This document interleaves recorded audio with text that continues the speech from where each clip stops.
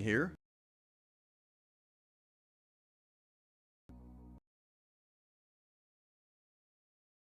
Wrong right now.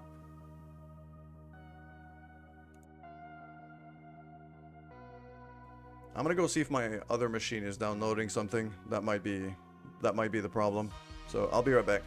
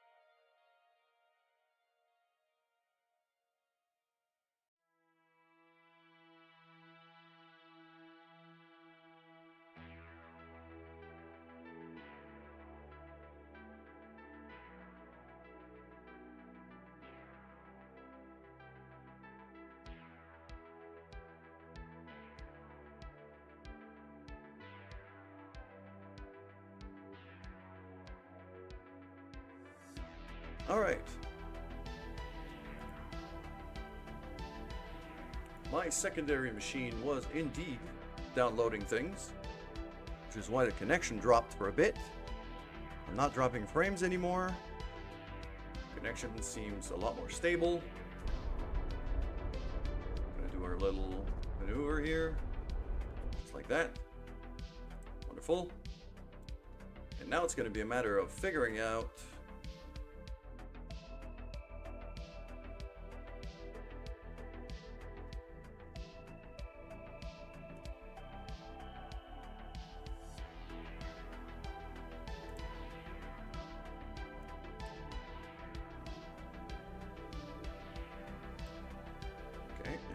this. Get the nodes closer and closer and closer and closer and closer and closer. That one. Yeah, stream is back now. Stream is back now. Sorry, it crashed. Well, it didn't crash. It's my connection. My connection had issues because my secondary machine decided that it was a very good time to download updates. And clogged all of my connection while I was trying to stream. So that's fun.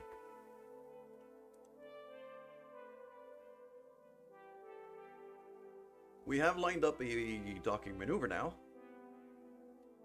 Separation of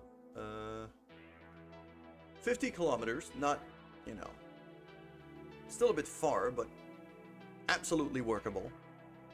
And it's going to be in several weeks from now. So I'm gonna have to be kind of careful here.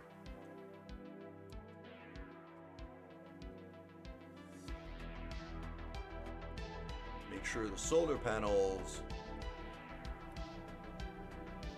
are getting fed.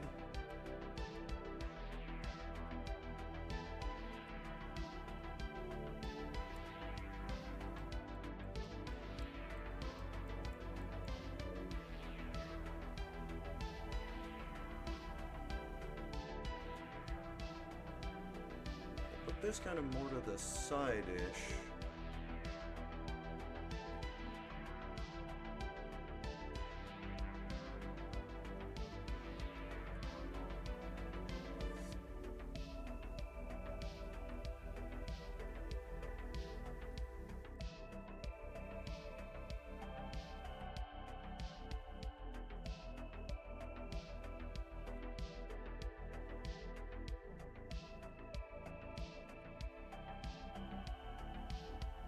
has direct sunlight.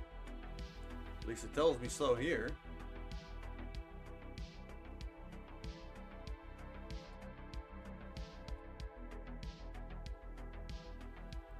Okay, that should do pretty nicely.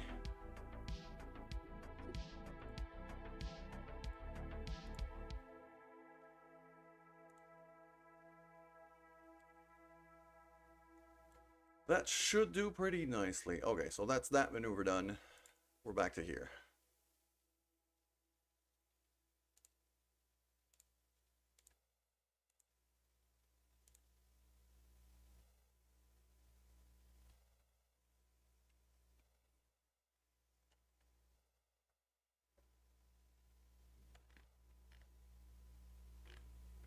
And I'm going to drop an actual save here for the first time today. And I think, yeah, I've been going for about 2 hours now.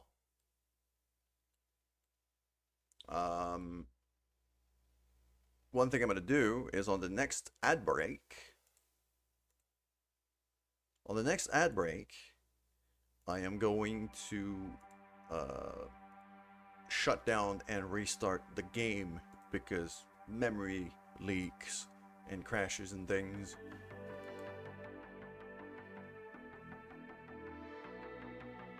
So I'll try to time kind of the loading time at the startup of the game with the next ad break, so you guys don't have to watch through all of it. Okay.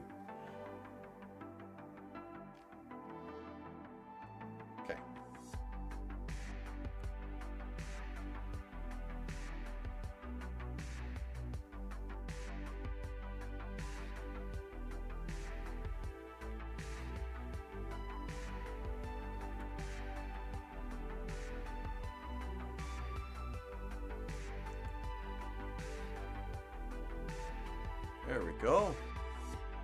It's starting to look pretty good. That maneuver node is not necessary. I just wanted to create the alarm for it. Okay.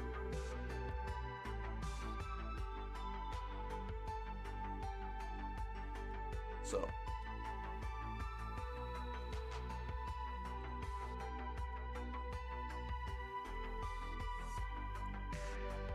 Going to be target relative, and I'm going to try to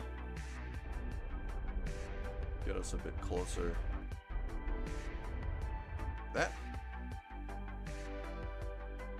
is that looking 18 kilometers, not bad.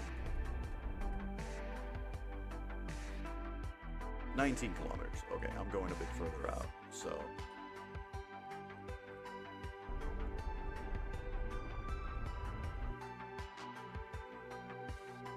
28k. Alright, I'm boosting a bit too far. So, what I'm going to do is we're going to time warp forward a bit.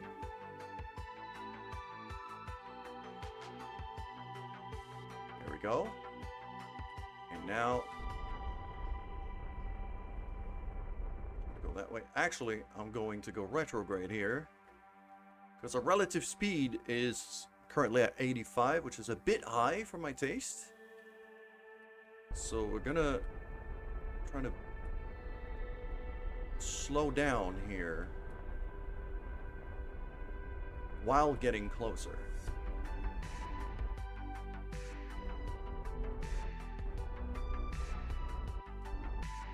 Now it's a 1 kilometer encounter.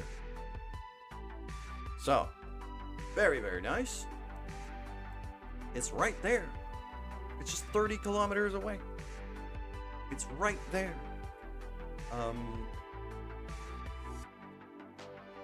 So what I'm gonna do again, I'm gonna switch back to the crane itself. Make sure we're facing the right way, which we're not right now. Normal vector. Stay there.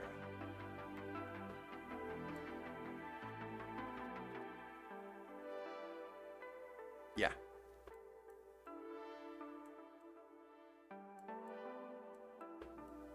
There it is. It's right there. There's a refueler. I can target it. I'll target it for now. It's gonna be easier.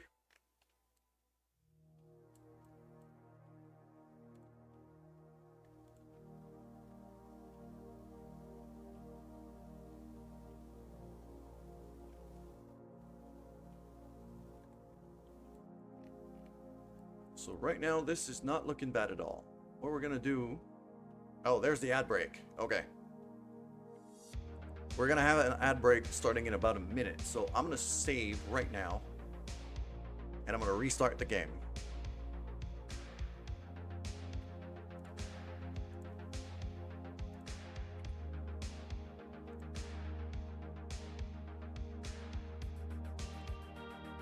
So that way, we have,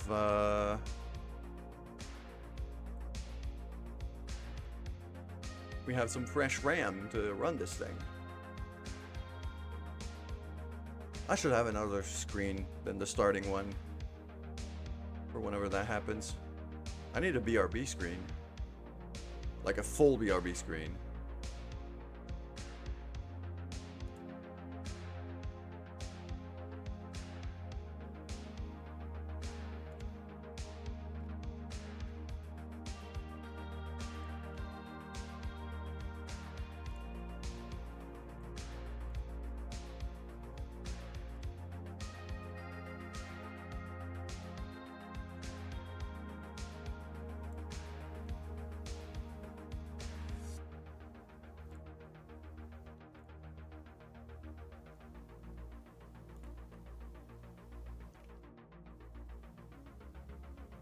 Could you even believe that when I tried to shut down the game, it crashed?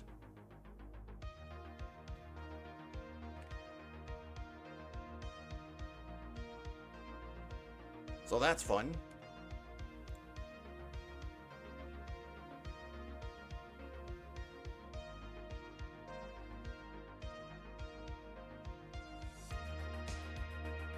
While the ads are still running, I'm gonna go get some coffee.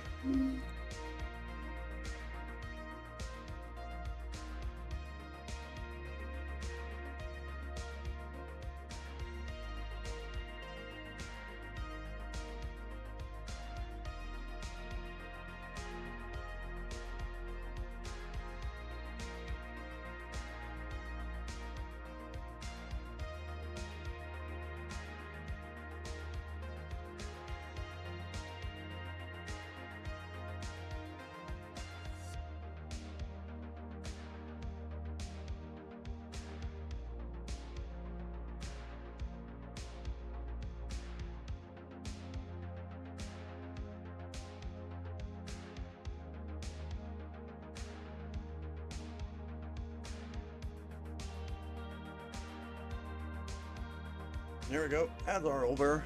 We're decent part of the way through reloading the game.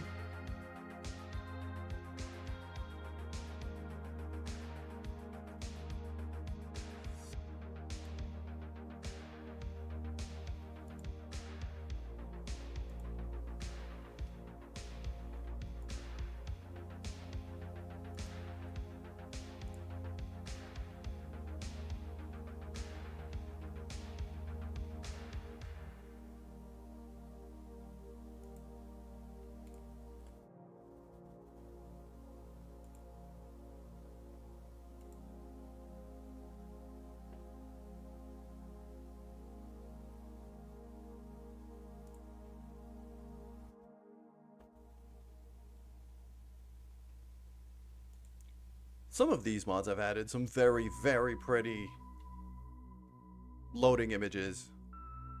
I like it. Like, this is very pretty.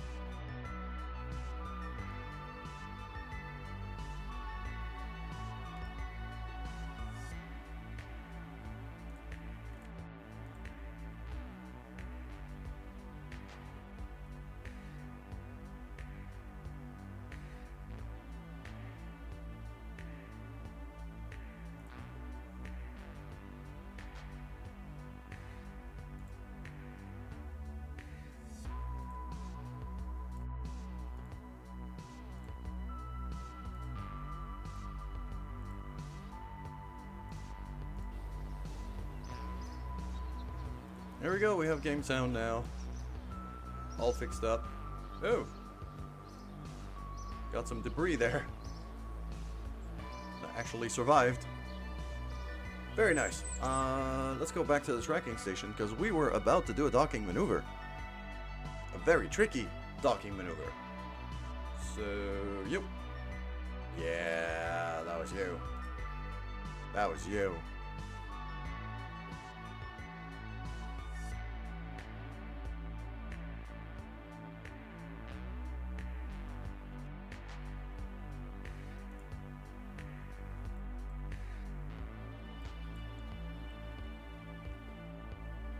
So I'm going to warp forward a bit here so that we get closer.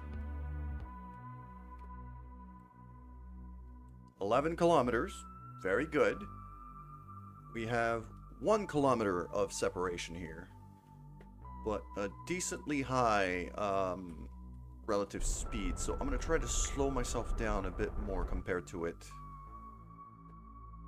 0.5 kilometers. And now it's mostly a matter of slowing right down. Okay.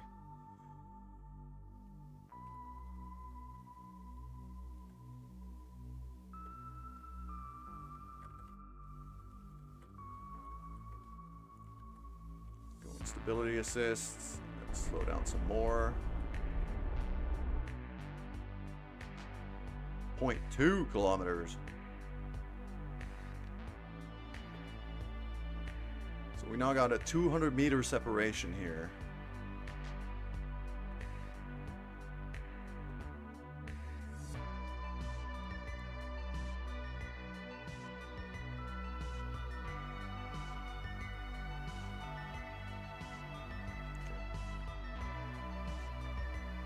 1.4 kilometers here. As you can see, the nodes are diverging a bit, so I'm still gonna... There we go.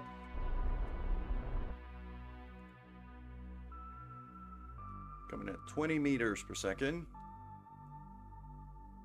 And once we're below 500 meters or so, maybe a bit less, 300, I'm gonna give it a tiny burst at full speed just to kind of park myself close to it so we could start lining up a docking.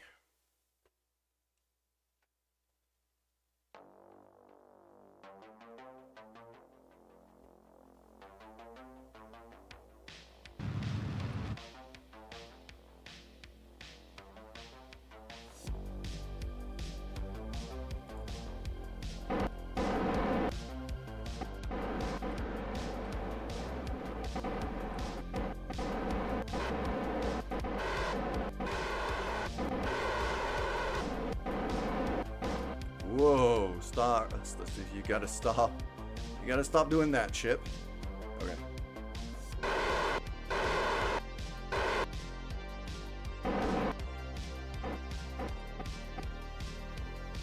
Okay.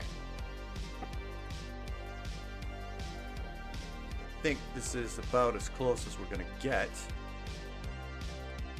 Have a look at the other ship. Yep, they're still pointing the right way. Perfect.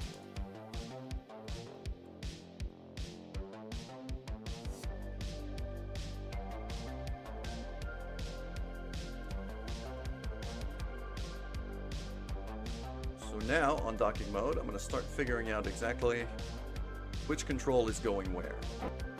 Okay. So, I kind of want to rotate.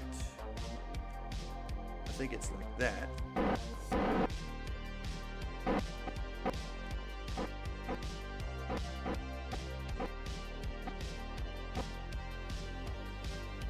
Okay.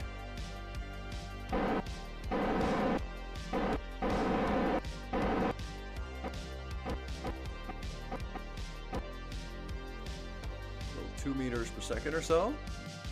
I'm going to control from here now. Try to point these things together.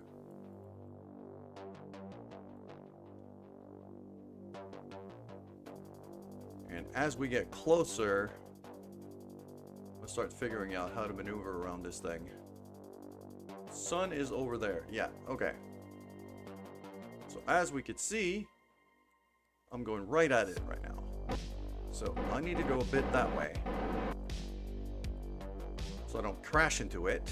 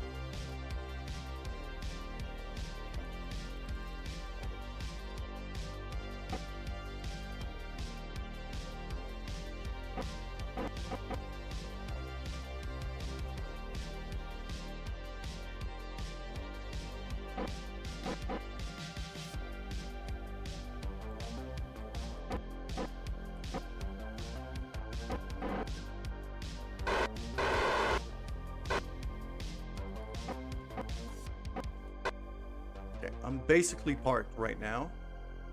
We're going to switch back to orbit mode for now. Point this thing to normal so that we're pointing the right way. We're pointing the same way as the other ship. Okay? Give a bit of rotation here. I want that to be my target. So this is going to be my target. Now we go back to docking mode. No, no, no, no. Really? No. Back to here.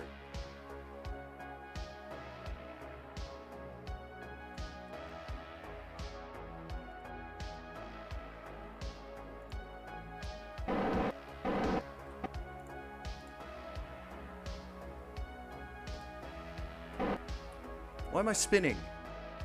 I don't want to spin. Go that way, a bit down, a bit forward too, because it's starting to get away from me. There we go.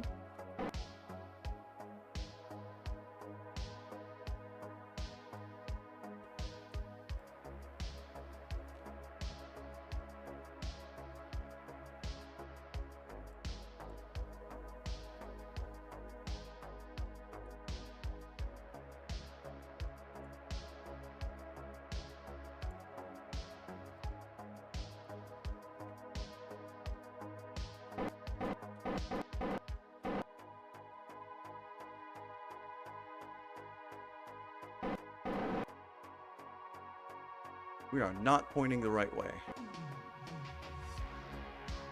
So, we can off orbit here. There. Right there.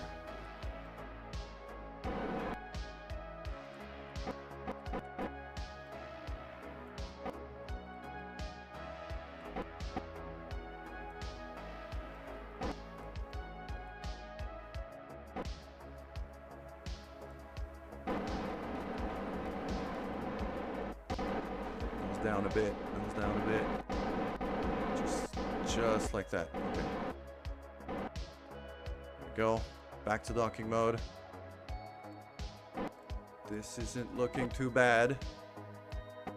Down a bit. Forward a bit.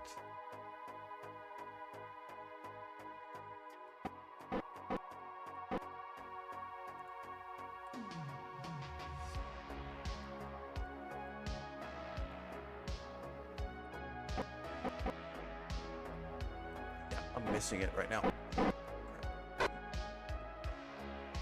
Kerbal engineer, get out the way. Okay. That way. Down. Then a bit forward.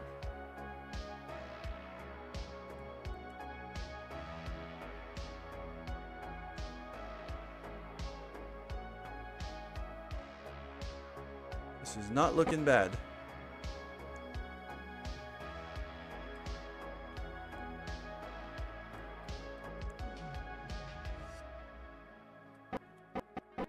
other way, other way, other way. There we go. Like that. There we go. Yes!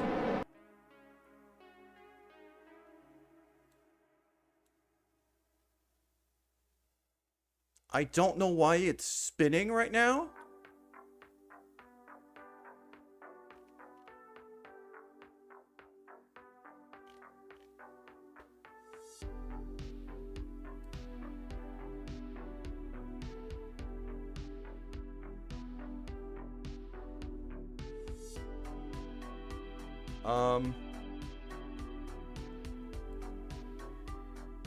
Please stop spinning.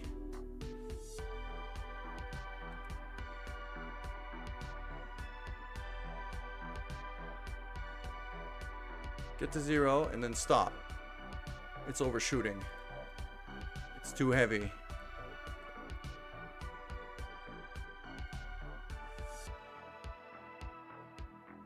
Okay, we're gonna have to... Alright, let's say we control from here now. There we go. I would very much like you to stop spinning right now. Stop. Just stop.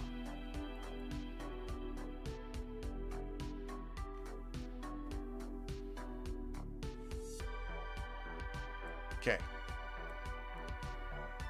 I'm not going to be able to use the cheetah to maneuver this thing. So we're just going to refuel this instead. So I'm going to grab this and this and this. And I'm going to say out and out.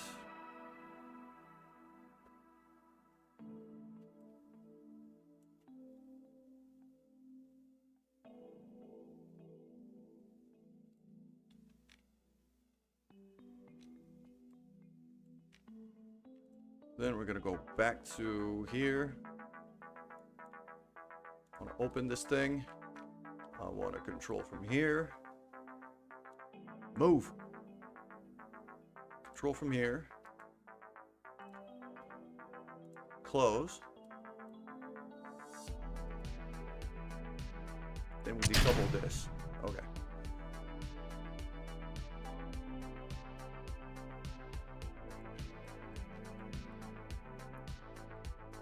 Seems like the piston's also acting up. Okay. So, let's get away from this thing. Okay. Then I'm going to point this thing retrograde. Like that. And using the RCS thrusters, I'm going to crash this thing back down on the moon.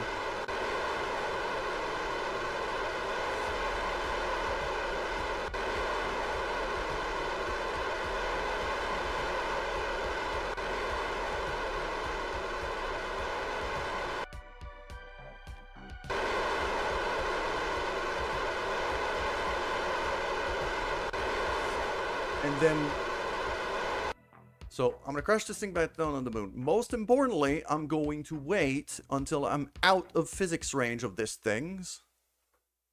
Good morning, Magnus. Yeah, I'm going to wait until I'm out of range of this, out of physics range of this train. Before I even stop maneuvering this thing. Also got a tiny bit of fuel, so I could kind of... that. There we go. Just crash that one straight down. Can I crash it relative... yeah, right there. That should be relatively close to that experiment station on the surface. And I could even try to... kind of maneuver it into place. Okay, anti-normal. So if I spin that, kind of go there. Shit, other way, wrong way, wrong way, wrong way.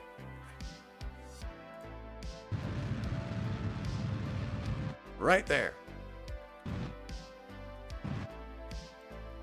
I don't want to crash onto it, but then again, by the time I get down there, the moon spins. So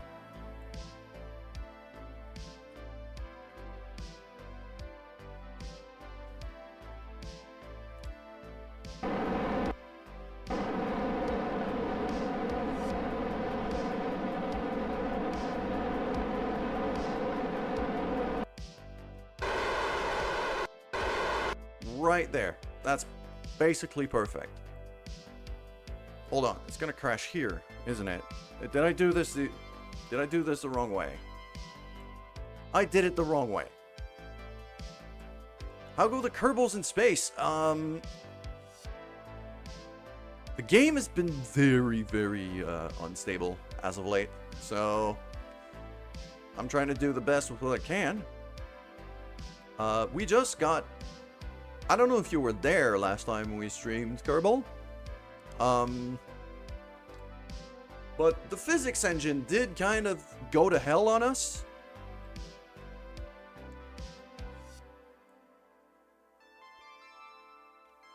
Just like your mental health ain't special. Oof. I felt that one right down to my soul. So, yeah, we had a car down on the moon. And that car just spontaneously exploded. Because why not? Whoa. I would very much like you to stop going bonkers here. Okay, there we go. Just... I'm gonna put that traverse rate a lot slower now. Put it at like 5. There.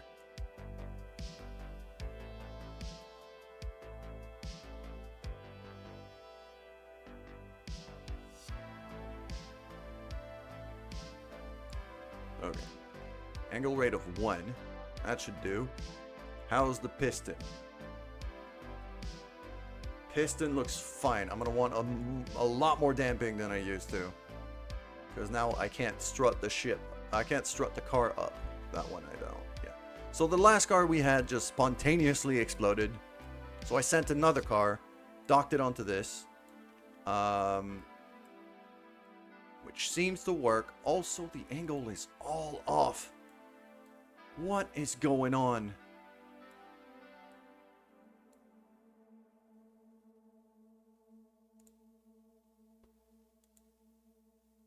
Should be like, yeah, should kind of be this way.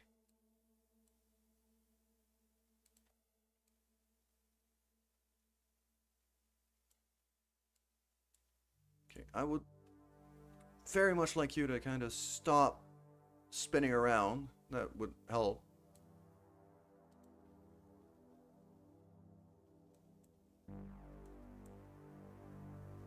Okay, that looks decently lined up. I'll have to make do with this. We're now gonna control from here. There we go. And now we have a tiny bit of fuel. I'm hoping that this is enough.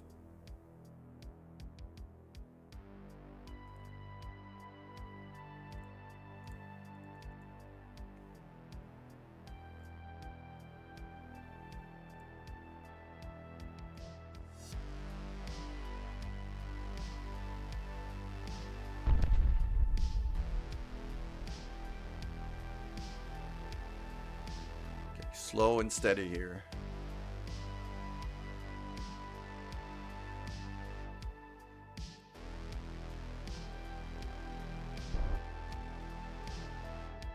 Still gonna want to stay lower than it.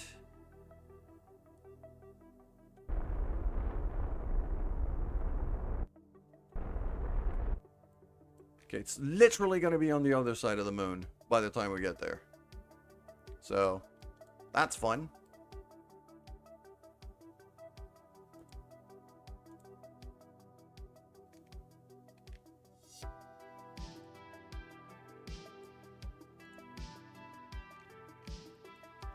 Stop giving me... There's so much text right there that's just completely in the way.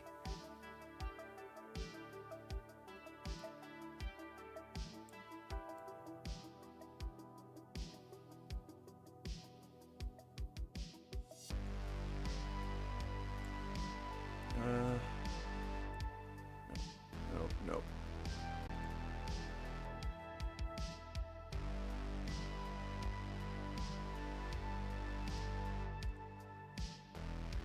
What if I just wait that out? Okay, that catches up to me by a lot. Or actually, I catch up to it by a lot. And then I overshoot. So if I do it here...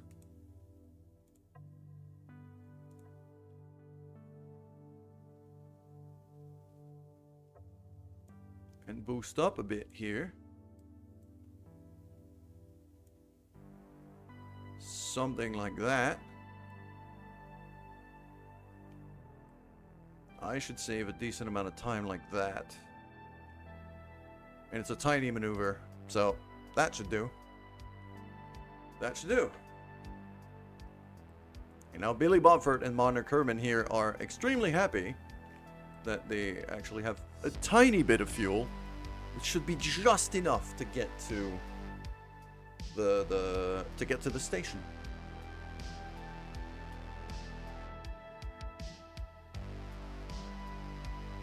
Speaking of the station, no, not another maneuver. I want to switch. Switch the target. That's the one.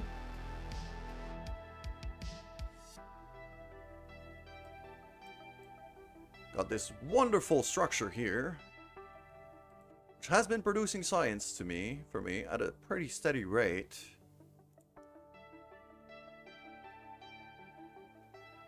I'm going to send that home.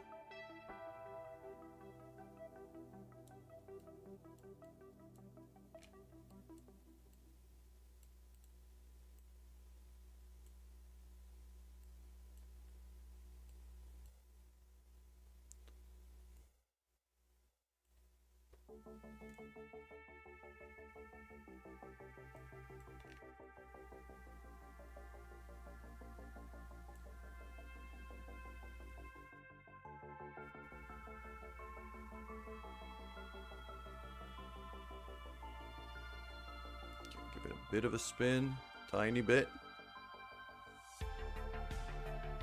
Just like that.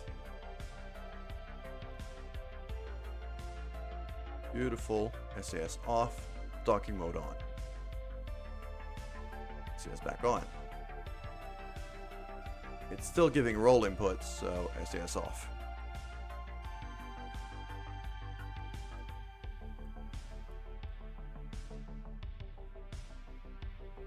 This thing is still pretty steady, so I'm happy about that. I'm also going to have a look here. I could fit about 25 units of data in this thing. Atmosphere analysis. This thing is worth nothing in the lab, so I'm just going to transmit that home.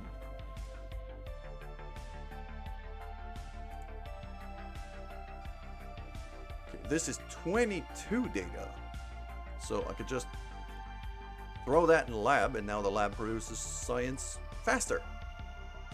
Cool. I'm just going to keep everything else for now.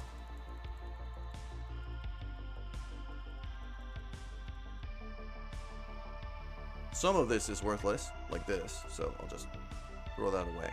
Good. Okay. So our station is now working at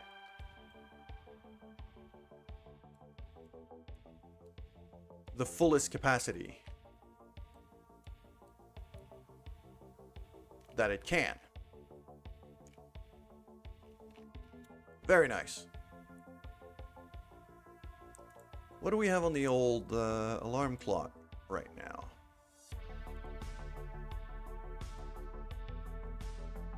The Minmus car. Getting quite close to its docking maneuver time.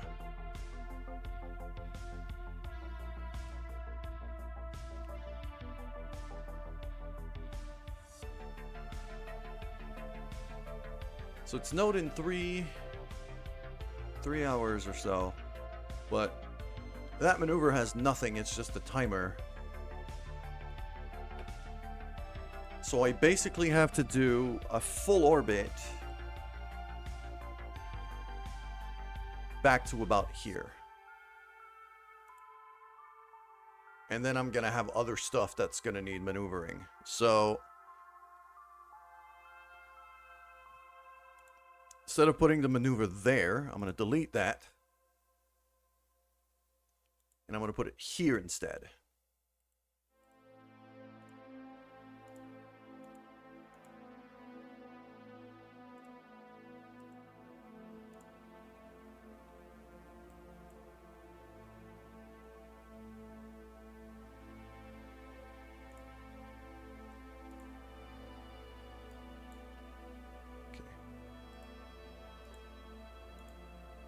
Why does it keep... Okay, it just flips around a bit, but it's getting closer, so...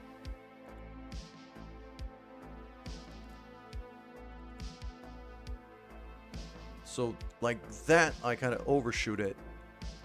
Like that, I undershoot it by a bit. 40 kilometers separation, but even more importantly, 3 kilometers separation right there. Okay, that's the one. That's the play.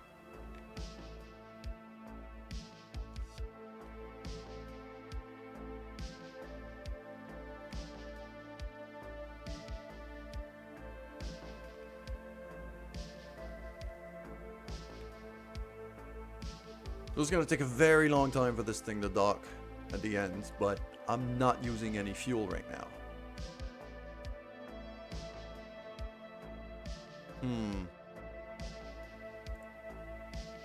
We got ads. I'm aware of it.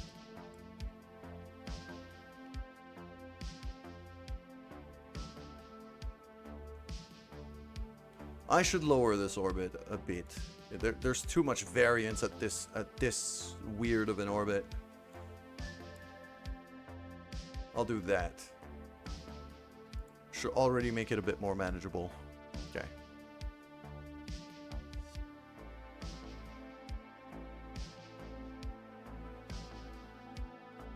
Aha! Oh, wow. My surface deployed thing. Wait a second. Did I actually read this right?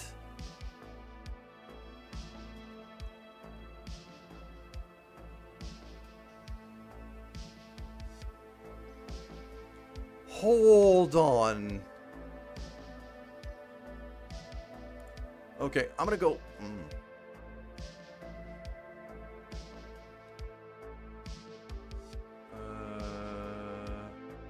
Not base. I want deployed science.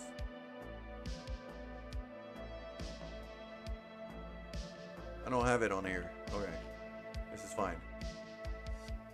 Yeah, I could use with this. I could just use that rover here as the kind of a starting point. So from what I understand, there is kind of a truckload of science in that. Not that rover specifically, but the deployed science that's close to it.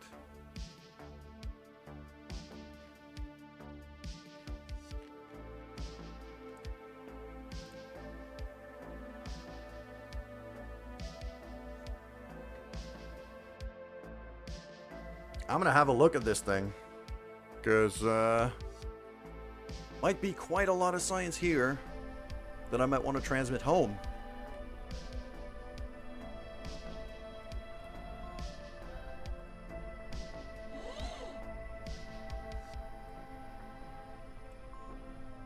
Okay.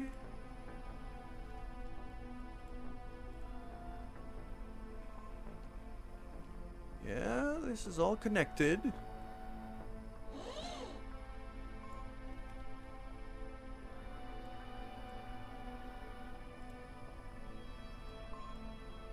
Do I need an engineer here to be able to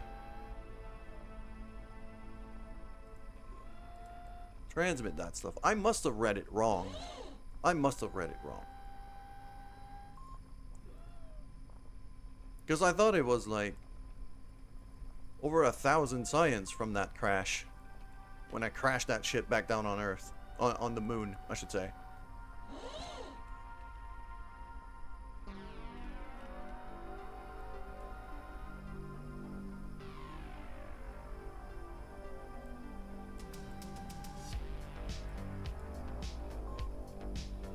Okay, I mean, screen message, there we go.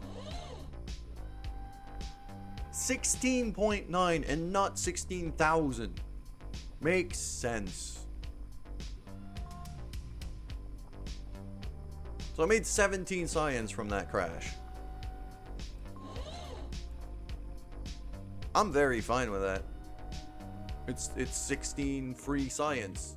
This thing is now completely independent. It has solar panels. It can recharge its power. It has a comm antenna. It has everything. It is completely autonomous. This is probably also not a bad spot to have an ore mining facility, because the ground here seems to be quite rich in terms of soil. Not soil, ore.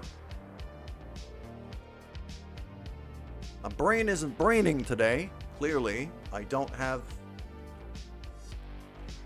Me and several of my friends do tend to share the same brain cell, and right now, I'm not the one who has it. Clearly.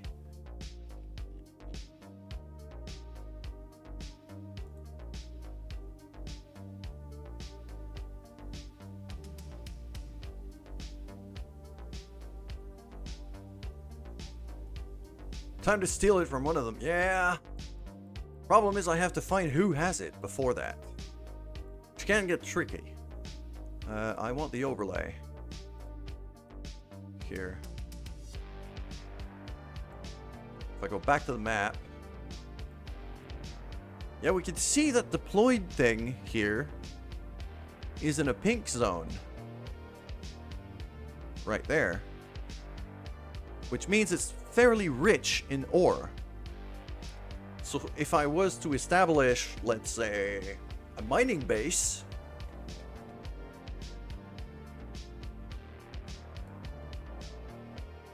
that could be a very good spot to do it.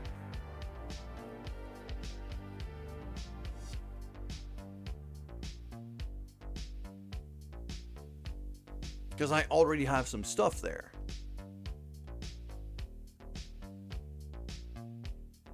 Entire universe simply being code written on the center of a black hole.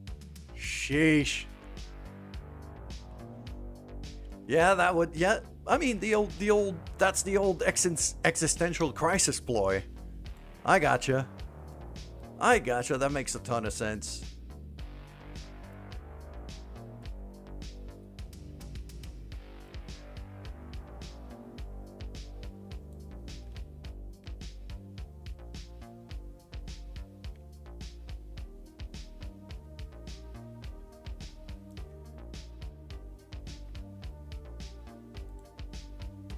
So now, yeah, John Colin Doofus German here. Well, his name is Doofin, but I can't help it. I gotta call him Doofus. Yeah, they're working the lab up here and scanning stuff. So, all in all, pretty good work. I'm also gonna spin the station a tiny bit, just like that. Because once we're due to dock some stuff here, I'm going to want this to be decently lined up.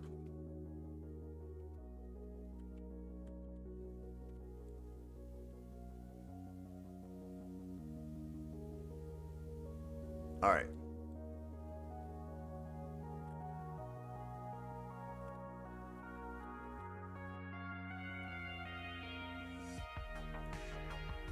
Keep you on docking mode so you stop throwing friggin' rolling. For some reason, this ship loves to throw random roll inputs. So if I leave the SAS on, it tries to spin the station by itself, and then things go horribly wrong.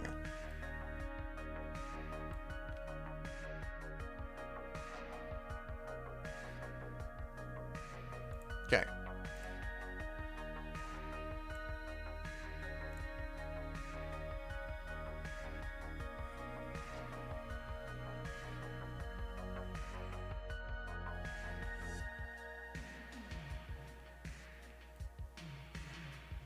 Yeah, this is the one. All right, cool. let's just time warp all the way to about here. Station is passing us by. That's fine. Because we're going to keep a much higher orbit. I could go lower and try to catch up to it, though. And that maneuver is actually... yeah, it's actually... lower. So my first intention was clearly for me to catch up to it rather than the other way around. Okay. So I'm not going to respect the delta V of this maneuver at all. I'm going to burn a bit more fuel to get myself in the lower orbit and catch up to that station. Going retrograde here. So spin the thing.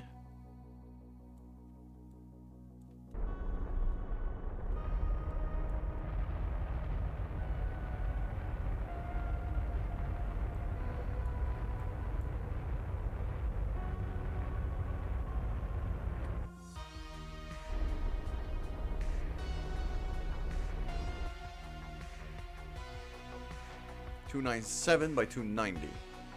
Alright, cool. Okay. The maneuver, let's say about here-ish. Barely anything. Because I really just want this as a gauge. There you go. There, and then here. That one. 4.2 kilometer encounter.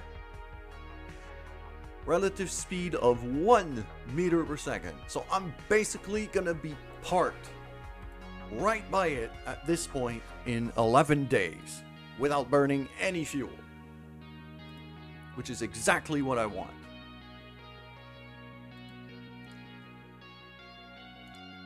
Stage destroyed. Yeah, that's the thing we crashed on the moon.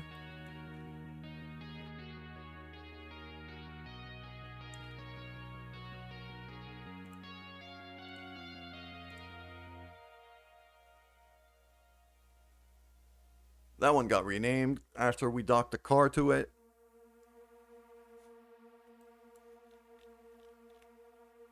I don't have any cables here, don't I? I don't have any cable attachment points.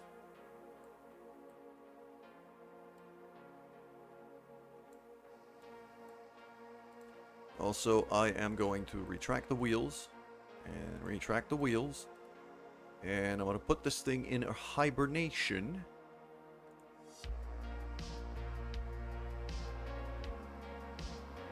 So that it doesn't try to spin while I'm maneuvering. Also going to disable the motor on this thing. I'm going to disable the motor on this thing. Why can't I guess I can't disable the motor on this thing. Fine. Now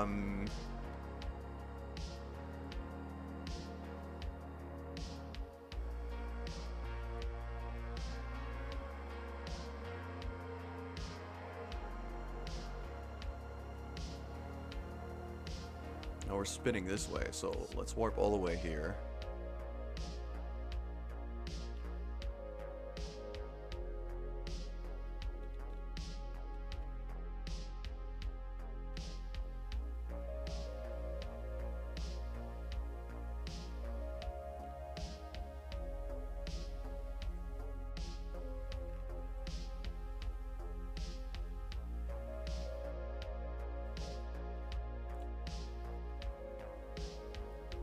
Want to line up to maneuver here. Probably mostly prograde.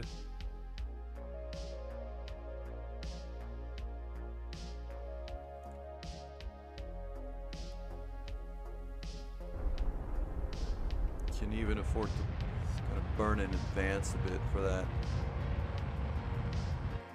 Go. I'm also gonna go. Yeah, I'm mostly eyeballing it right now, but this is fine. I want to go radial in a bit.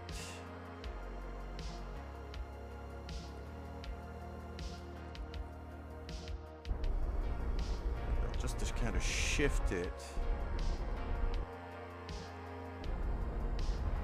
like this, then prograde again a bit.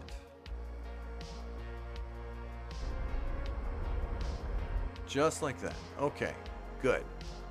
Now back here, same thing. Teeny tiny inputs in terms of burning, because I don't intend to burn there. I intend to maneuver.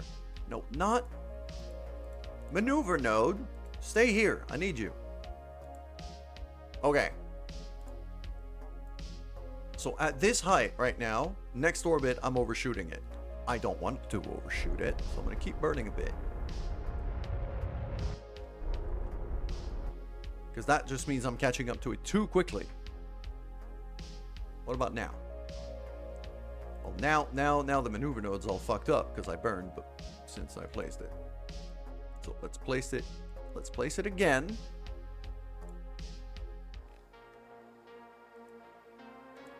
There we go.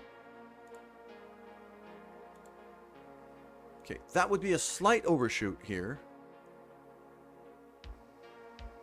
50 kilometers, but at very, very low relative speed.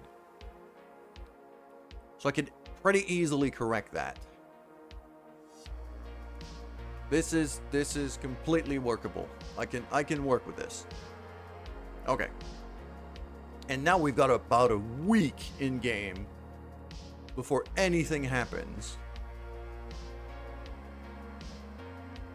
So what I'm going to do first is I'm going to go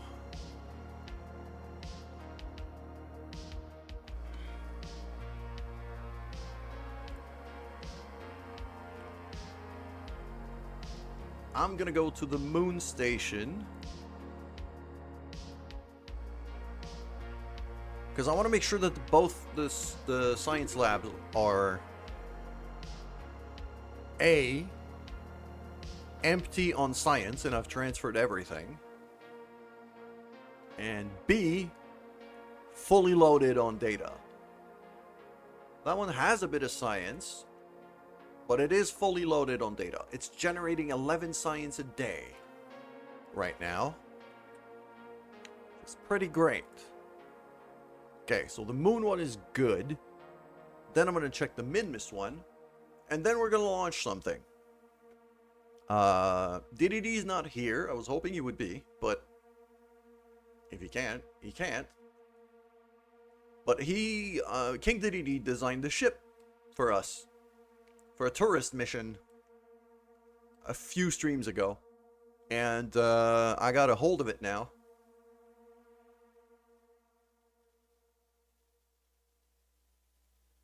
And I even test flew it a couple times. And it flies pretty well once you're out of low atmosphere. In low atmosphere, it's a nightmare to maneuver. But if you can get above like 20,000 meters, then after that it becomes a lot more controllable, and it's a solid ship. And it could allow me to wrap up 2 contracts quite quickly. So, okay, there's 50 science in this lab, so let's transfer all of that back home. There we go. And then I'm gonna keep an eye on this, and I'm also gonna take a look at all the experiments I have. I can fit in right now 40 units of data in there. That's 22. That's 38. About as good as I'm gonna get. Boom. In you go.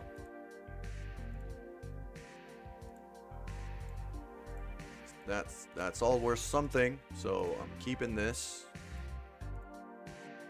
If I have anything that's worth nothing in the lab, then those experiments I either dump or send home for instant science. All good? All good. Okay, okay, the labs are set up. Oh, we even get a nice little view here. I don't know if you guys can see it. Because we're on Minmus orbit right now.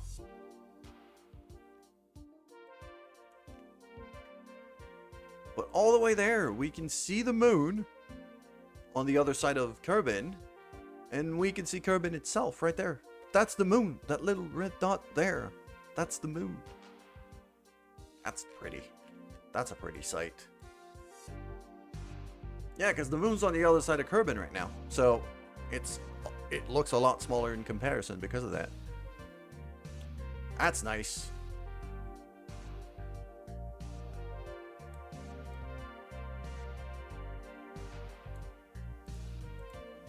We also have a lot of fuel on this thing.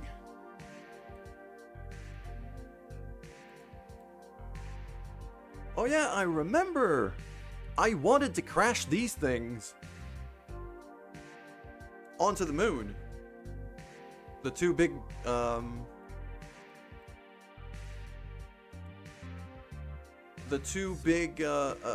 fuel tanks here.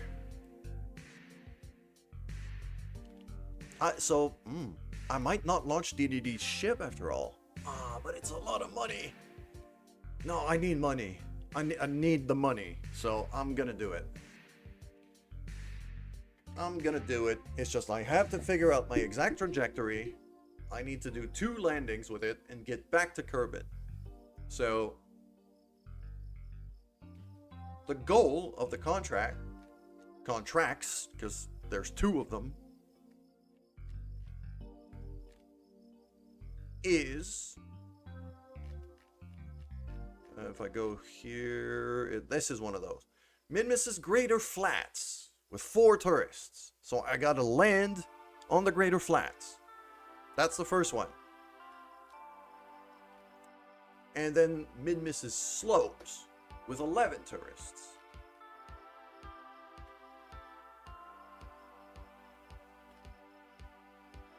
So the flats are fairly easy to find. The slopes I'm going to have to scope out a bit more in terms of a biome to make sure I'm landing in the right place to pay off, because I'm probably not going to have the fuel to afford 3 landings. I need to do 2 and come back.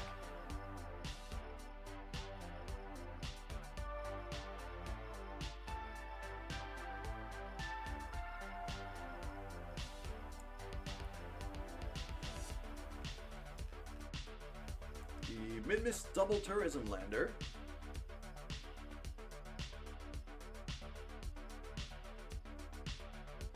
is the ship that DDD designed for us. And then we take all of these tourists except for the first 2.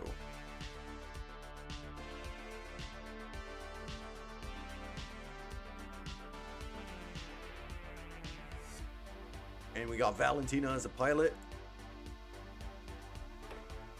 We're doing this.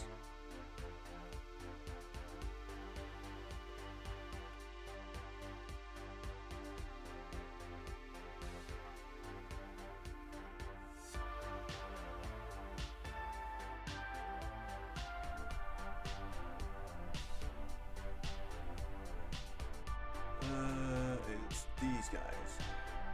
Load them up. Okay, so if we have a look here on this ship, basically all of the tourists are in these surface bays in external seats. So we basically just stack them up like sardines. But wait a second here. Oh, I wanted to have IVA, but because it's an external seat, I can't do IVA. Guess, oh man, look at that dude, Yorman Kerman. What a freaking hero! Look at him. This is goddamn. This is Machete in Kerbal version. That is glorious. Okay, I'm actually going to go back to vehicle assembly here, because I don't have a Kerbal engineering system mounted on this ship, and I want one. I don't want one, I need one. I need one. It's...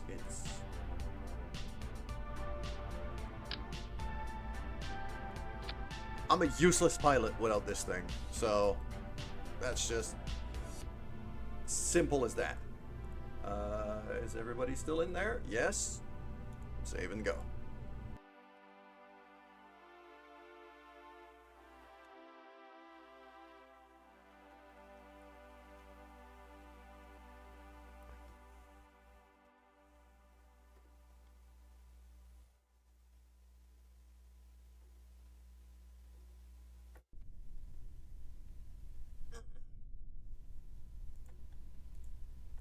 Min misses greater flats and min misses slopes.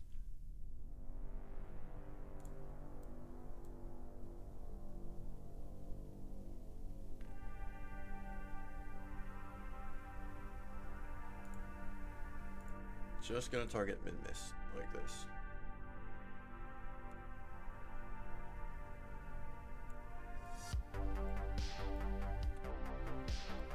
Okay. Here we go.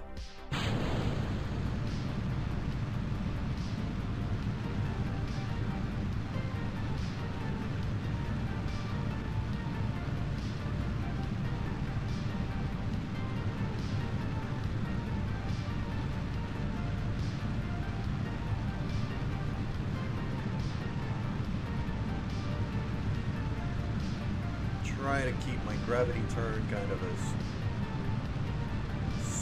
smooth as I can make it. I cannot afford to do aggressive maneuvering in atmosphere with this thing. It is quite heavy. At least the first stage of it is very heavy.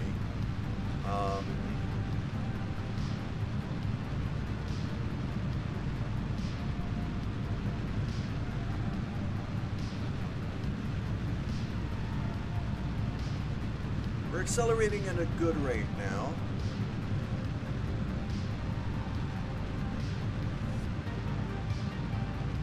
And it is turning pretty smoothly.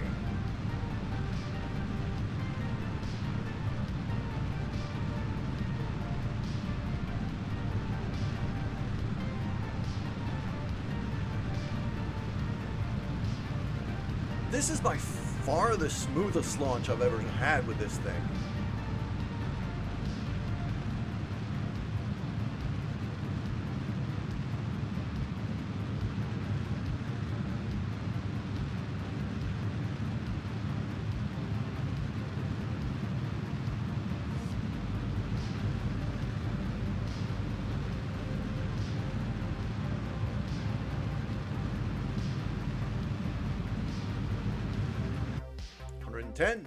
Yeah.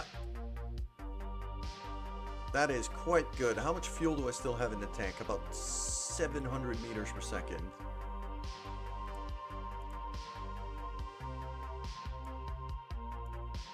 It's going to be an expensive orbit here, but it's either that or the ship starts doing flips all over the place. So I'll deal with this. This is fine. I could deploy the solar panels right now.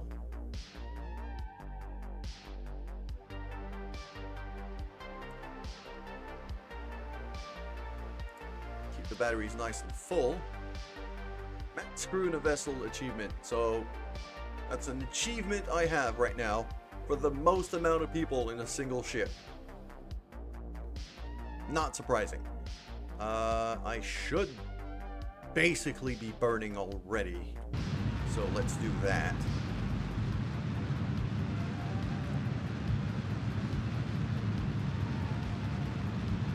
This is a very, very heavy ship, so even with 4 mainsails, I have to go full throttle for several minutes.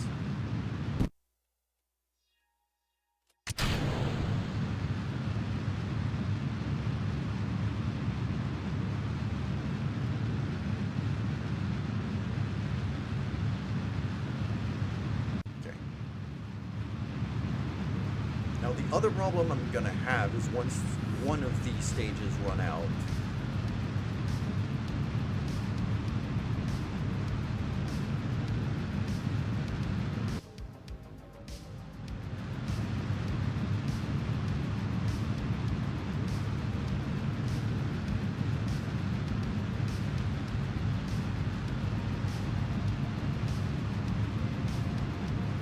so far not bad. You know what? I'm gonna move this maneuver to here.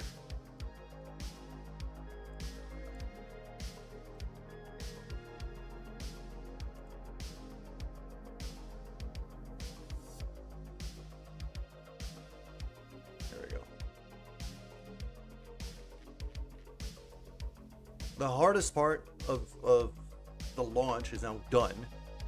Because yeah, it's because the big launcher under it is so heavy.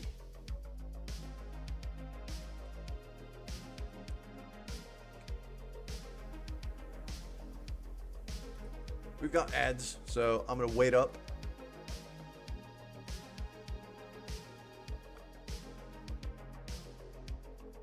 Actually, no, it's just a circularizing burn. It's not that much of a... It's not that big of a deal.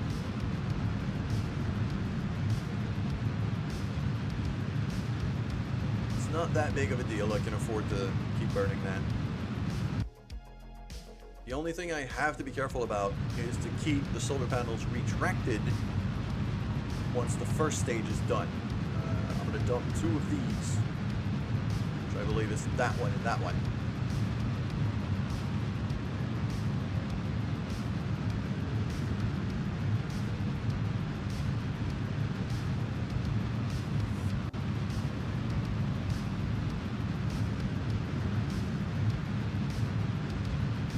I can't afford to decouple with the solar panels deployed, because otherwise the solar panels are just going to get sheared off.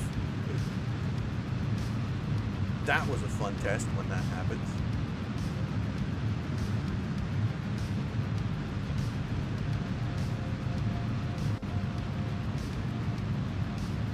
There we go, ads are done. We're still burning, so...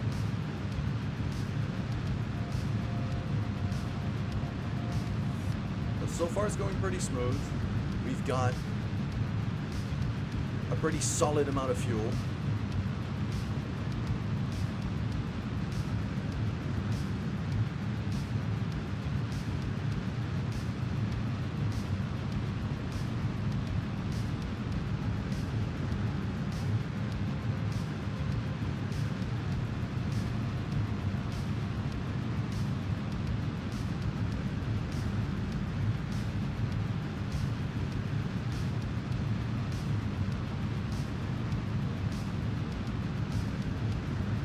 There we go. That's about as good as we're gonna get. Very nice. And now we aim for min-miss. Where is min-miss? Min-miss is there right now. If I aim on the ascending node, I shouldn't be too far off.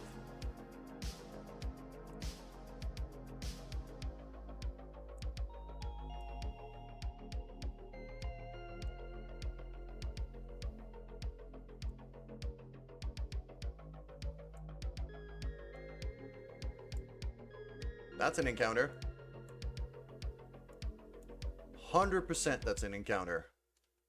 Very nice. Alright. Let's redeploy here. Just to make sure we don't run out of power. But I have to remember to retract them before I boost again. Because we are gonna have to ditch 2 of these fuel tanks. We're gonna have to ditch 2 of these fuel tanks on the way, during this burn. So... And it's marked as a 3-minute burn. It's a long freaking burn. Alright. Let's time warp here.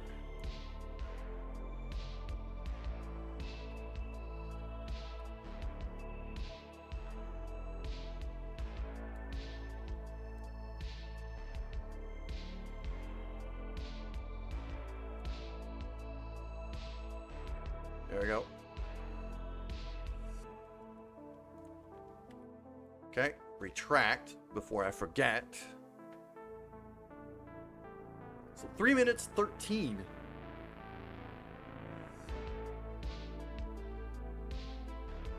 So that's what, one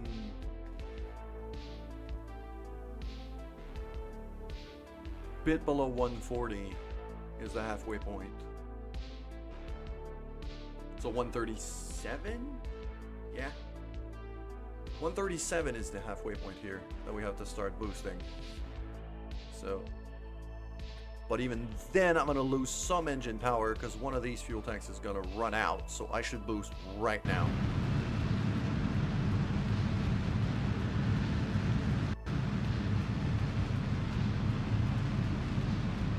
There we go. Put the light on.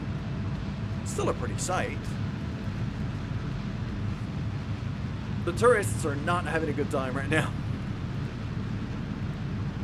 Oh my god, look at these champs. Oh wow, okay, I can't wait to get back on the sunny side of things. I want Perfect Light to see that trio of absolute champions. Look at them.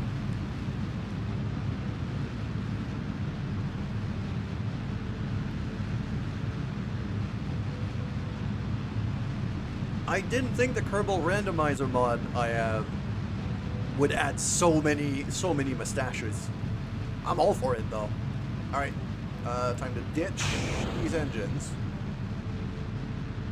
Yeah, we're losing a bit of power, but we're also ditching a decent amount of weight. Yeah, I started burning a bit late. Because I forgot I would have to stage.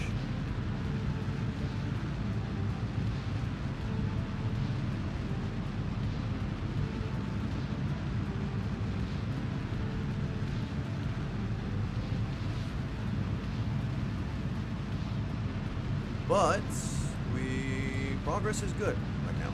Progress is quite good. Still have a pretty solid amount of fuel.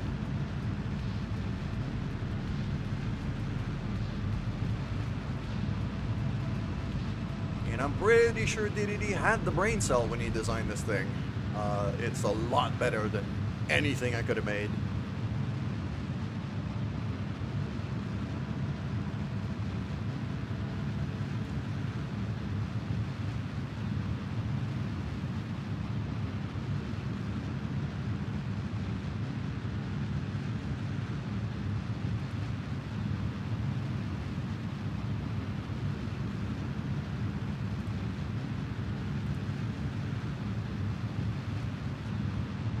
Alright, we're getting there.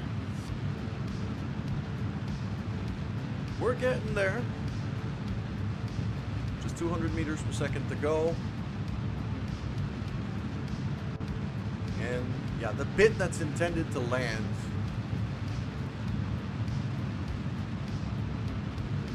is just these two.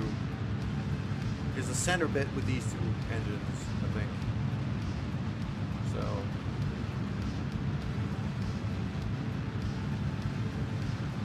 they cannot maintain control of the brain cell if they're freaking out. Yeah, the good old existential crisis. Come on, no, we're getting a lot of moon encounters here. Luckily, none of them seem to be throwing us off, so...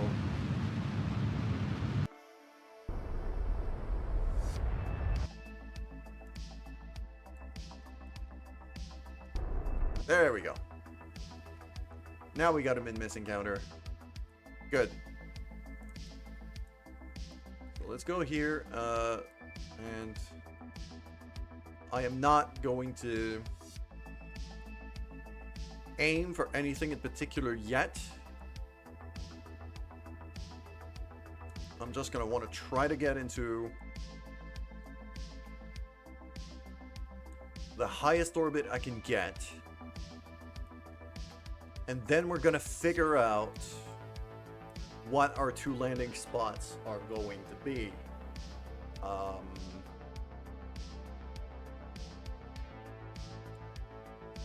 I think these would count as slopes, but that would need to be verified.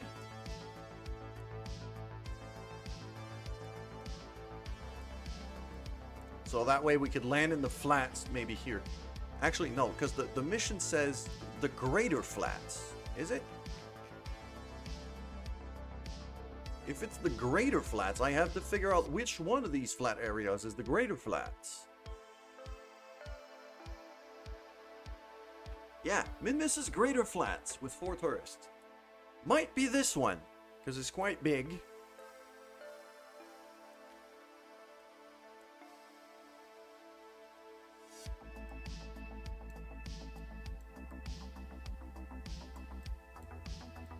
Might be on the night side of it right now as well, so that's another potential problem. I have a strong feeling it's here.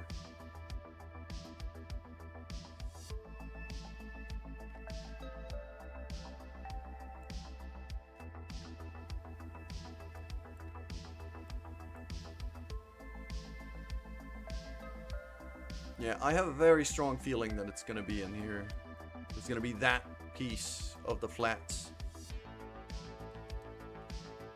The other thing we could do, this is gonna take a lot of time if I try that though. We do have a rover up on the North Pole of Min-Miss. I could attempt to drive this thing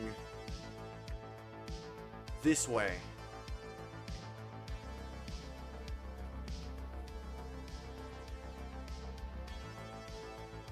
Because that tells me what biome I am driving on. So if I start driving this way,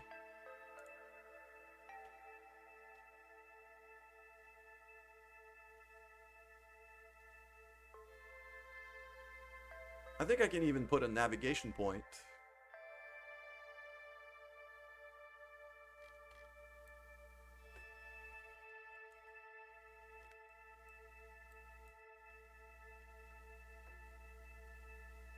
Oh, you are not doing good on power. Yeah, you're on the night side right now. Sun is below the horizon, as we could see.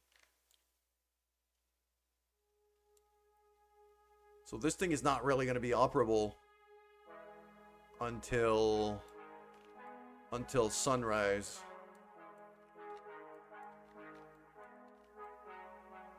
Which is not far off. But okay.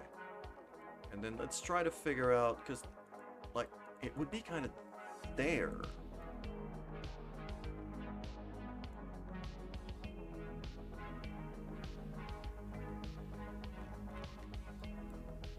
I would also want to start doing control point forward. Yes.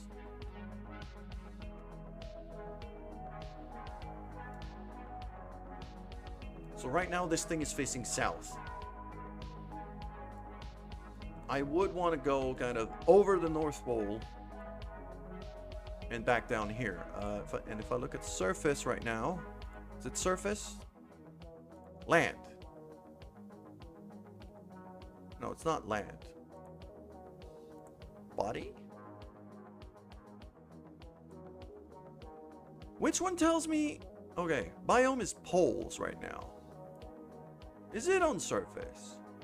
One of them tells me which is the biome. There we go. It's surface. All right, cool. Don't need a rendezvous point on this. Yeah, we're gonna run out of power on this thing until the sun rises. So I'm gonna warp a bit.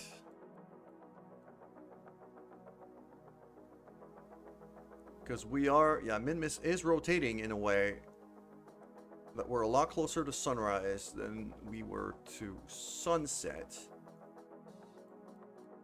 Our relay system is actually working quite nicely. One of the relays actually caught the signal. And now we're recharging. Alright, cool.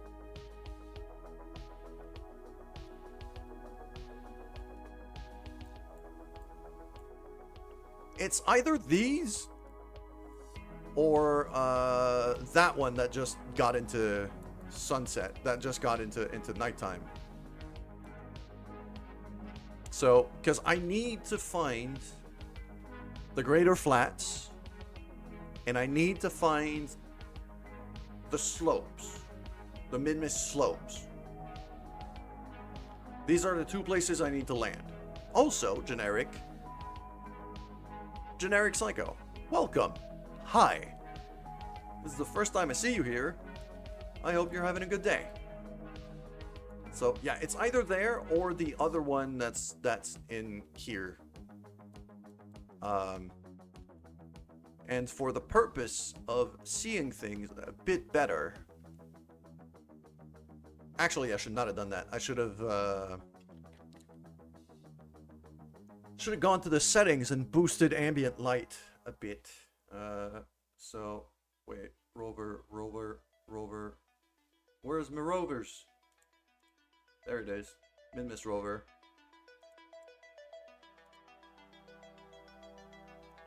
I'm gonna try to boost the ambient light a bit on the map, so that we can see a bit better on the night side.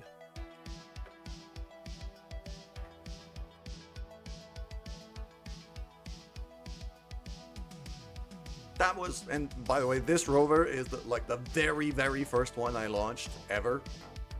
Well, on this save file. And I only had access to extremely basic parts to build this thing. So it does not control very well. And it's quite slow. So I'm gonna have to choose my battles here about where I'm going with this thing. Okay, let's attempt settings here, right there. Ambient light boost map. Like, give it a bit more.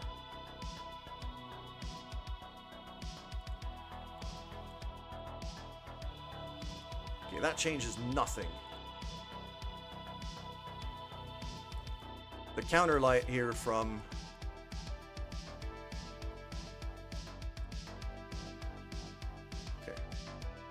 The counter light here from the glare from the sun is not helping. So what we're gonna do is we're gonna turn this thing around.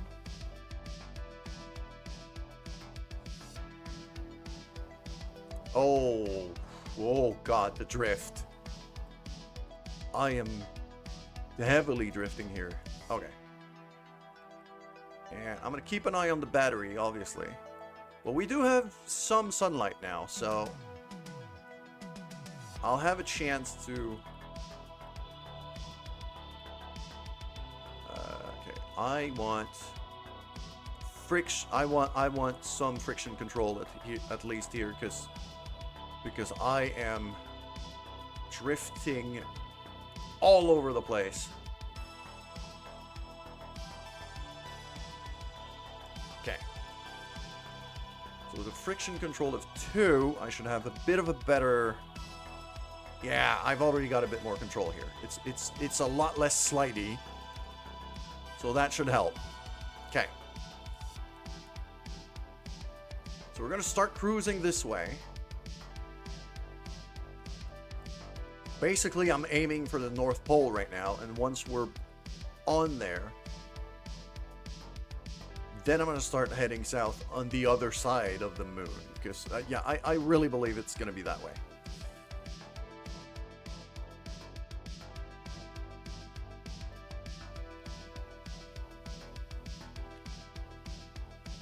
And one thing that's very useful on Min-Miss, I don't have a scanning arm. That's the thing I could scan right there.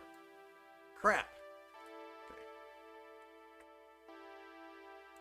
I could scan that, but I don't have a scanning arm on this one. I do have one on the car, though. I do have one on the car that is currently in orbit.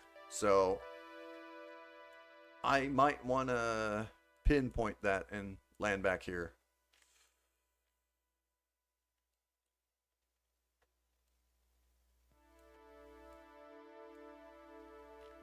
Okay, yeah. So 10 meters per second is basically my top speed. It's gonna take a while. And also,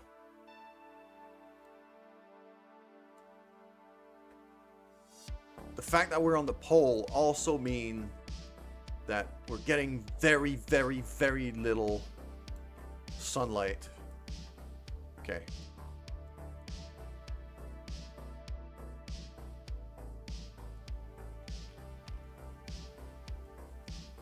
So let's say I turn, instead of going straight north, let's say I turn right.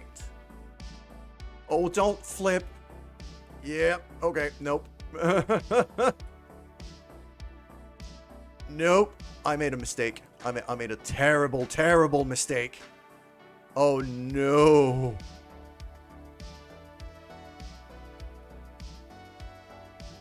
Oh no. Oh no, no, no, no, no, no, no, no, no, no, no. Please, please, please, please, please land on your wheels. Oh crap. Nope. Okay, turning at high speed with this thing is a terrible idea. Come on. Get on, no, get on your wheels. Stop flipping.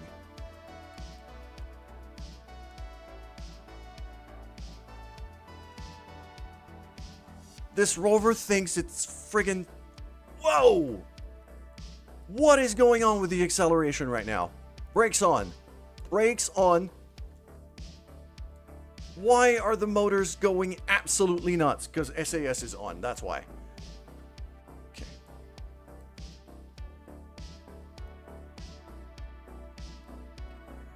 Whoa. Okay. Come on. Ah. There we go. Back on your wheels. Be nice.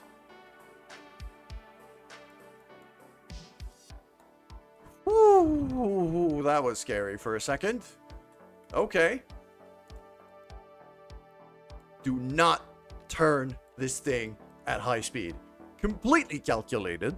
I agree with you. Generic Psycho, I fully agree. But, let's not do that again. I might have calculated it a bit too much. I might have galaxy brained it a bit. And sometimes galaxy braining might be slightly dangerous. Okay, I'm gonna run out of power very soon. And by very soon, I mean now. Yeah, I'm out of power now. And the sun is kind of not shining upon us right now. So I don't have control over this thing anymore. At least it's on its wheels. But it is going. It is currently driving forward with me having no control of it whatsoever because we're out of power. So that's a thing. I just... Hopefully, it goes over the hill, starts going back down on the other side of the hill, and by that point the sun is going to shine upon it. That's the hope. Can I? Yeah, I can't even save. I can't. We're kind of stuck here for now. I can't even time warp. We're very close to getting sunlight though, so I should. That's the reason why I wanted to turn, is to get more sunlight.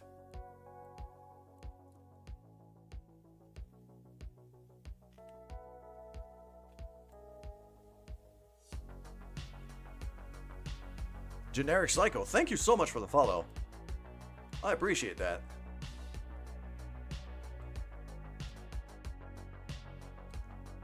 I very much appreciate that. Okay, we're still going in a straight line. Doesn't look like we're gonna crash into anything, so that's good. Starting to get a bit of sunlight, but we're not recharging really.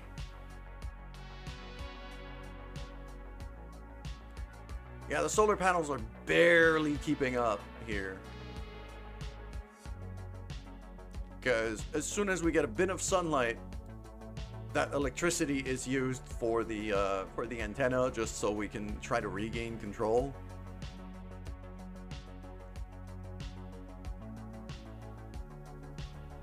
So for now, I'm going to keep going. There's a big rock there, though. That's a concern.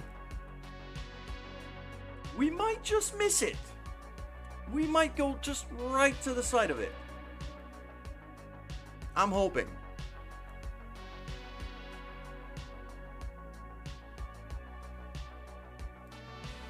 Because that's a big rock, and I'd rather not crash into that. Although we're not going very fast. And if this thing can do the kind of pirouettes that it was... Oh, I have just enough control to turn it, so now we're going to miss the big rock. Good. I had control for half a second, and now we missed the big rock. Okay. Yeah, we're taking a bit of a longer way to the flats here, but I need to be in a place where we can recharge this thing a bit more reliably. So I gotta get away from the poles. I gotta get away from the North Pole because of that. If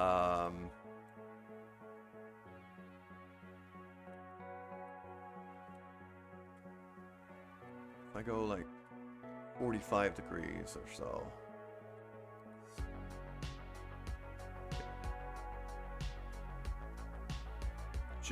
Just to miss that rock over there. Okay, we are recharging now. Very slowly.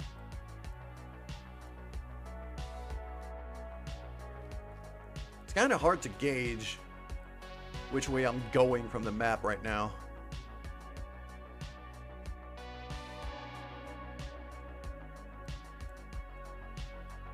I can accelerate a bit though.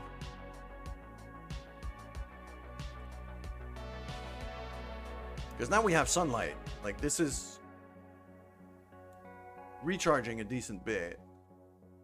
The other thing I could do, and I think I will, is gonna be to put on the brakes and time warp a bit until the batteries are full, or mostly full. But I would rather not waste the momentum we currently have. Because this thing does use a decent amount of power just to accelerate.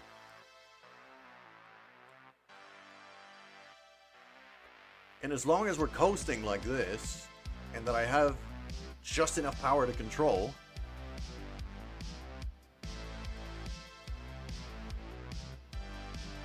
then at that point, we're recharging faster than we're spending it.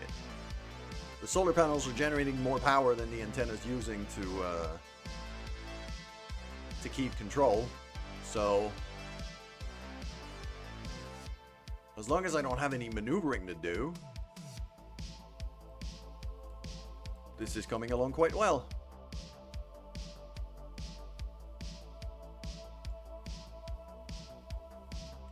And I have a feeling that the slopes might also be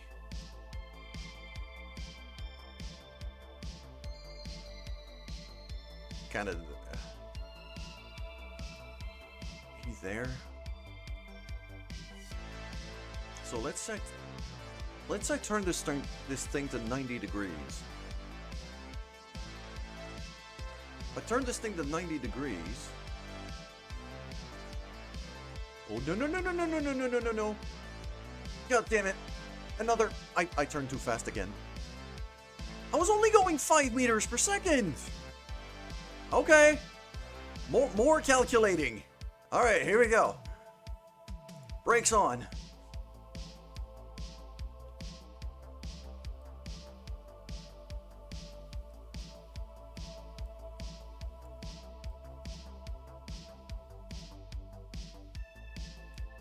Absolutely flawless. There we go. The wheels go absolutely bonkers when I start doing flips. Which is not good. Okay. You know what I'm going to do is... I'm going to time warp a bit here. Just to get a bit more juice in the batteries.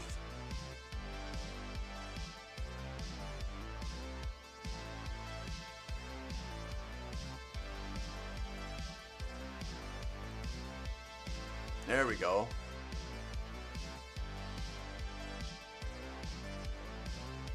Okay. You know what? I'm looking at this right now. And I do think we're going to find, like, the slopes biome might just be kind of around here. So right now, as a direction marker, going directly at the sun, as it's placed right now,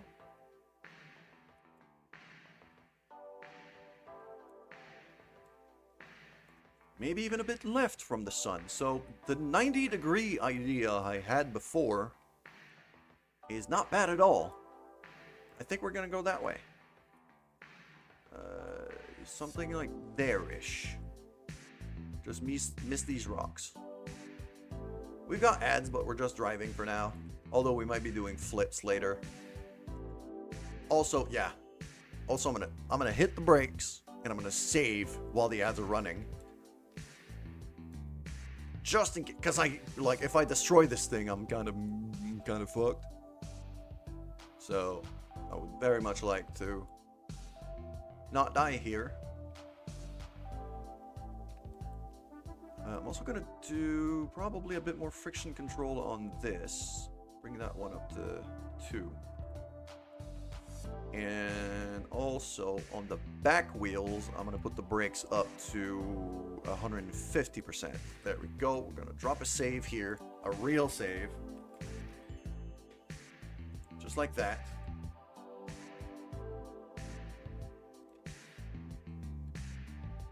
Brakes off, and now we go.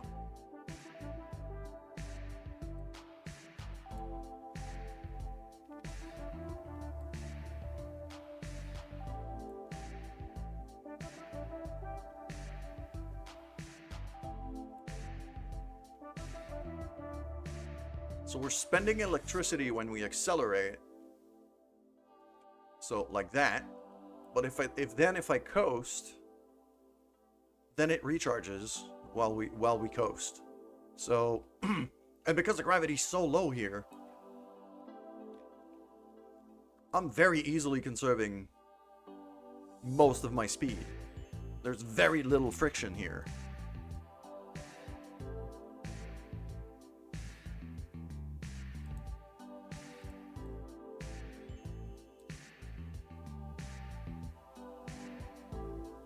So I'm just coasting like this until I see something dangerous up ahead. But for now, there's nothing in our way. So we're just going to keep coasting for a while. I could even go a bit faster. That'd be great.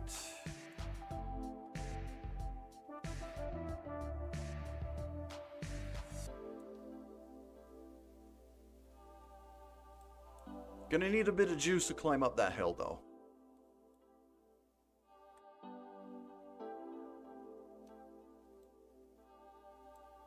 We're not gonna run into this rock. We're just going along and recharging as we go. Because if we keep an eye on the battery here, yeah, I got 3 batteries. The probe core itself plus the 2 battery banks. And they're charging up.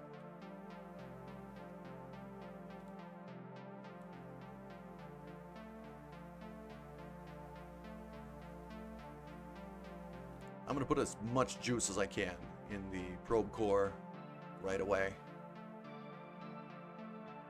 Because that's how I maintain control, is this thing. So I'd much rather if my control thing, if whatever I use to control this thing does not run out of juice, then we're doing fine. All right, I'm gonna keep accelerating straight here because we might need a bit of a run up to climb up that hill. Good morning, JD. How you doing today? I hope you're recovering. Were you able to rest?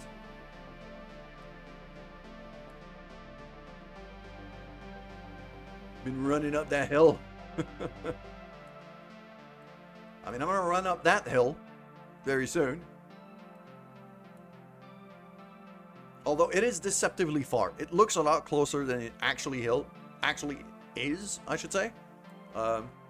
Because this thing cannot go very fast.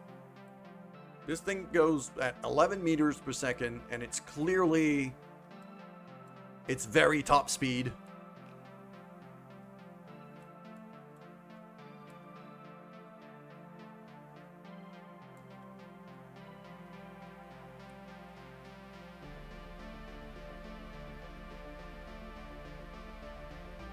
I could land at that speed. Yeah. It is below tolerance of most landing legs in the game, apart from the really flimsy ones that you get at the very beginning. These little wheels are not very fast. They're not very powerful engines. So...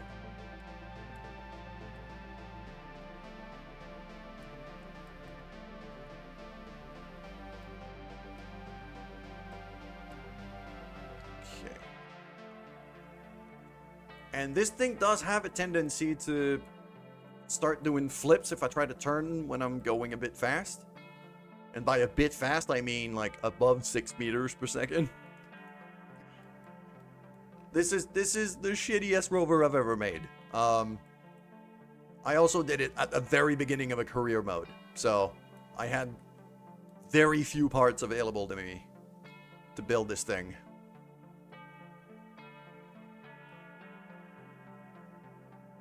We're still recharging as we accelerate, so I am taking advantage of that. We got a good amount of sunlight now. Solar panels working well. Batteries looking good.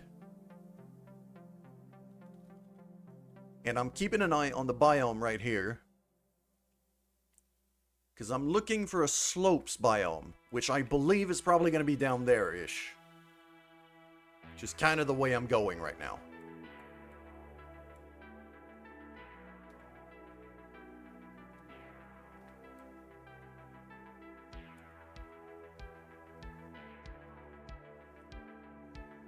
Luckily, Min-Miss is very small. And the further we go...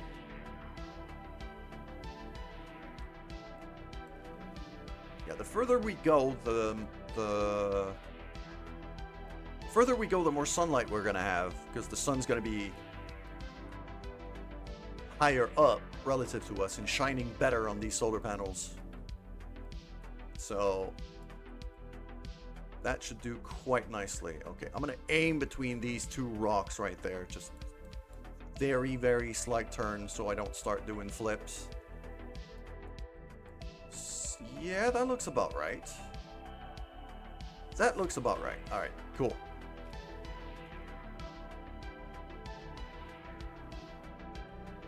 And even now I'm holding the throttle down, the accelerator down here. So we are really going as fast as we can. My other rovers have better wheels than this. And can go quite a lot faster. But for now, this is what we have. I just wanted to cruise on a rover for a bit. And see if I could find a good landing spot for that other ship I have overhead coming up.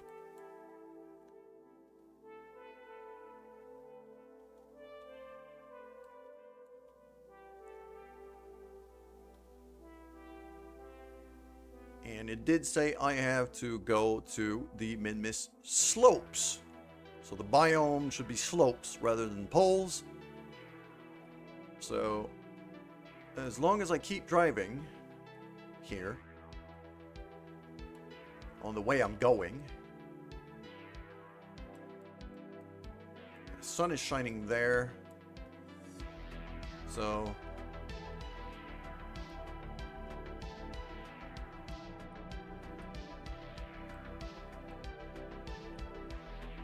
just making sure to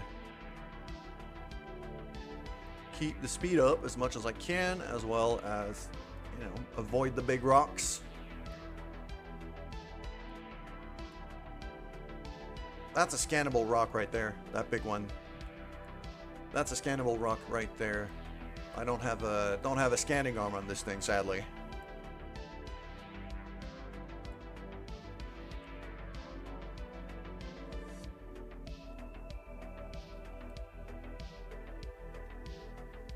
Yep. Engines are struggling a bit more here.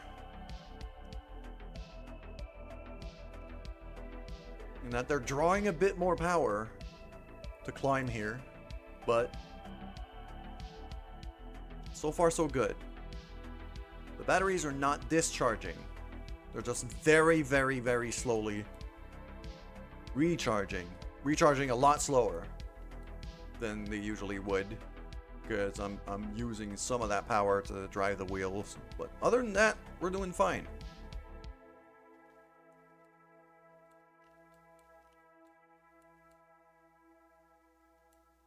It's going to be a bit of a mountain here, and then we're going to go down that way. So we're probably going to go quite fast in that sector here.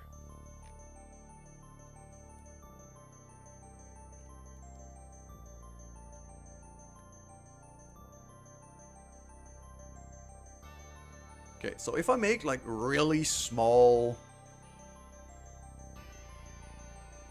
steering adjustments,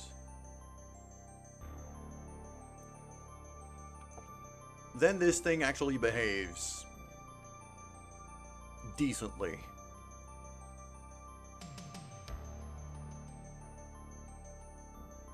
And we're climbing, like, we're climbing a decent slope here. And we've been climbing for a while. But the gravity here is so low that I can still keep up my speed fairly easily.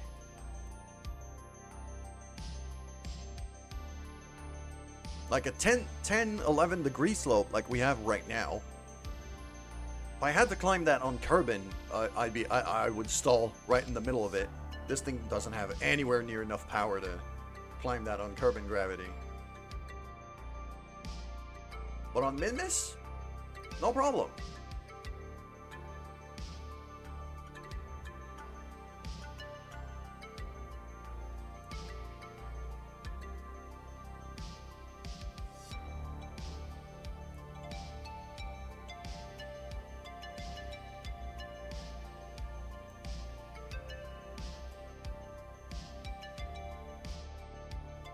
We can still fairly easily and steadily maintain our top speed though, so that's not bad. So yeah, 11 meters per second uphill seems to be as fast as we can go.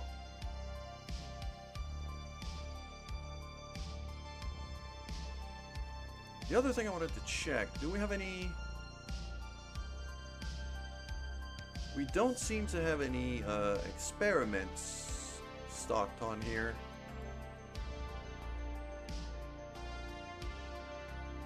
But look that. Okay, yeah, that's useless. That is useless.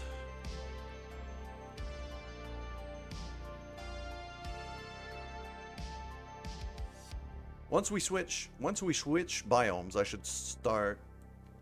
This thing should start gathering experiments by itself. So, a bit more science for us. Quite good. Yeah,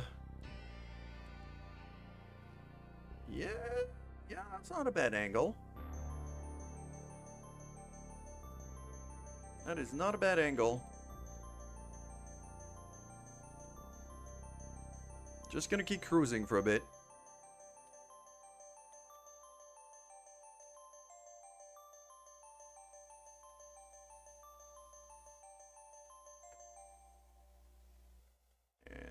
Over there.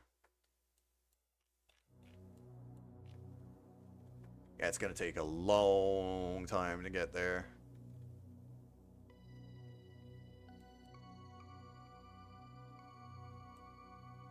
At least now I know I'm pointing in the right direction, so... Probably just gonna get on top of that hill here. and park there. Let this thing recharge, and I'll take care of the other ships. Yeah, that's a steep hill.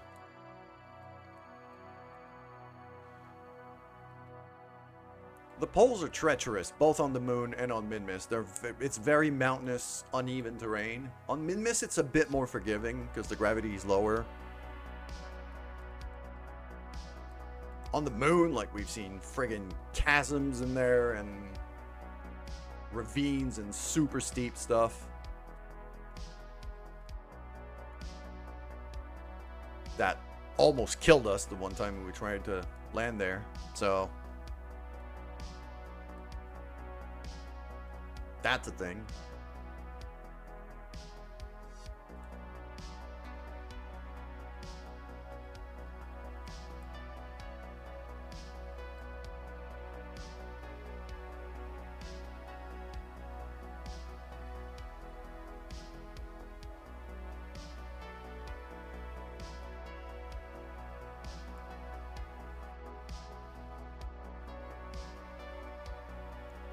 We're gonna keep climbing for a while from what I'm seeing here. Okay.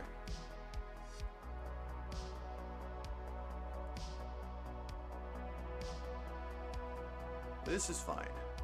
Okay. I'm just gonna, I think I'm gonna park right there, over there, where none of these big rocks can actually cast a shadow on me, just to make sure the batteries stay nice and full.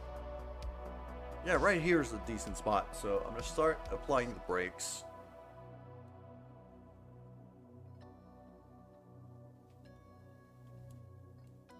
It's going to take a while to brake because gravity is so low. And I don't dare to boost up the brakes on the front wheels because flips. I could boost the brakes on here though. I'll do 135 right there. 150 on the middle wheels. Should help. Yeah, that helps a lot. Okay.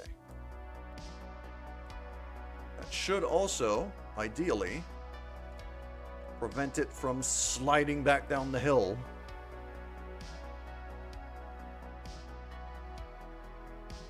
Yeah, it's not moving anymore. Perfect. All right, let's drop a save.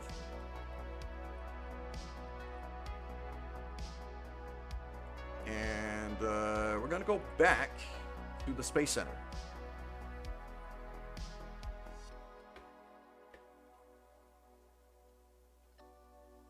Because I think it's time to launch something else.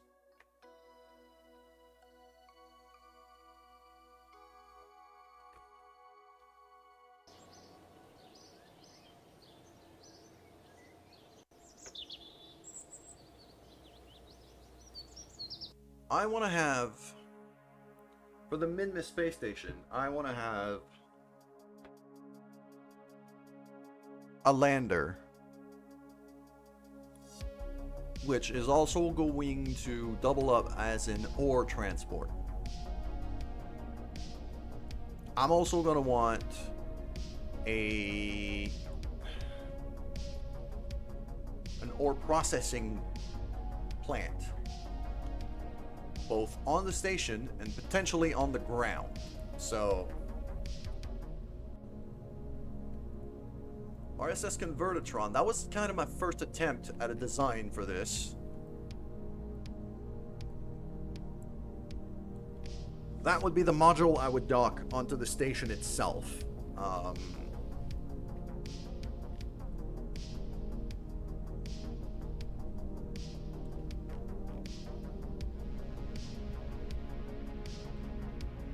It's a bit unwieldy and a bit heavy.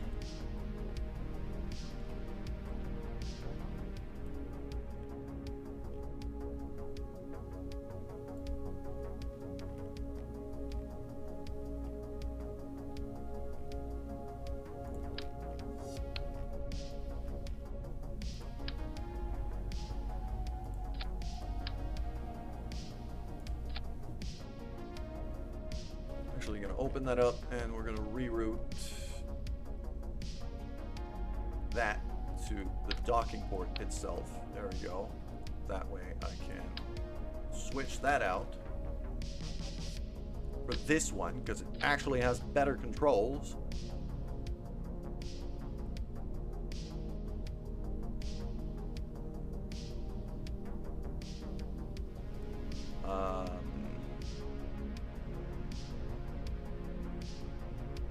Thinking maybe an extra comm antenna would not be bad. Just to make sure I don't lose control of this thing.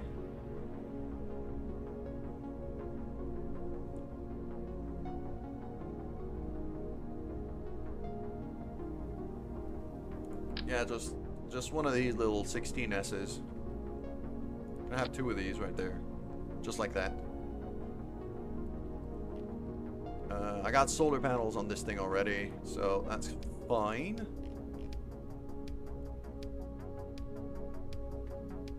I was thinking of maybe going bigger with the radiators, though. Like, having better cooling for this thing, I'm guessing probably means it's gonna run more efficiently. So, I think I'm gonna go for bigger radiators here. So I'm gonna ditch these. Could use some deployable radiator panels.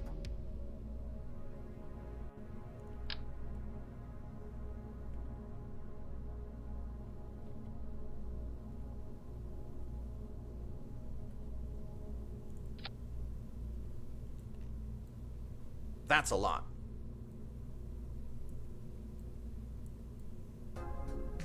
Do I want all this? No, I'm losing a lot of delta V because of the weight. Okay. That's the downside. It's weight. But if I use some of these ones, that's a lot more surface. And not much more weight. Okay, yeah, we're using this. I think these should do. And I'd like them to move. The closer they are to the thing that's producing heat, the better. So, could I maybe go for 6? Or even 8? Okay. 8 actually is not bad here. Alright. This is what I'm doing. Toggle radiators on group 4. Okay.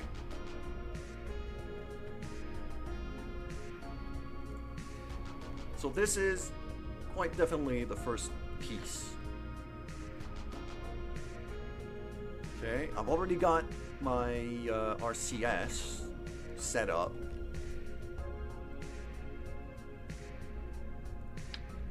Now it's really just a matter of, well, strapping a bunch of rockets into it. And launching that to space. TD-25, I believe, is what I'm gonna need here.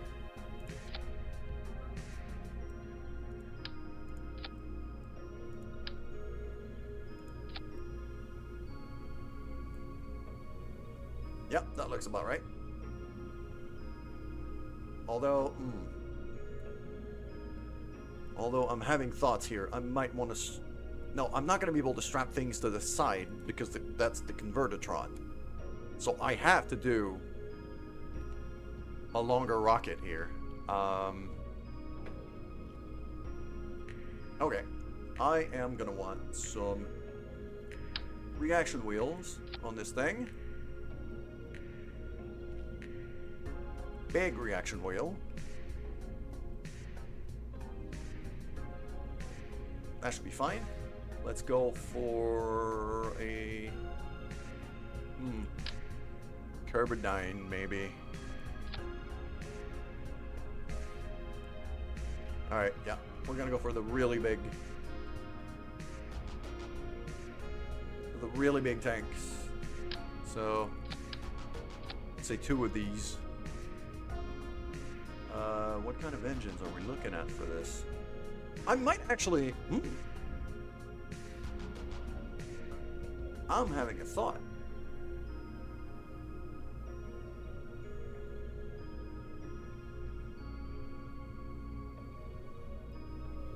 I could kind of cannibalize, well, not cannibalize, but copy King Deddede's design on this. Just use this big old central tank just as a fuel reserve without even putting an engine on it.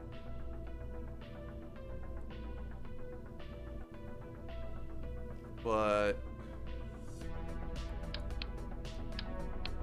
what I also could do is just throw one of these down there and have what kind of engine am I looking at here? Skiff, maybe?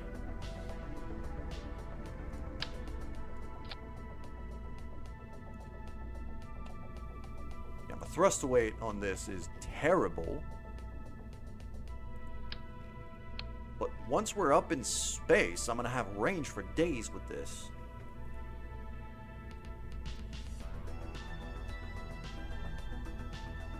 Yeah, I think this is what we're gonna do.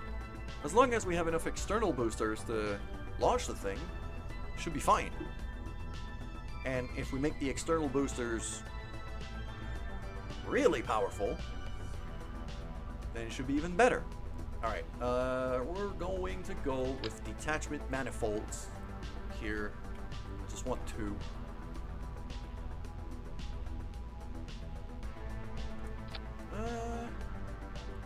Do I go for 2 or do I go for 3? I could go kind of 2 triple phases instead. Which is kind of tempting. Yeah, I'll try that. It'll make a nice bit of a change. And, what are we thinking here for the externals? I'm gonna need something quite powerful. So, what's the most powerful thing I have right now? Probably a mainsail. Those Kodiaks actually have a pretty good amount of oomph on them, if I remember it right. 247 to 260. Yeah, they're barely less powerful than a mainsail.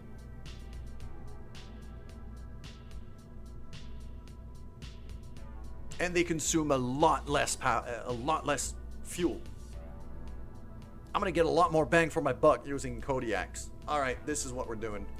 The big problem here with Kodiaks is they can't steer. There's no gimbal on them. They're pointing straight. So steering in low atmosphere is going to be a problem with this, but I'm going to get a lot more range. So I think it's a worthy trade-off. How big are these things? This is looking like a size 18 kind of thing. Quad nozzle beasts. Yeah, no gimbal at all. So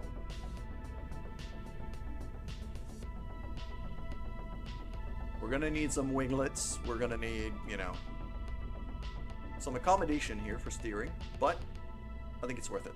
Let's try a big old 1800 right there.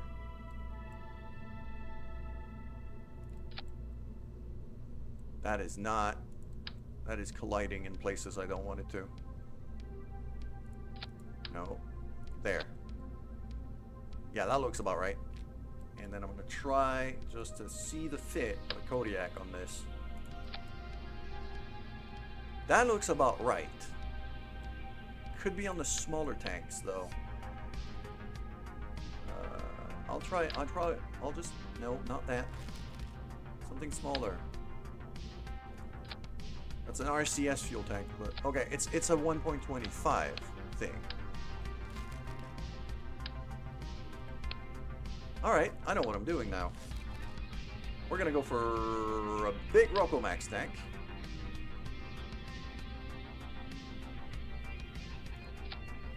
There we go. And if I could stick an engine plate at the bottom and have like 2 of these Kodiaks.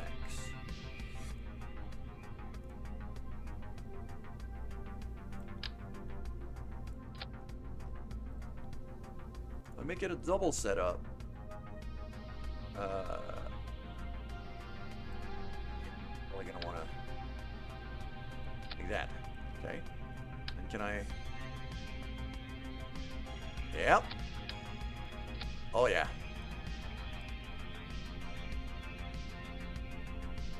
That doesn't look too bad. What's my thruster weight right now? Nowhere near enough. I need a lot more power than this. Okay.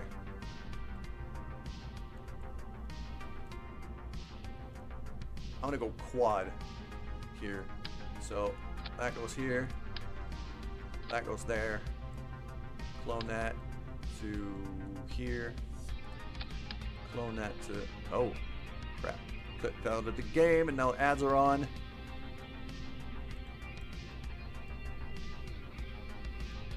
There. How's that? That will lift me off. That's enough power. Okay. So now I can save this. And throw...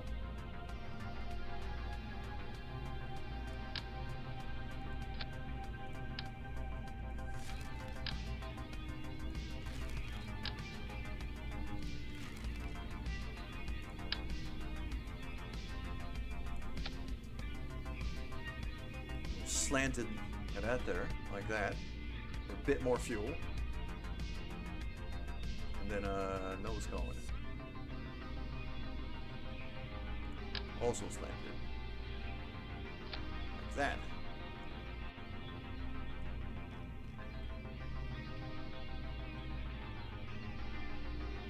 Okay.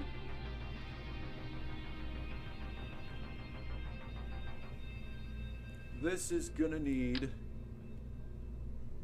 some structural reinforcements, quite obviously.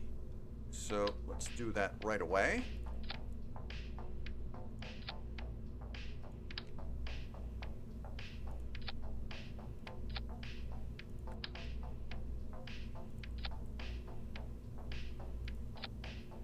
Okay. That's a decent amount of strutting. Good. Now the next step is we're going to save first, because last time we tried to clone a full assembly like that, the game crashed. So I want to grab that detachment manifold, clone it, then we're going to get another set of these right there. Okay. We're getting somewhere now. So that goes here.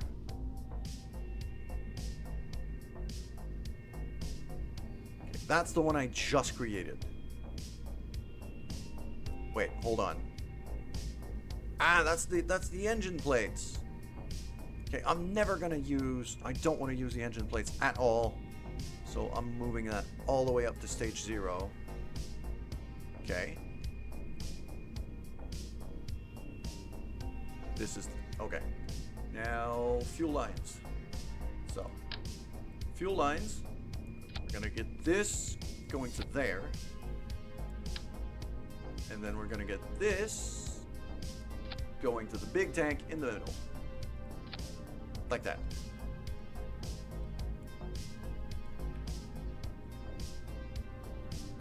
That gives me just a hair under 9,000 delta V. That should be plenty. We're gonna need some clamps on this thing.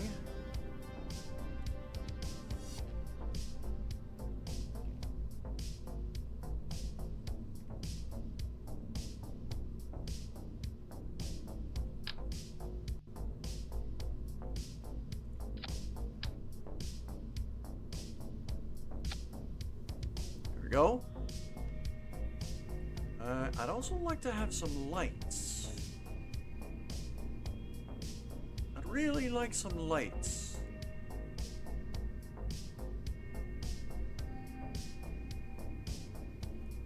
So here for lights, we got those spotlights. I want those illuminators. I want those big old illuminators here.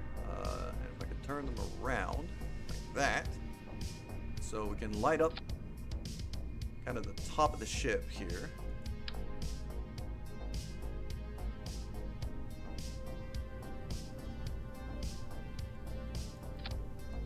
Just like so. And then I'll have another set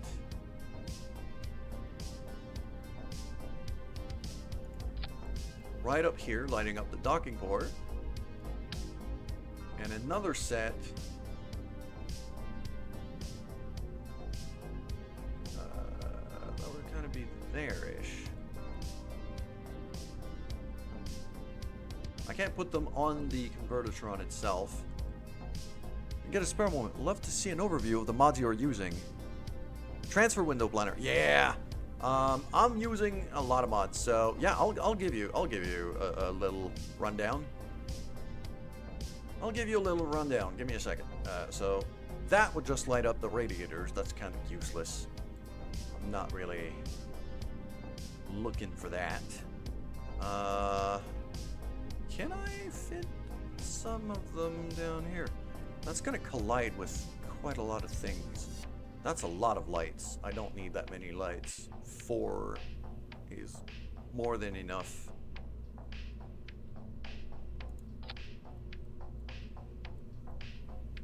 But yeah, sure thing, generic psycho. So, yeah, I think this thing is mostly done building now. So I'm gonna save that, and then we're gonna go have a look. So if we look down here, at the very bottom, the first one I use is Kerbal Engineer. Kerbal Engineer is the best. It is essential, in my opinion, to have Kerbal Engineer on basically every single thing you build, because it gives you so much information about your ship, even while it's flying, that I couldn't see myself playing this game without Kerbal Engineer ever. Nowadays. And it's quite simply just a little, if we go to the science thing, it's that little green chip here that you just stick on your ship.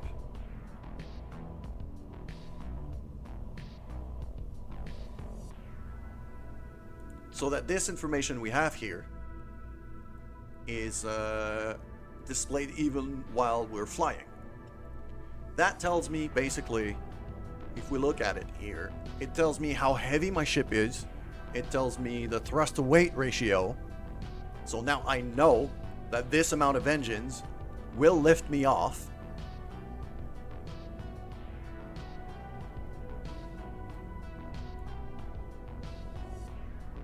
It tells me the amount of delta V I have in terms of fuel. So gives me a very good idea of the range the ship has. And also how long it's going to burn before the stage runs out with our current staging configuration. So that's the biggest deal. What is that? What is this engine? Oh, is that my skiff? That's my skiff. It should fire with everything else. There we go.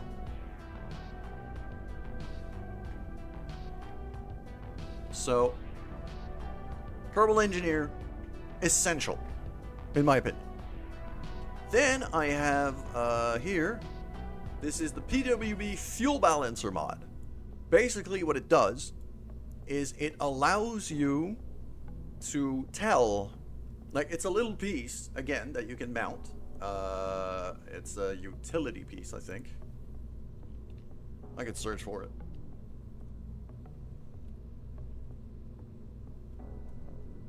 There we go. PWB Fuel Balancer. You mount that thing on your ship. I'm not going to use it for this one. I don't think I need it. But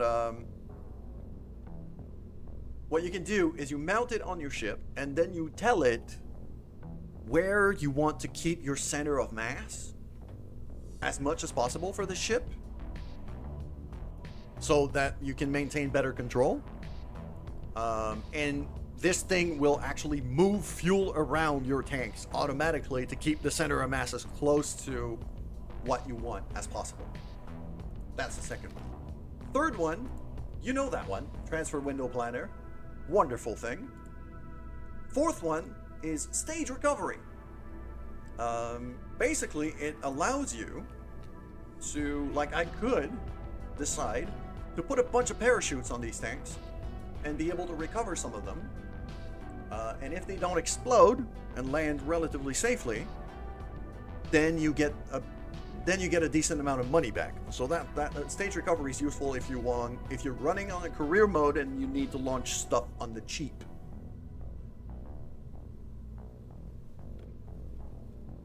So that's another one. I also have X Science here, which is just a big old checklist of every science experiment in the game. Every single one of them, and your progress on it. So it gives you a good idea of what you've done, what you haven't done, what you could still research, all of that stuff.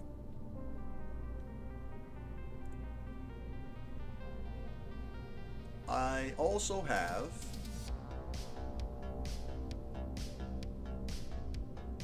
Delta V Tools, which is just a little calculator here.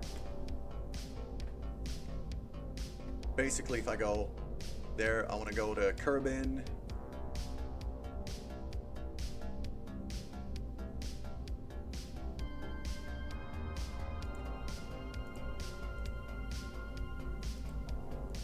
Basically, it's just how much I need to get to a certain altitude from a certain gravity well.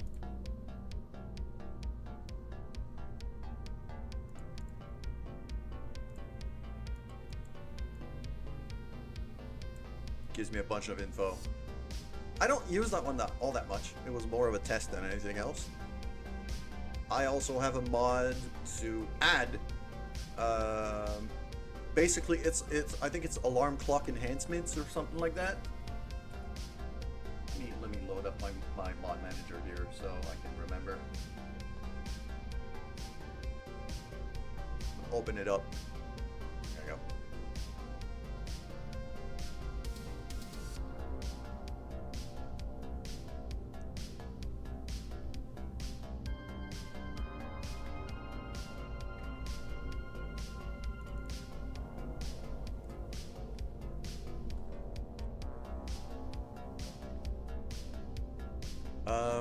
The other big mods I have right now would be... I also have community resources back, so basically just, you know, a few extra pieces here and there. I have Kerbal. I got a few kind of extra ship pieces here in terms in a couple packs, not a huge amount, but a few. The biggest ones are Kerbal Attachment and Kerbal Engineering. What these give, Kerbal Attachment, what it gives me is a bunch of little pieces like that, and these are cables and struts and fuel pipes to be able to attach pieces together while on EVA. So an engineer, it gives a better use to having engineers in your crew, basically. An engineer can step out on EVA, attach these pieces to a ship so that you can kind of either secure pieces together if you don't want them to move around, or even transfer fuel, transfer electricity.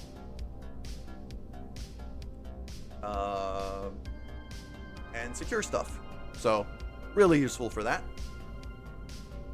Kerbal inventory system is kind of its little brother, where you have extra cargo bay stuff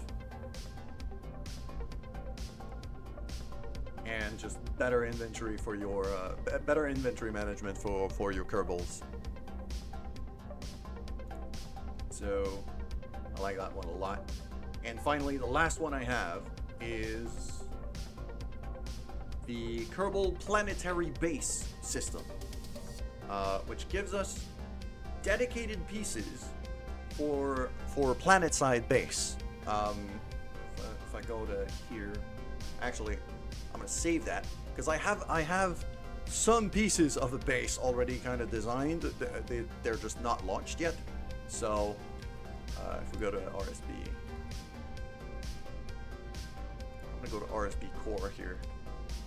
So these little pieces in that exact shape are part of a base. And as you can see, I have little engines under to be able to land this thing relatively safely. I have these at the end are actually docking ports, so I can land many of these pieces and kind of assemble them into a big structure. So that mod is really just for ground structures, planet-side ground structures, which I find really cool. And I'm gonna want to launch one of these bases very, very soon. I'm gonna want a mining base on Minmus sooner than later, because I want to keep that space station full up on fuel and have it kind of as a refueling stop for every ship that's going to be on its way out to further away to other planets. Like if I want to go to Eve, or if I want to go to Duna, or even further out, Jewel, Elu. Refueling and going out from Minmus is much easier than going straight out from Kerbal orbit, just because the gravity is a lot lower. So if I can go from Minmus with a full tank of fuel, it extends my range by a lot.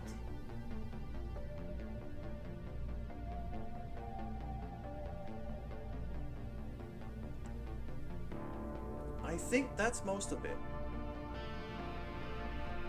Also have a couple of texture packs, but other than that, you know, you might have seen when I was driving on Minmus on the rover that there was a lot more textured and kind of, you know, extra little rocks and decorations on the ground. That's a mod called Scatterer, I think, that did that. But heads up, Scatterer does cause a bit of problems. Sometimes it does kind of mess you up a bit.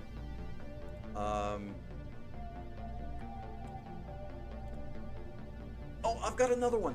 Another calculator that is incredibly useful if you want to be launching satellites, like satellite constellations, to be able to kind of, you know, if you want to set up like relay networks and things.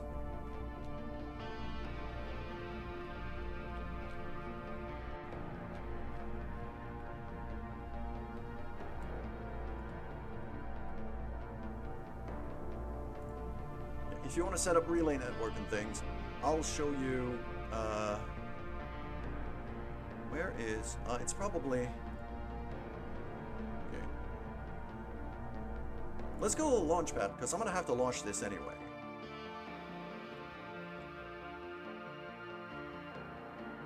But there is another mod that's called Resonant Orbit Calculator, and what Resonant Orbits do is help you set up communication networks.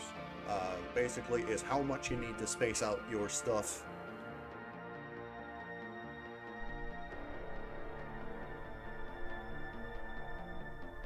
And I know I have it somewhere around here. It's that one. There we go. Resonant Orbit Calculator. So let's say I want to set up a communication network around, let's do Duna. Okay? Let's do Duna. And I want, let's say, I could do 4 satellites here, because I could send 4 relays over there.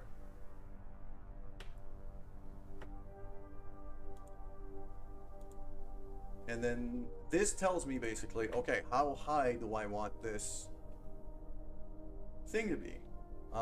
Let's say minimum line of sight orbit. So the lowest possible orbit for the relays to see each other, which is usually not a good idea, but hey, I'll do it for now.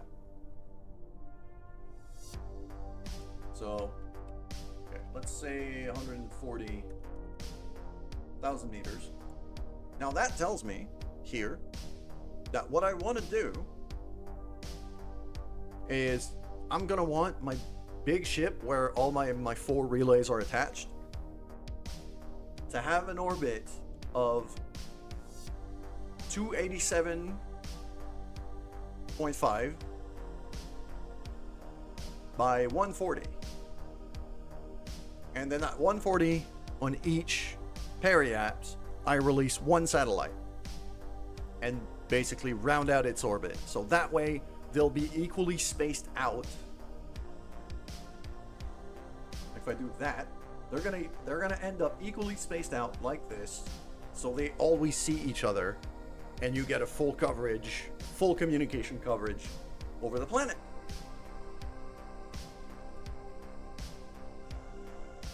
Which is very useful. So that one is Resonant Orbit Calculator. I use that one a lot. And you can even save the window. If you save the window, it creates a screenshot. Because if you close this, you know, you kind of lose. It doesn't retain the last calculation you made. It just resets. So it allows you to save the window to a screenshot, so you still have that data on hand while you're flying.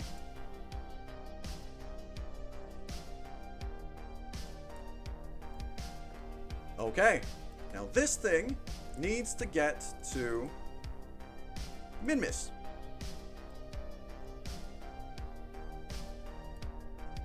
I have no idea how stable it's going to be. I designed this thing very, very quickly. So, and this has no gimbal and no winglets. So it's probably going to be a nightmare to fly. We're still going to try though. So let's do this.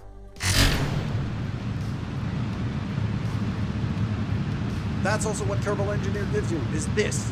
It tells me how much delta V I have for each stage.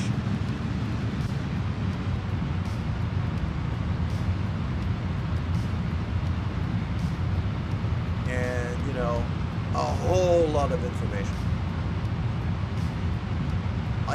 It even gives me these here. So I have altitude, apoapsis, what biome I'm over, exact speeds, like vertical and horizontal speeds.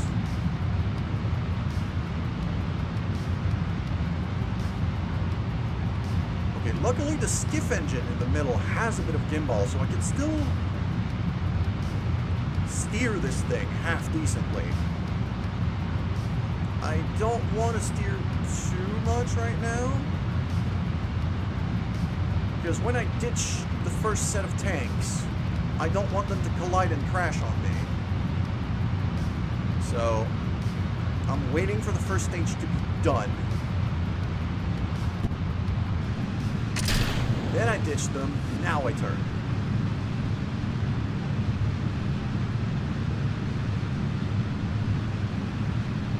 Okay. I really don't have much control to turning this thing. My reaction wheels are not enough. So, I'm gonna be adding some winglets and some control surfaces to this thing. I think 3 clamps is gonna be enough. So I'm gonna want, could do these big old tail fins. These can steer. Yeah, these can steer.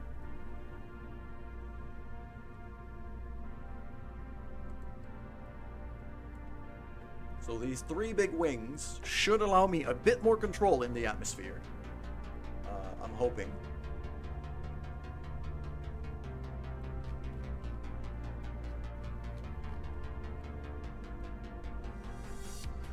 Other than that, this thing flew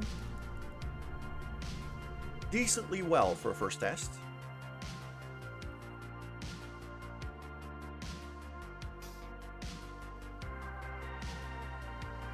And this is probably going to be our last launch for the day. Because I've been going for a few hours now.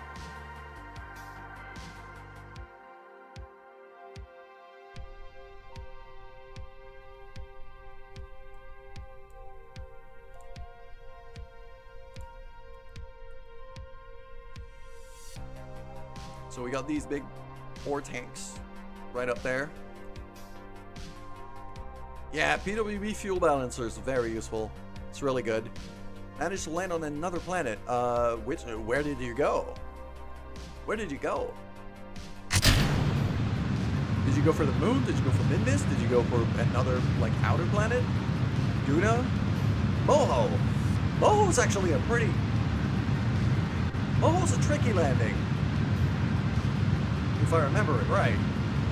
It's actually a tricky transfer. Because you have to reduce your sun orbit so much. I haven't gone outside of the moons right now on this save file. But if you've been able to get to Moho and land decently, then you're in a good place. Like skill-wise, you're getting there. Moho's not an easy one. Going a bit fast here. Those Kodiak engines really can push. They can't steer, but they can really push. So, you use mech jet. That explains things. Whoa, why am I... No! Going the wrong way. I'm losing speed right now, but this is okay. This is okay. This is fine. This is fine. I can fix this. Can I fix this? Maybe. Stop spinning. Please stop spinning, ship.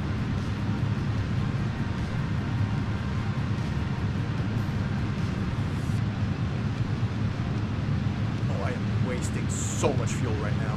Yeah, this is wrong. This is very wrong. Yeah, I'm not, I mean, I get it why a lot of people want to use mech jab. I don't. I personally don't like it. But I get why a lot of people do. It makes, like, trivial launches, I should say, easier. Which is good. On the other hand, I don't tend to build trivial ships, and a lot of the reason why is because I want to challenge myself as a pilot. So, there's that. Okay, I'm gonna go full speed here, but okay, I want to barely be accelerating here. Just like that. Because I need to gain altitude before I can even consider to start maneuvering. We're burning fuel very fast, so I need some speed at least.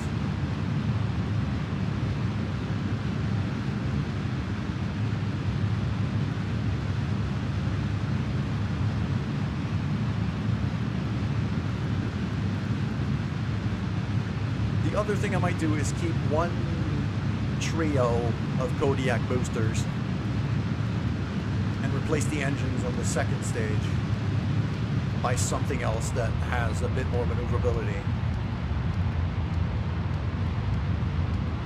Makes the game a lot more approachable. Yeah, it does make the learning curve easier, because then you see what MechJet does, and you can try to mimic it. I've been playing this game for a very, very, very long time, so for me, I haven't used MechJet in a long time. Oh, please stay there. Please stay there. Please stay there. Just want to start pulling my surface vector to the side a bit. Come on, and now pro brake. Now you stick right to it. I just want to get a bit of sideways velocity, not a whole lot. Because if I keep going full vertical, becomes a bit of a pain.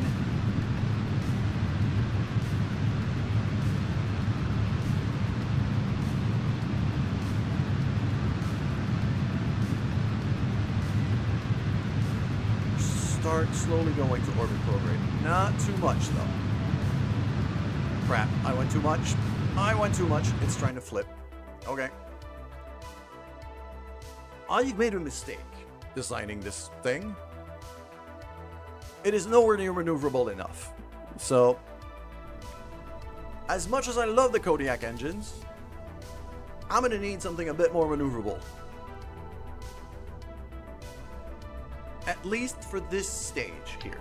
That later stage is the one I'm actually doing maneuvering on. We have ads, but I'm still just figuring things out here.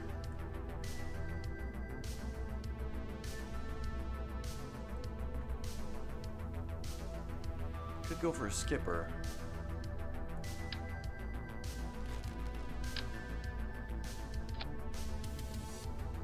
He used a lot more fuel. He used a lot more fuel, but they're a lot more maneuverable. Okay, how much thrust does this have?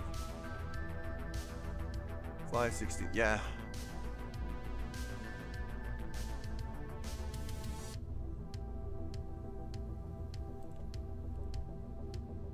.568 uses 18 fuel per second.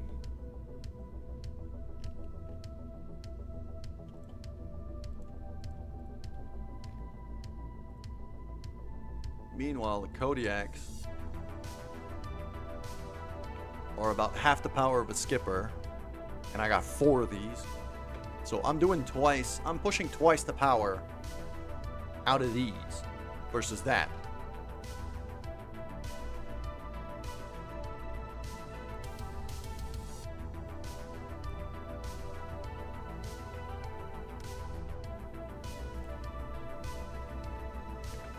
What could I have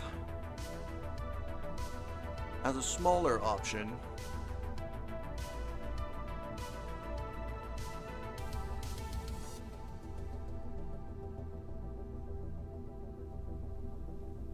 Only gimbal in one dimension.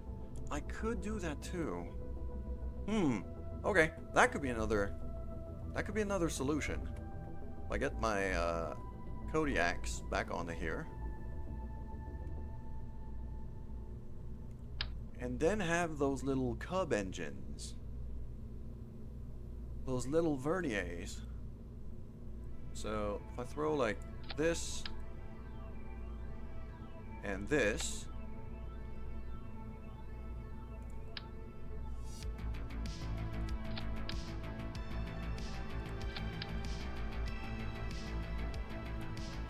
like this. These don't have a lot of power.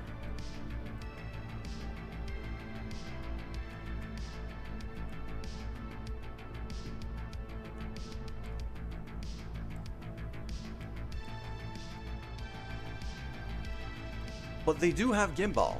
They can steer.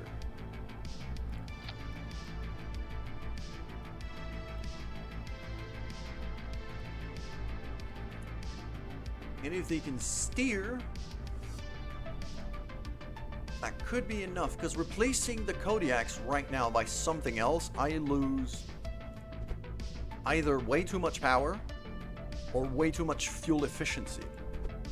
So I would lose a lot of range that I don't want to sacrifice right now. I'm thinking these little vernier engines might give me enough steering. Might give me just enough steering to make this thing pilotable. While retaining enough oomph to be able to get to where I want with fuel to spare. Because if I could not use any fuel on the upper stage at all, that would be perfect.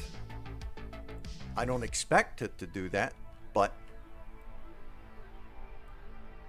yeah, because that upper stage only has 500 meters per second of delta V up there, because it's quite heavy. That convertitron is not a light piece of equipment. It's a heavy bastard. Alright, let's try this with the verniers and see if it helps. Makes a nice little bit of extra sound.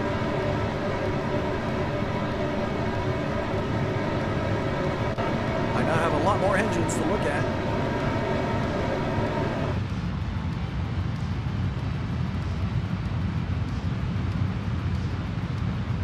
It does feel a bit more stable here.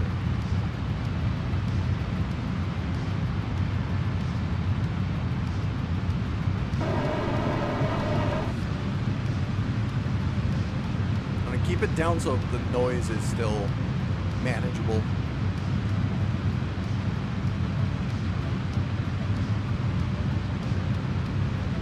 These things actually have a decent... They have a bit of thrust to them, too. It's not just maneuverable.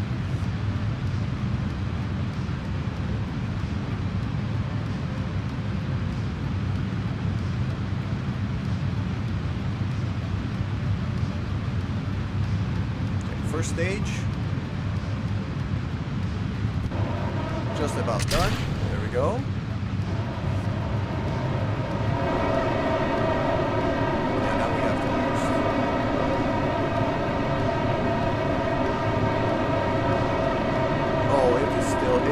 It's even worse. It's even worse.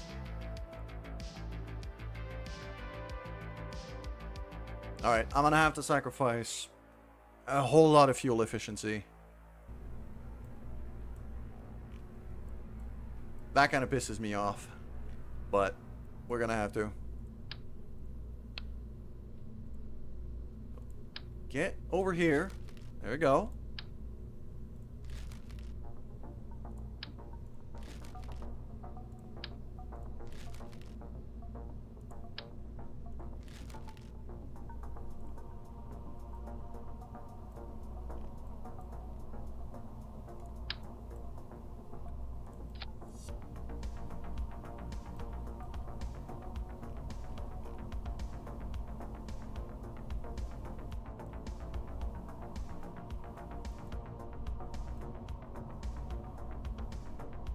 .33, but then I fall off to 0.85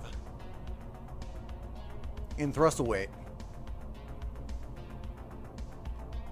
So just these skippers are not powerful enough. I gain maneuverability, but they're not powerful enough. So I need to go even bigger. I need to go to mainsails.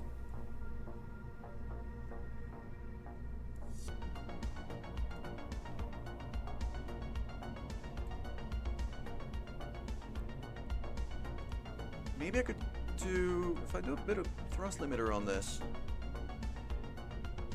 Like if I don't want them to go full tilt to save on fuel, I want them to max out at 60% power. So that way my thrust to weight is still over 1, which means I still accelerate. But I'm only burning, you know, I'm only burning fuel at 60% of the speed that I usually would with a mainsail. I gain a decent amount of range with that too. If I readjust.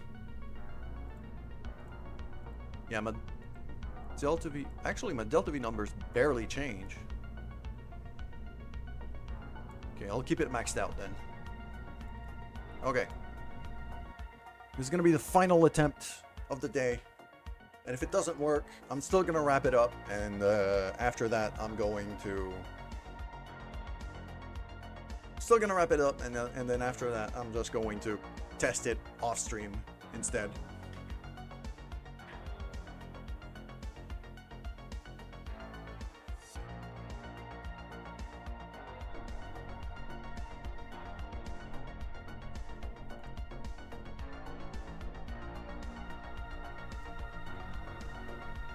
Here we go. Yeah, the mainsails are a lot more powerful than even the quad Kodiaks.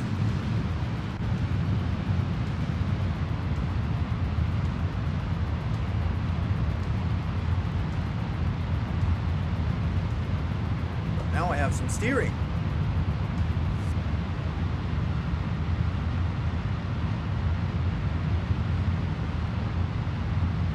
As it uses. Steering is nice. Stick that to prograde. It should slowly start gravity turning. So if I stick it to that, with the gimbal we have,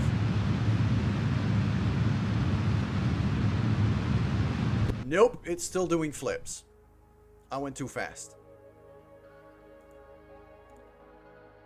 I almost had it though. I just went a bit too fast. My direction was good.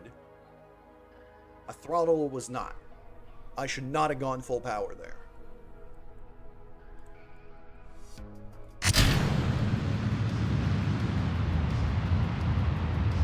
Two-thirds power. Maybe a bit more.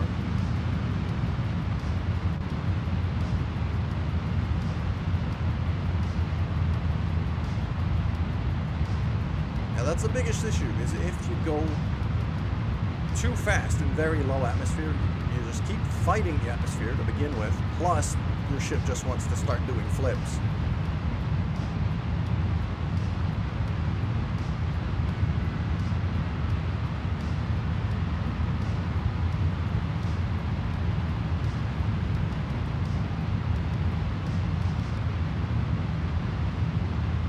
So I'm not going full power right now.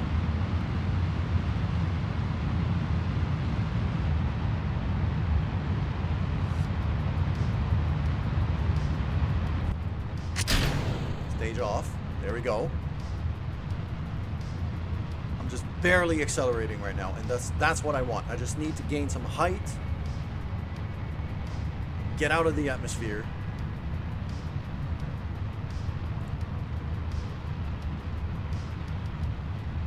Okay, 13 kilometers. I think I could start turning here.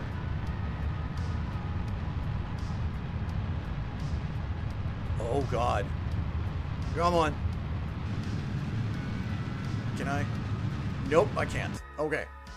This is not working. This is not working at all. So...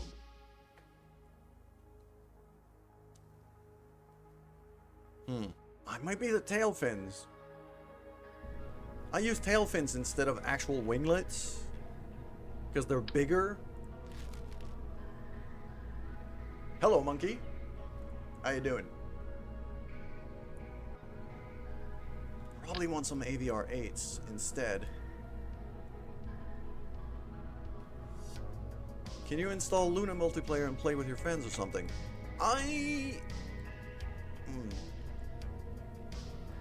Maybe? I would not do it on this save file, for sure. Because this is a career mode. And I would want to test it fairly extensively before I do it on stream. Because, well, let's be honest, people on the internet are jerks very often. So, I would curate pretty heavily who would be able to get in there. I wouldn't open it to the public, that's for sure.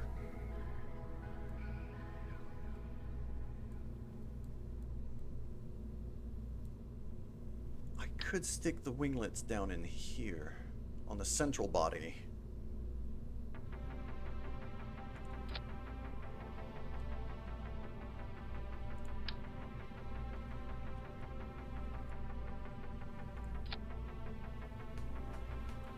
Like that, maybe. So yeah, monkey, I'm open to the idea. Yeah, you can kick people that say bad words, sure. The problem is I have to be able to do it fast enough that I don't get banned by Twitch. So if I stream that, if I ever stream that, then that means I have to make absolutely sure. Like right now, none of my moderators are online, so I have to kind of moderate the chat myself.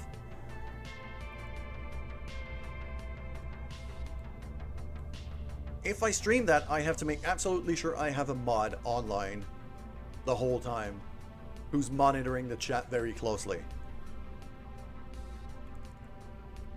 Because it has happened to a lot of streamers where people would just pop in, say some racist, hateful shit just to try to get the streamer banned. Because they're assholes. And I don't want that to happen to me. So I would keep a very, very close eye on that.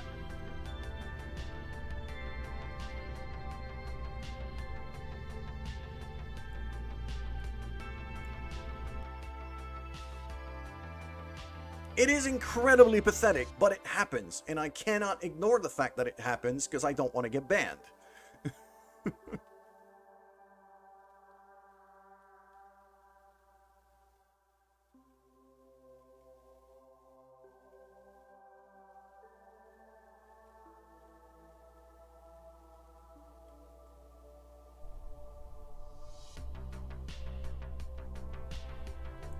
So remember when I said 20 minutes ago that this would be my last attempt? I did like 5 attempts since.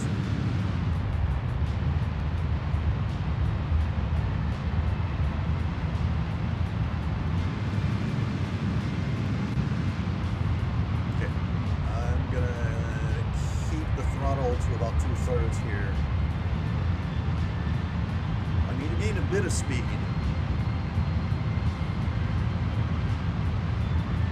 Yeah, the people that do it are friggin' pathetic, and they're hateful pieces of shit. That is not even in question. I fully agree to that. That is incredibly pathetic, but it can happen, so I have to be careful about it. Sadly. Okay, this thing is slightly more controllable than the last one.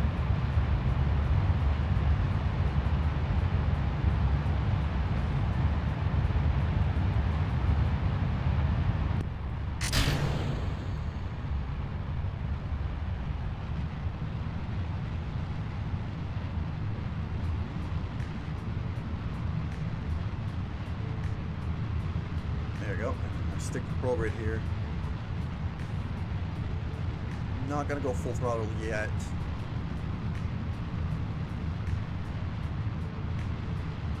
Because if I can get above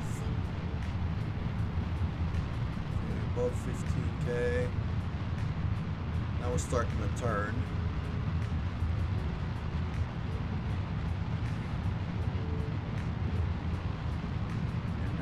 20k, now I can boost. Now I can boost properly. And even, you know what, there, orbit, and then we go. There we go. Now we're getting some lateral speed. Proper lateral speed. That's what I wanted. Okay.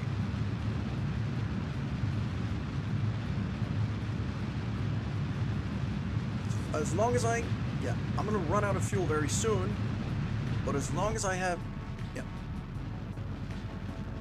hello Ashcab. Let's drop this. Yeah, I'm actually losing speed now, but oh crap. I love the Cheetah engine, but it lacks oomph a bit. It's super efficient, but it lacks oomph. I need more oomph. I deserve more subs and viewers. Why is no one watching me? I mean, thank you. I'll take it as a gigantic compliment. It's very nice. I don't tend to play like super popular games. Like Kerbal is probably the most popular game I play. And not a whole lot of people are interested in Kerbal. It's fairly niche. Whether you like it or not. Okay. You know what? Fuck it. I'm gonna keep going. I got a bit more time. And this ship is kind of pissing me off to the point where I want to solve it now. How can I get more oomph?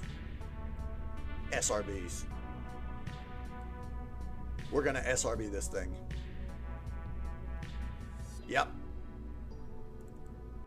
We're going to call upon our old friends, speed and power. As Jeremy Clarkson would say,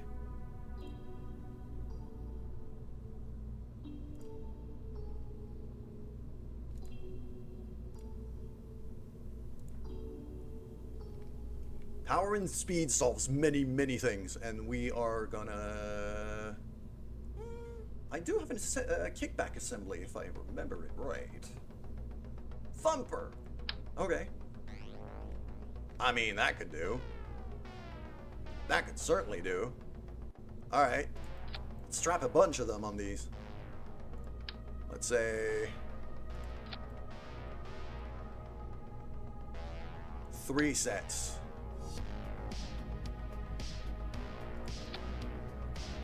Yeah.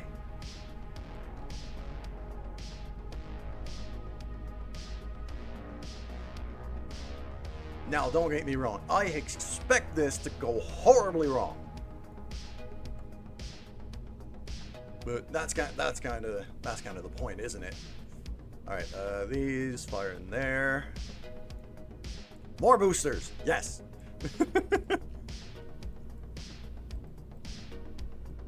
Because my biggest problem is I need to gain altitude faster at the beginning while using less fuel.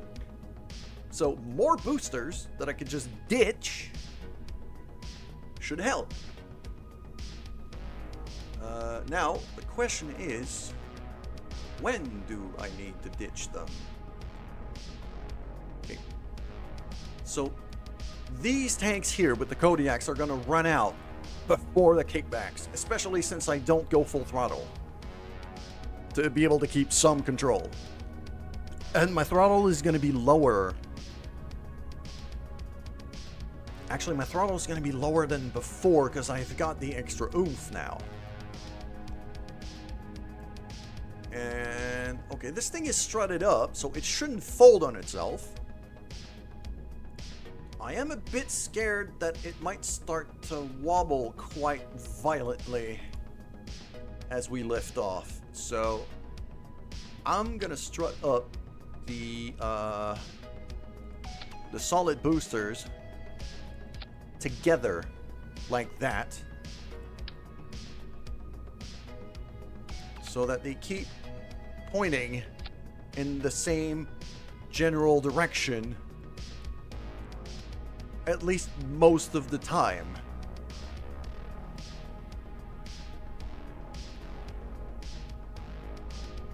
Okay, this is worth a try. Let's go. Also, warning, this might get very loud. SRBs are quite loud. I'm gonna lower the game sound for that reason. But yes, more booster, speed and power. Here we go.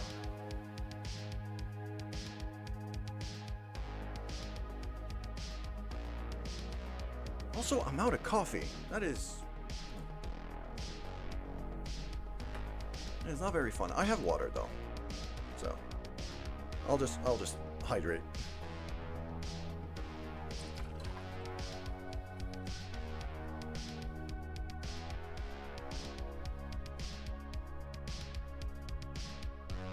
Okay, here we go. Still targeting mid-miss, not full throttle. I'm gonna go 50% on this time. See how it behaves first. Because I want these kickbacks to be making, to be doing most of the work. Here we go.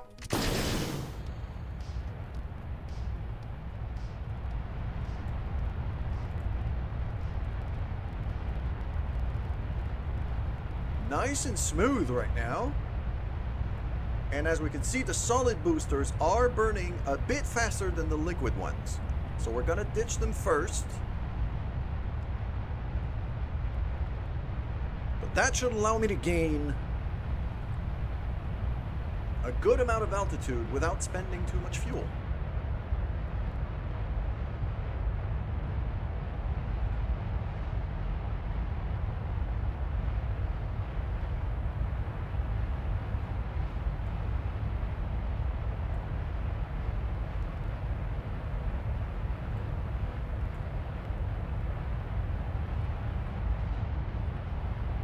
Oh, it's trying to flip again. Why does it keep trying to flip? I hate when it does that. Makes this thing nigh on uncontrollable. Also, I'm out of music for some reason.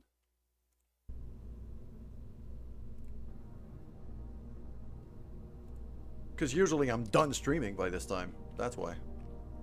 My playlist finished. Okay.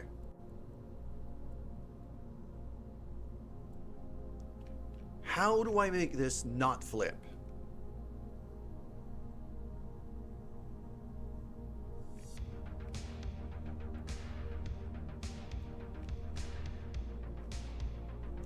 I'm thinking extra winglets up top, in hopes that it can steer the nose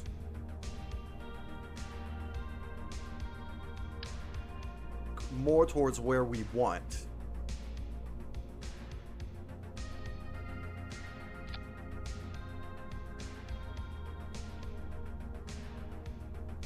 Because if I could keep the nose pointed to where I want it to go, I should be able to control this thing.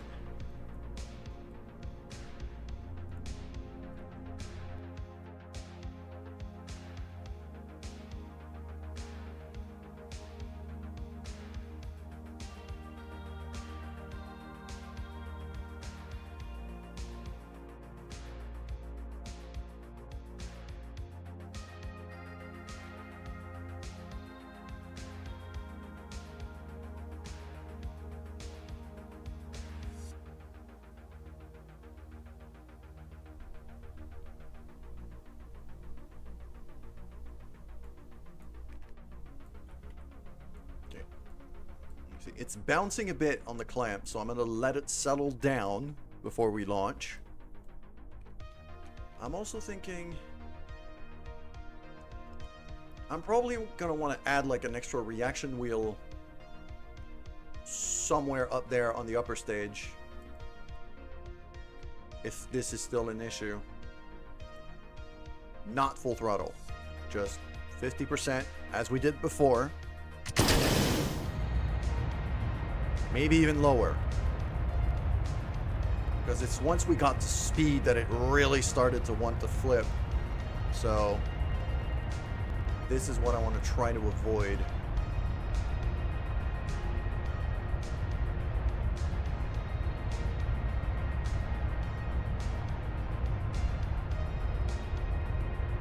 Yeah, just a third of the way on the throttle right now. I'm letting the SRBs do the work. Still accelerating at a decent rate.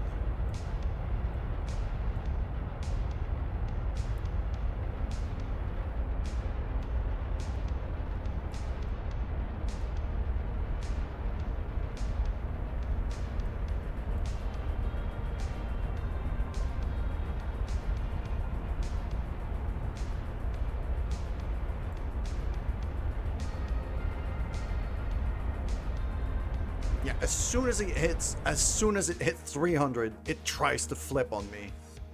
No matter what happens.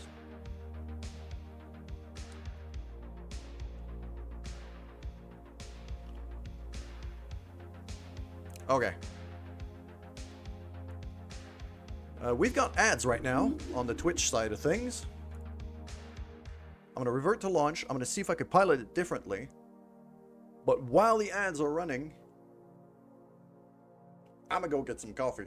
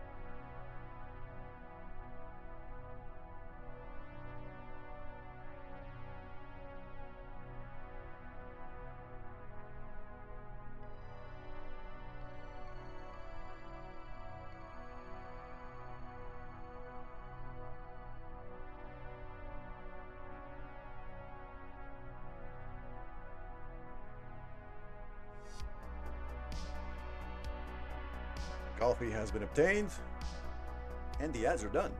All right.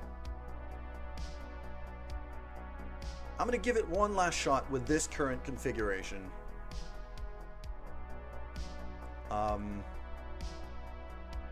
And if it doesn't work, then we're going to go right back to the VAB and we're going to redesign a brand new launcher for this thing, because just adding more boosters, sadly, doesn't seem to work this time.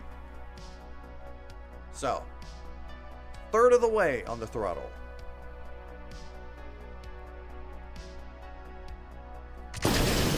Here we go. We're barely accelerating, except for the SRBs doing the work right now. Still with just enough thrust to have some directional control.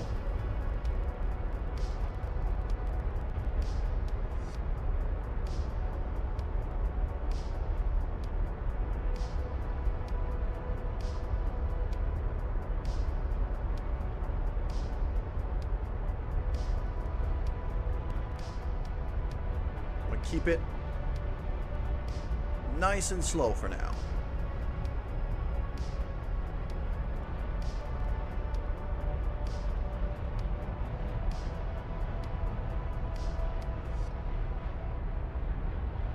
Yeah, these kickbacks have maybe a bit too much oomph, as stupid as it sounds.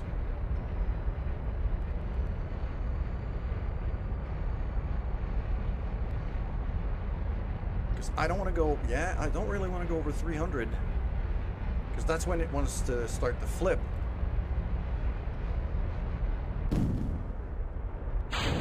Now we're losing speed, so I gotta accelerate just a bit, just like that. Come on. No. Be nice, be nice, be nice, be nice. Didn't play KSP with mods yet. There's a lot of quality of life mods that exist, which is why a lot of people prefer playing with mods. Myself included. Stick this thing on the prograde vector. Come on. Come on. Stay on the prograde.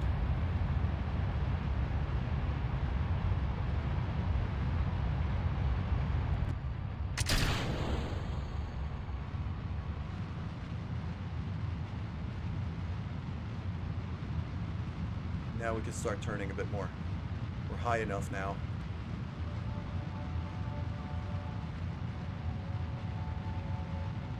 There we go, there we go, there we go, there we go. Full throttle.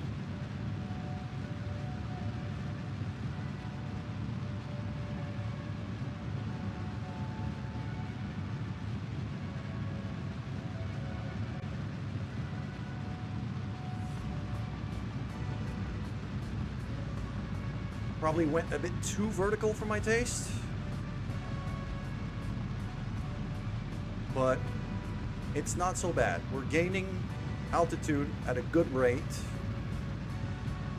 We're gaining horizontal velocity at a good rate. And that skiff engine in the middle here is super efficient. So I've got a shot here. Hello, Fricks. How you doing today? Okay, I'm gonna go all the way up to, let's say, 150. Okay. So now we're just running on the skiff.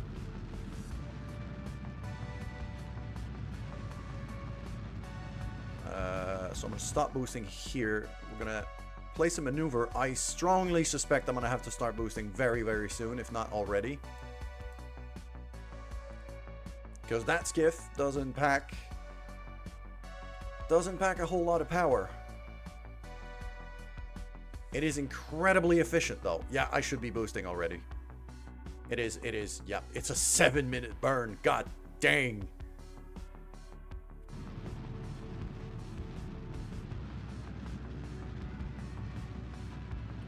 But now at least I can kind of steer this thing. Alright. We got more than enough Delta V to be able to do it. I'm just not sure if we have enough power.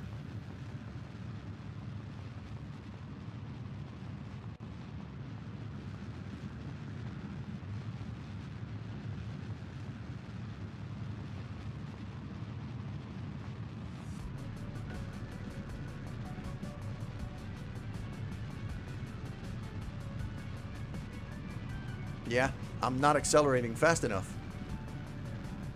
I'm gonna crash back down if I keep this ship the way it is.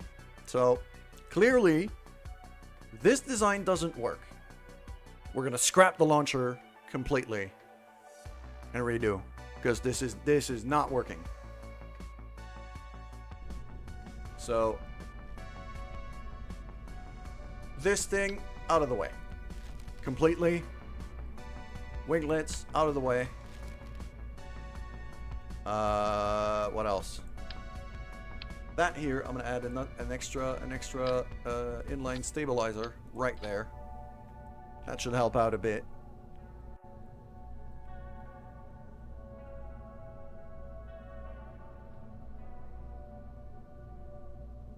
And now we figure out a launcher configuration that actually works. I think we need to build wider rather than higher. So I don't want to attach under this Terrier. This 909, this LV909 engine probably shouldn't get covered. At least not by much.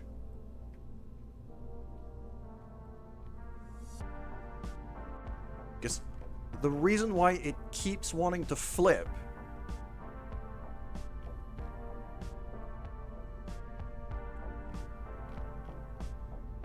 is because the nose is too far away from the center of mass. Center of mass is not centered enough. It's too offset, so it tries to flip. So the center of mass is forward, which is what physics does. So because of that, okay, let's try some of these.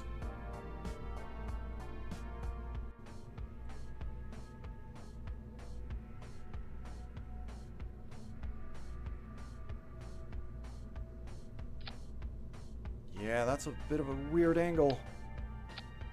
If I do that, it's still kind of in the way of these radiators, but when I decouple, they should be out of the way. When I decouple, they should be out of the way, so this still should be fine.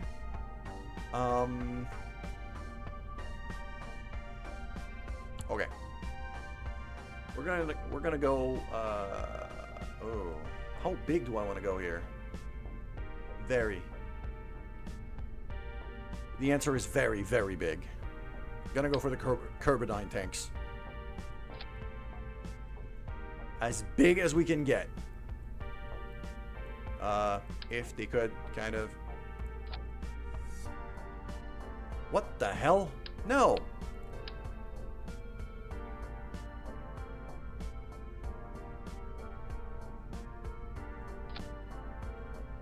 Why are you clipping there?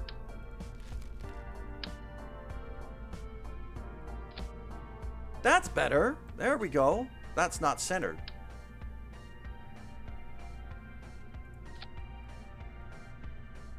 That's centered. Okay. This is better. Good. So now, because I have these big old fuel tanks so high up, it should help center this thing a bit.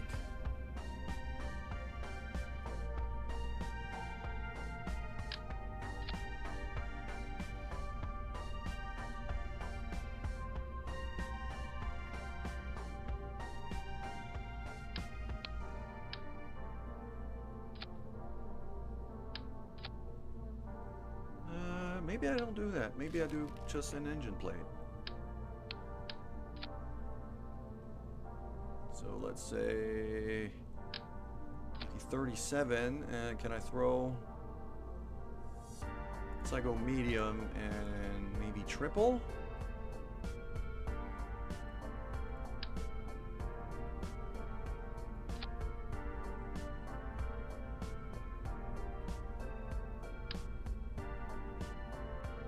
Something like that. And then in terms of the engines,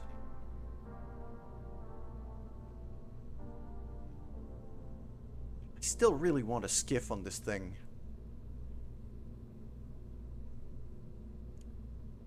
I still really want a skiff on this thing because it gives me so much range. But okay, let's figure out the external ones for now. Yeah, engine plates are fantastic.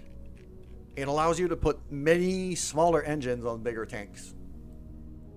And you can also decide like how long they are. So when I go to get another, like if you want to couple something under an engine plate. So let's say I grab a decoupler here. So it clips it there. So if I go to, yeah, it's a 37 I would need for that. So let's say I want medium long, then it clips here and covers all of that.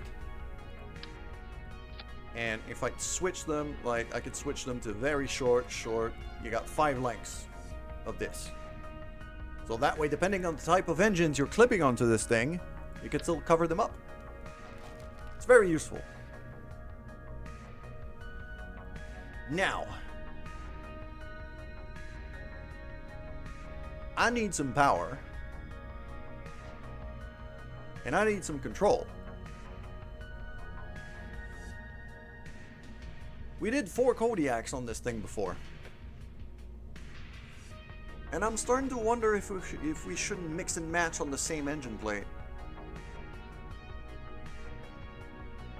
Just to get both power and maneuverability.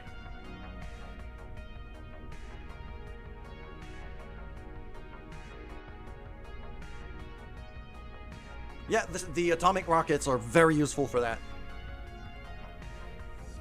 You use a bigger tank, stick an engine plate, throw your atomic rockets on it, and then I believe the longest setting covers the whole engine, and you're good to clip stuff under.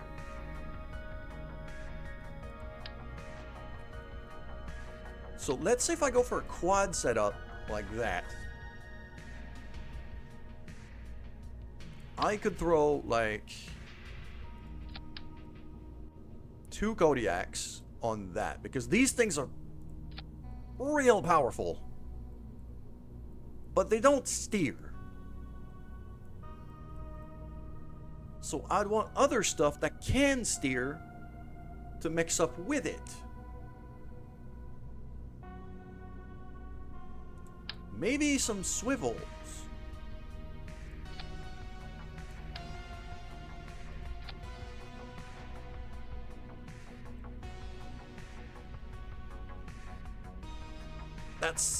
That's no, the swivels are not powerful enough. I need something stronger than a swivel. Bobcat maybe.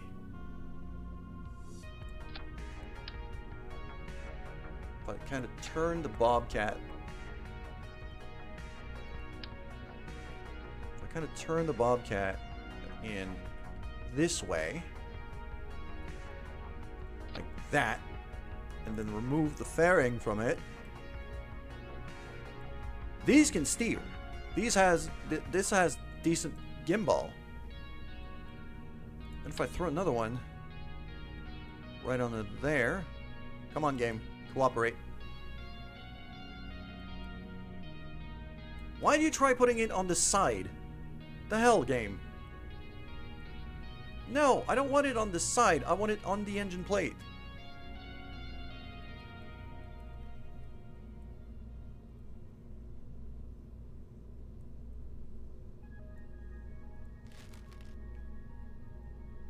Sometimes the VAB hates you.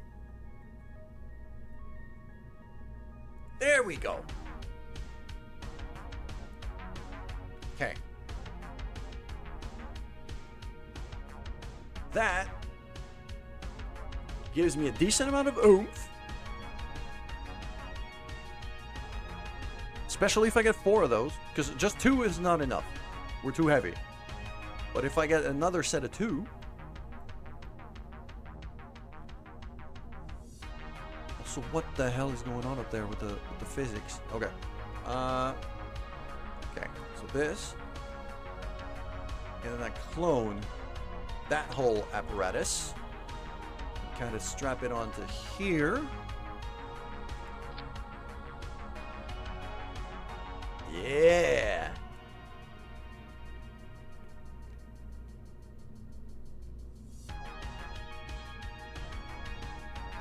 That's still not enough power. That's just 0.8 of thrust weight. This is not enough.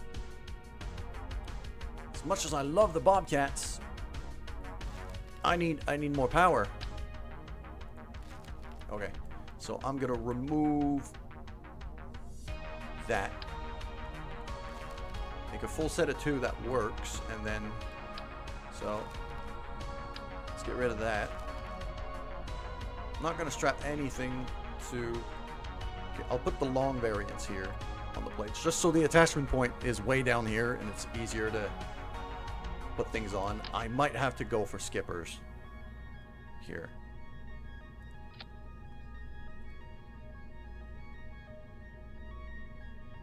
Yeah, the shroudless variants of skippers does fit.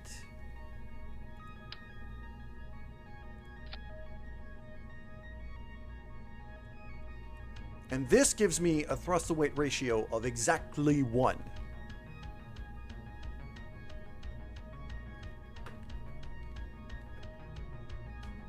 So technically, with this setup,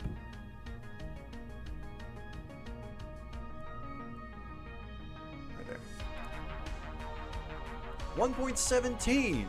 Okay, this is going to give me lift off. And now I have these engines that are able to steer. These engines are just for power.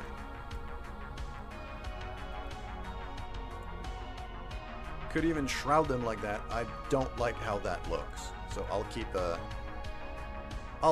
just the structural variant of it. Okay. Now we clone that whole apparatus. Stick it right here. No, not 8 of them. Just 2. Okay. There.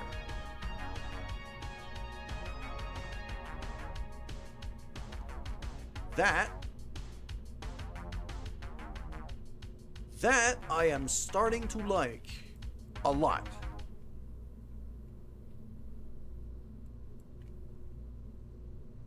So we're gonna save that. Then what I'm gonna want to do is I'm still not reneging on that idea that I had before.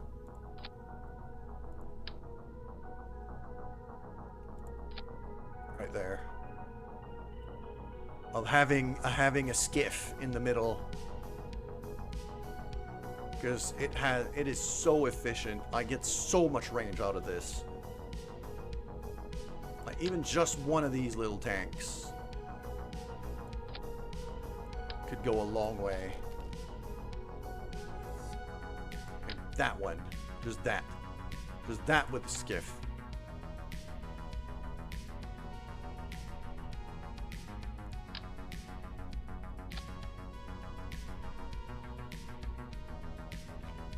$7192. Okay. Oh, wait a minute. Why are my engines all destaged like that? Yep. That goes down to here. Those are engine plates. I do not want these to trigger. So that stage goes away. Good. That's my TD25 decoupler. That goes up to... that goes up to a separate stage right there. Like that. Yeah, because that little dude can fire then. That should be a separate stage.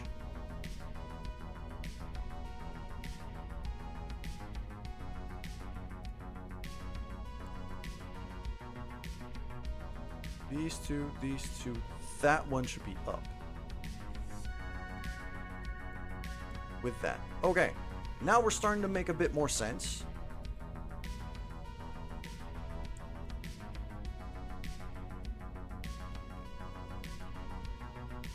Try slightly bigger fuel tank here.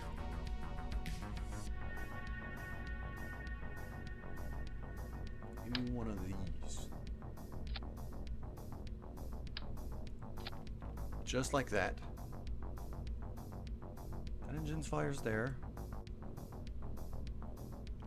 And then if we fuel link all of this properly, I should get a decent amount of range here. Okay, which one fires first? So we're losing these ones first. Then these ones. Okay, so that means this has to go to there.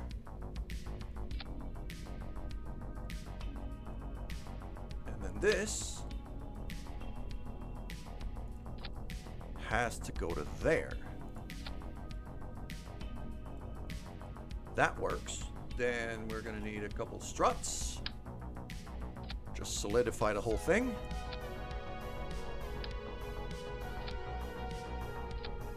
Because otherwise we get the wobbles. And I don't like getting the wobbles. Okay. This is not looking terrible. Delta V at 9306. So that should be more than enough for what I need.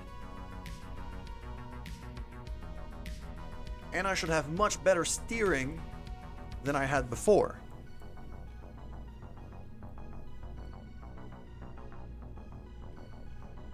So with any luck, this should fly better. Because now my center of mass is closer to the center. Yeah, my center of mass is right there. It's basically right in the middle.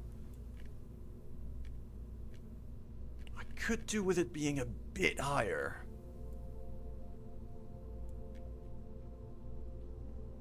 Okay, yep. I'm going to install a PWB on this. This is when we start using this thing. Okay. I'm gonna stick a PWB. I could put it like on the ceiling of this thing. Right there. Okay? And now I'm gonna say set center of mass.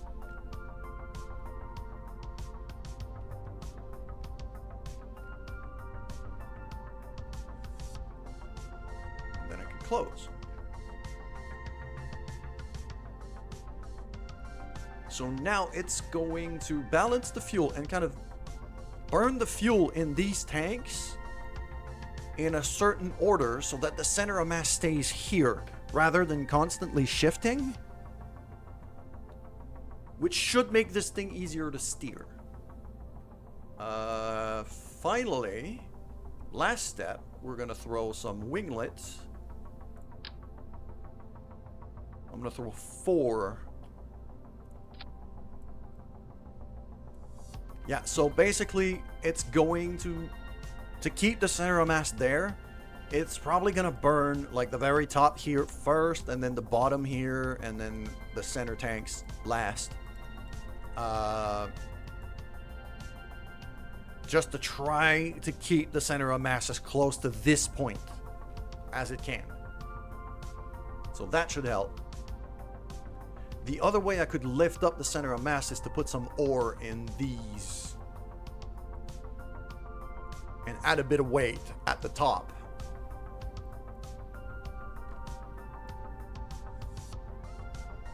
That would also give us more range technically, because this thing can make fuel out of ore. That convertitron, that's what it is for. That's what it's for. So I could technically, if I put like, let's say 100 unit, let's say 90 units of ore. How does it behave once you get to your last stages? Honestly, on the last stages, I haven't tested, but I can just deactivate it if I want once we're in flight. So worst comes to worst, I'll just deactivate it once we're in space. I need this thing mostly to keep control of it in atmosphere. So once I'm in space, I'll just get rid of it. I'll just deactivate it and not care, and I'll be fine. So we're carrying a bit more weight. We lose a bit of delta V technically here, but this gives me 90 times 4, so 360 units of fuel, which is about a third of this tank here where the skiff is attached. So if we really do need extra range, then I'll start it up. If not, then I can start converting this into fuel once we are docked onto the station. But now that center of mass has moved up, so I will reset it.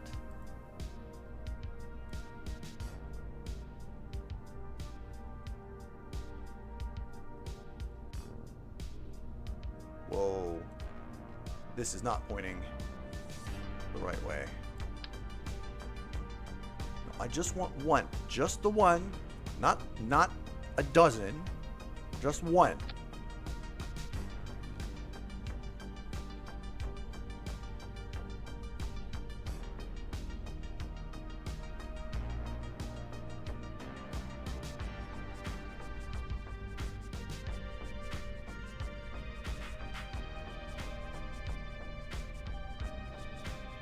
If I remove that, yeah, the target center of mass is the green one. So now it's good.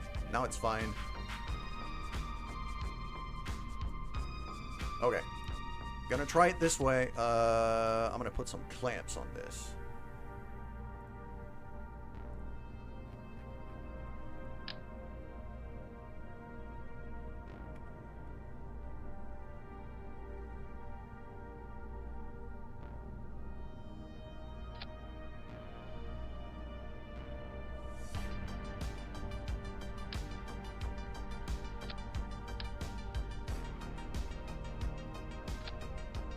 There we go. That should do. Now we launch.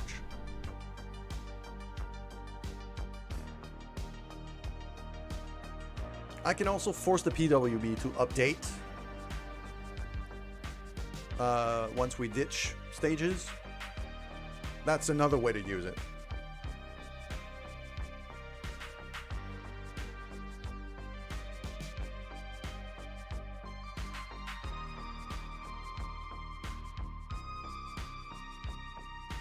And I can even force the center of mass up a bit, the target center of mass up a bit, if I need to.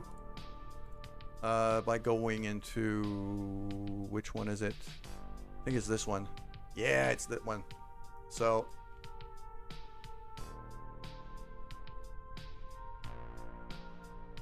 okay, we got ads, so I'm gonna wait.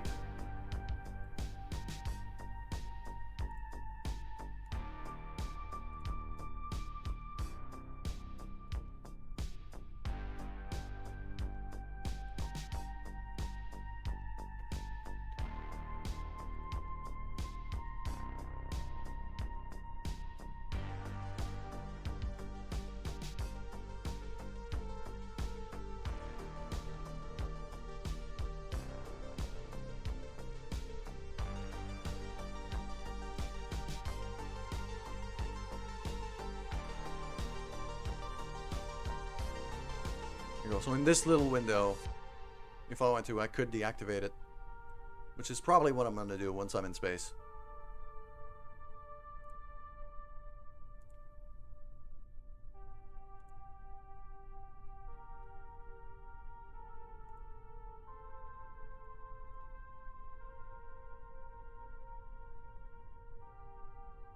Just going to wait for the ads to end before I launch.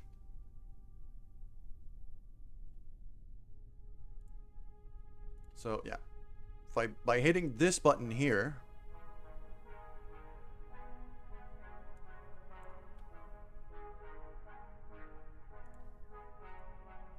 yeah, there we go. So we're back from the ads. So with this little button here, it's that one. In here, I could say keep balanced. So it's actively going to start shuffling fuel around as we burn to keep things balanced as much as possible. And once we're up in space, I just hit the deactivate button and not care. So, here we go.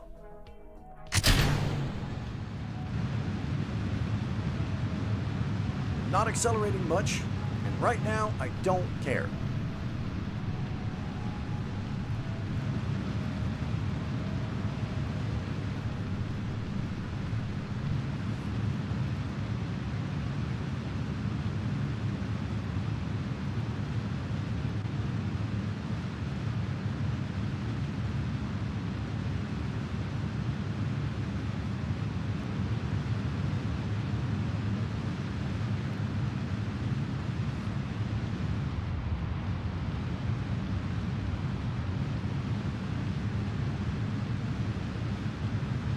Accelerate a bit more.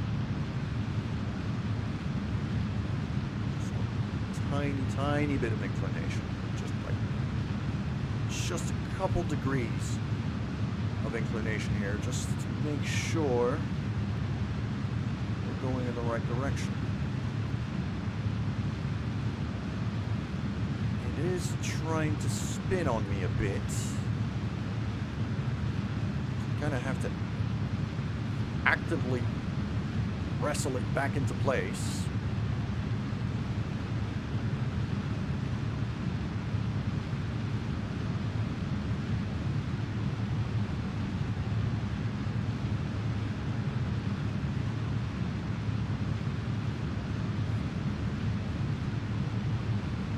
But at least it is responding when I'm trying to turn it, so that's better than what I had before.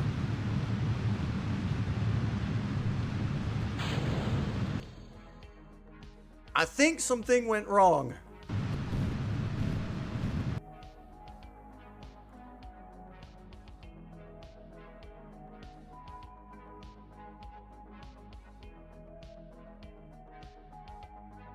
Something went clearly very wrong, and now the game's crashing.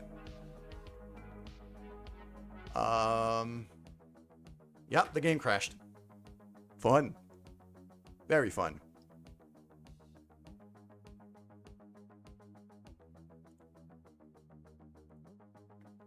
We're gonna launch it back.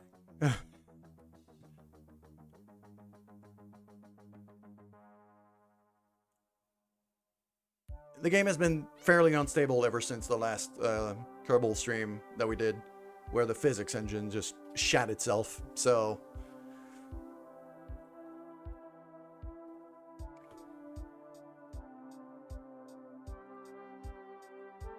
So there's that.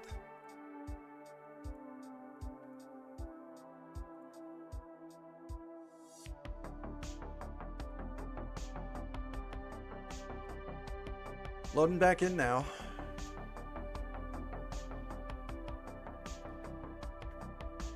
It's gonna take a bit. There's a lot of mods. But the loading images are quite pretty. So I have a very, very sneaky suspicion that this last launch went wrong for one thing. I think that the fuel lines only clipped on one side. And the other side wasn't lined up.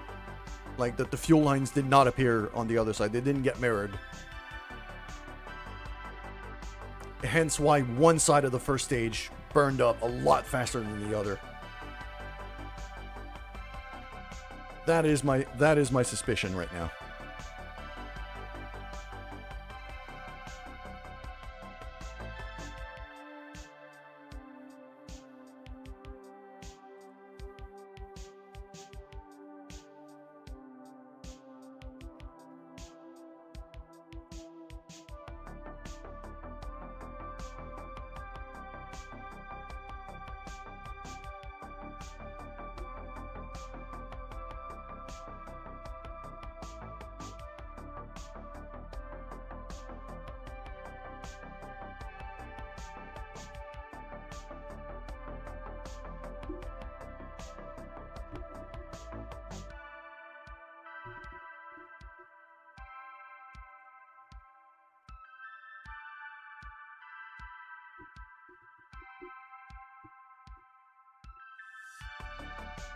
Oh, hold on a minute.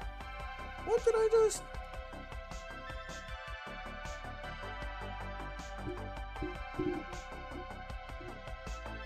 I just noticed something. I have to see.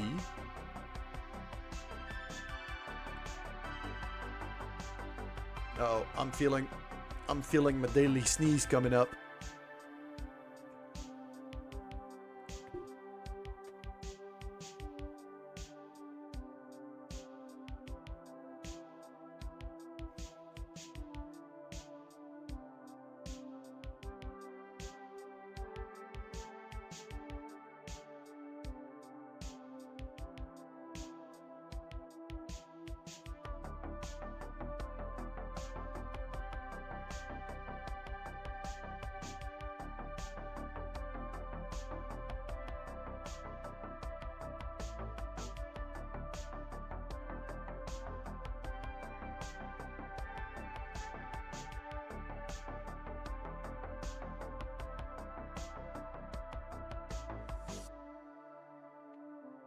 Oh, generic psycho! I didn't see the tip you sent me before.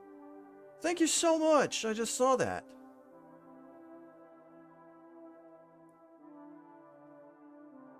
That is really nice of you. Thank you so much.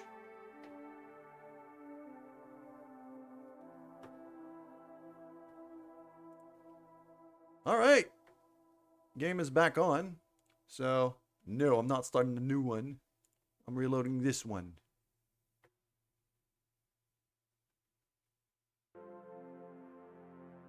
Yeah, I for some reason, like, I didn't get the sound alarm for when I get a tip did not trigger this time. Probably gonna have to take a look at that config. But thank you so much. That is really, really, really appreciated. Okay. Now, we go back to the ship that we were designing before. And we're going to try to not mess it up this time. I'm going to have a good look at the fuel lines here, because I have a sneaky suspicion about them.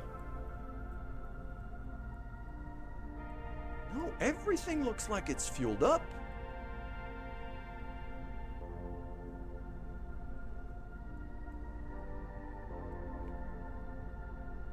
So how did that one burn?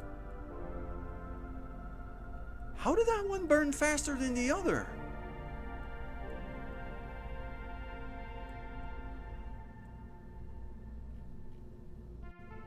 Because one side clearly burned a lot faster than the other. So, what the hell happened?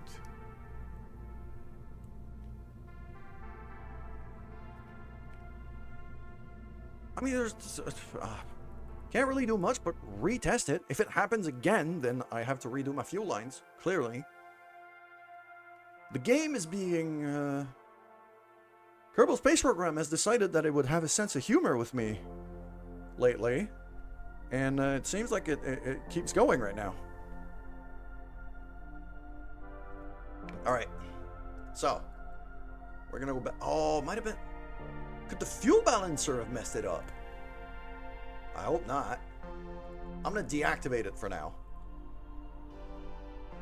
But I'm going to keep that window open. And I think I'm going to start it up once the... Oh, I know what I'm going to do. I have an idea.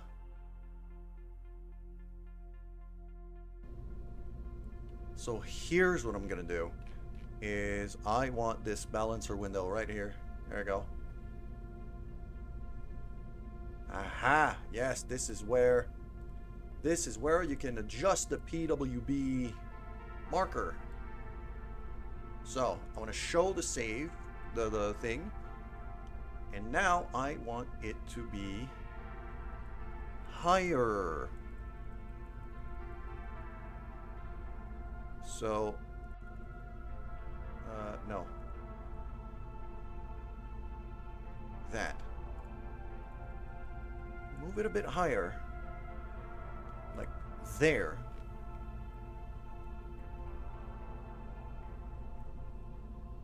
Yeah, the problem is I think the PWB kind of messed up my...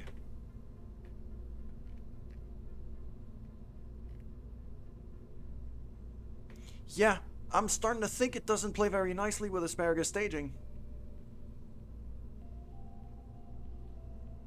If you do like an onion staging kind of setup, it works very nicely.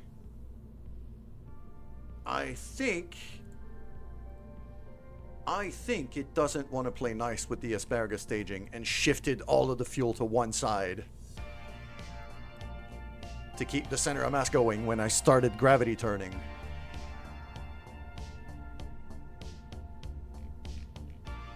In that case, I want to get rid of this. In that case, I'm just straight up getting rid of it. It's going to be a liability more than a help.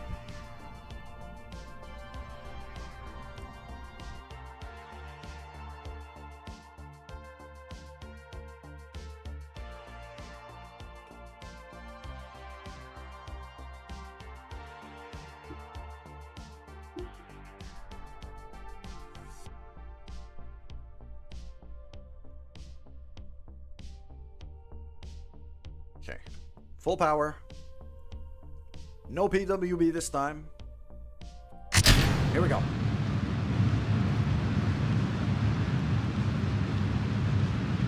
This thing just lumbers along.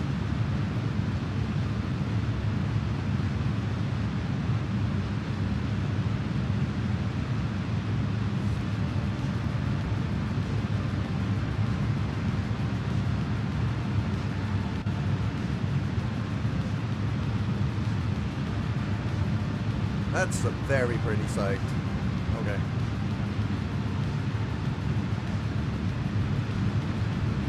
And like these little Kodiaks, they really pack a punch for their size. They're insanely powerful. You sacrifice direction for it, but they're insanely powerful nonetheless.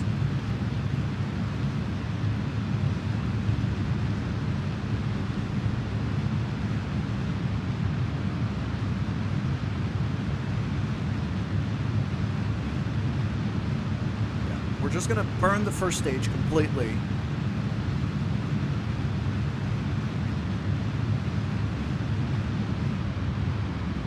Before we start gravity turning.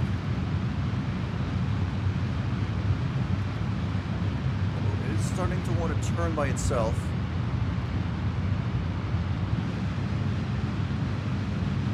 We're gaining a decent amount of height now. Slow cinematic launch, exactly. That's how I should name it now.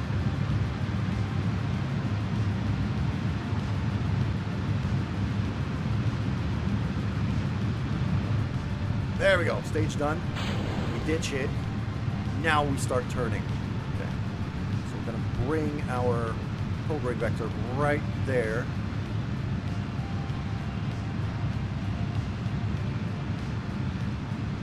Start dragging it with us at an angle.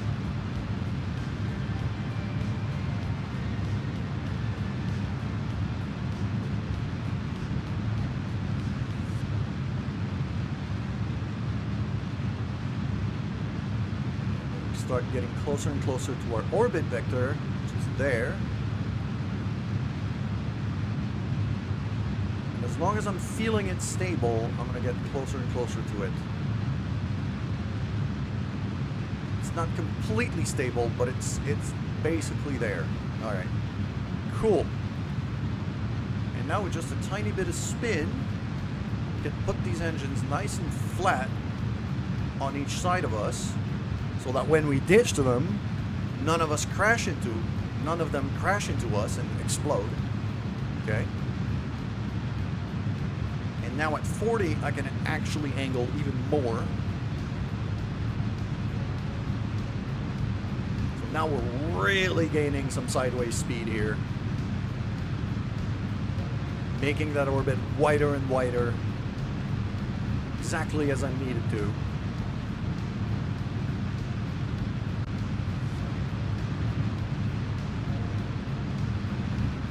Okay, that combination of engines on the big tank, I am liking this a lot. I am absolutely going to reuse that, for sure.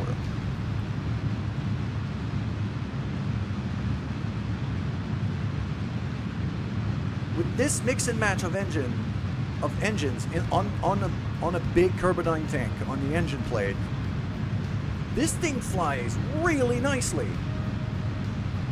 Okay, I'm gonna go to stability assist here instead of sticking to prograde, because we still need to gain a bit more height, but we are going sideways fast. This is very, very, very nice. Much smoother in terms of a launch, much more controllable. And much more efficient, too.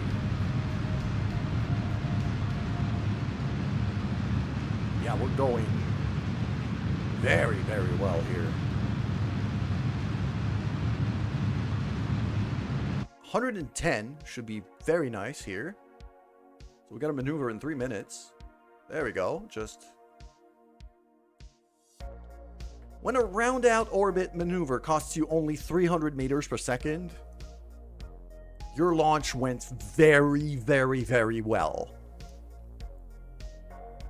So the slow cinematic launch is actually very efficient, and I love it.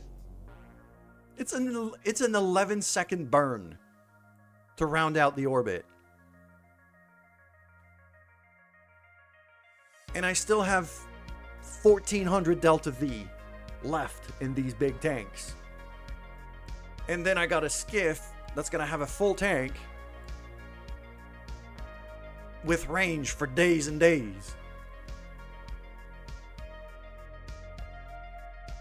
This is really, really okay. I'm actually proud of this engine now. This thing did way better than it had any right to.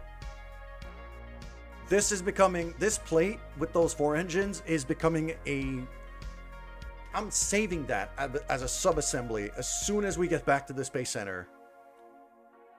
And reusing that all over the place. This flies really nicely. Gives you a lot of power for your fuel. A good mix of efficiency, control, and power. Very good balance. I am going to use that everywhere now.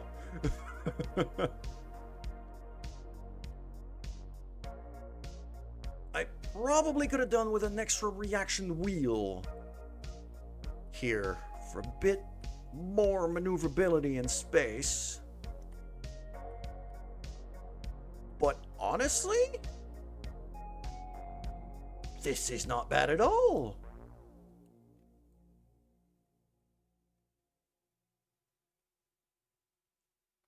This is really not bad at all.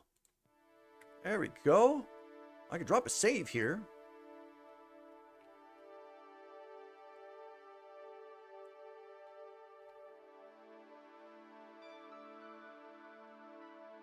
I am gonna have to make a montage of all of the failures of this thing.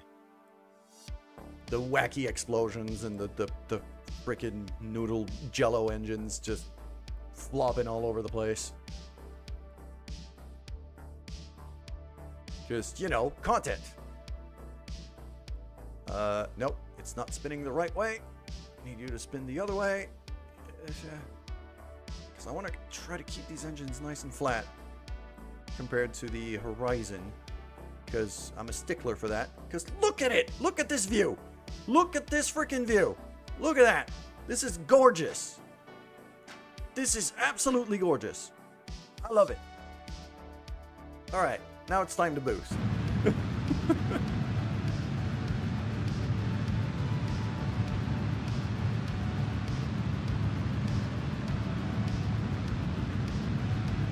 There, oh, that is freaking beautiful. Alright. Let's figure out where is Minmus? Minmus is there. And even more importantly, okay. In terms of the angle here, of our angle of approach, compared to the orbit of the space station, this would be an extremely expensive approach, because I basically have to turn 90 degrees, no matter which way I go.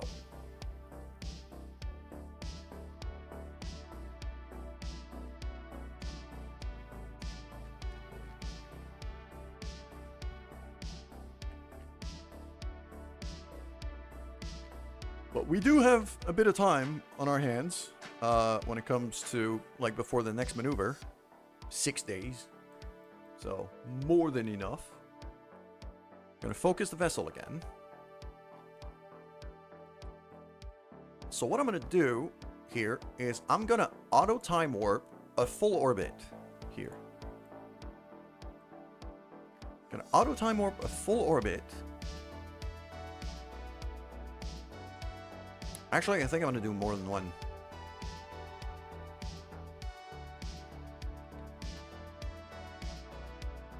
I might want to focus on Minmus itself, because I'm probably going to want to wait for Minmus to be in a good position where these orbits are decently lined up.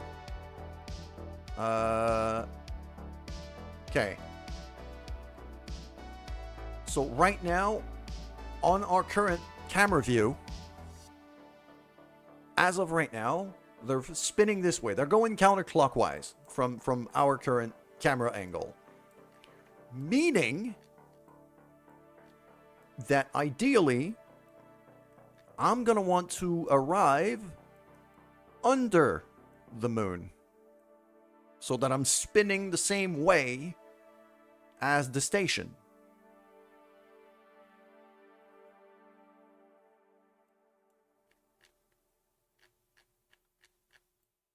For that, I would really like Minmus to be past that line. Past the ascending node here, or descend. It's the descending node. Past the descending node here, there, so that if I fly straight out, I'm kind of already going to be lined up under it. So what I'm going to do is we're going to time warp a decent bit to let Minmus move. I'm keeping an eye on the alarms just to okay.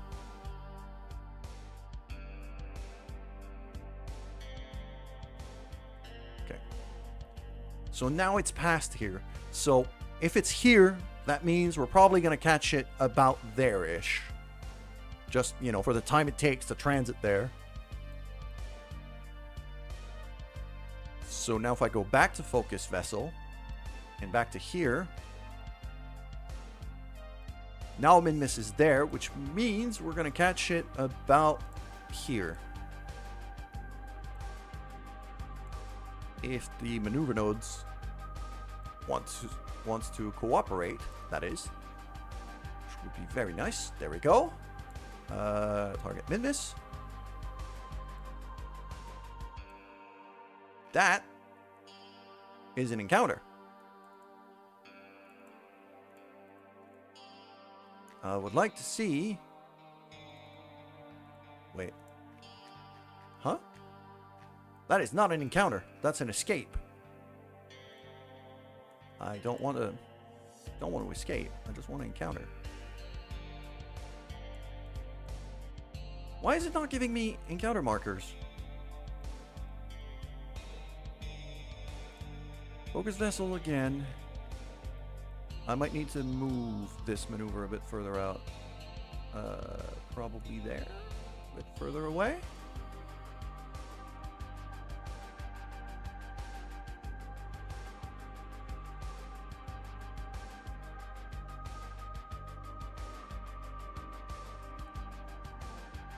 So how about here, and then I try another maneuver there. Just to... It's not giving me anything.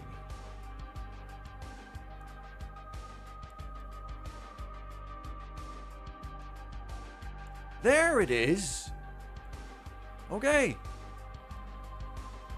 Finally.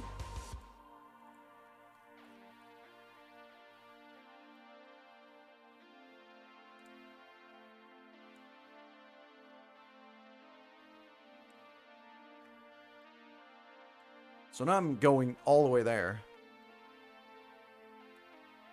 Not great. I mean, I'm kind of already under, though. So if I do that, maybe. If I slow down compared to it, it does put me there, but now I'm literally 90 degrees away. No. I don't like that. I don't like that at all. So I'm going to cancel these.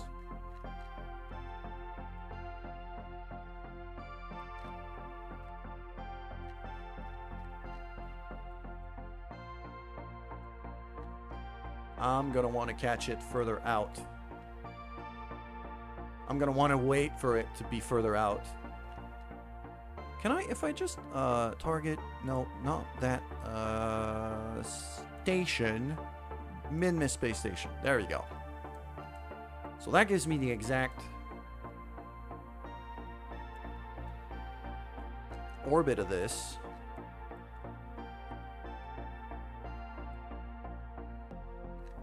That way.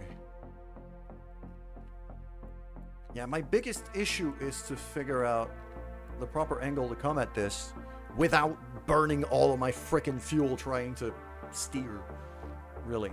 I'm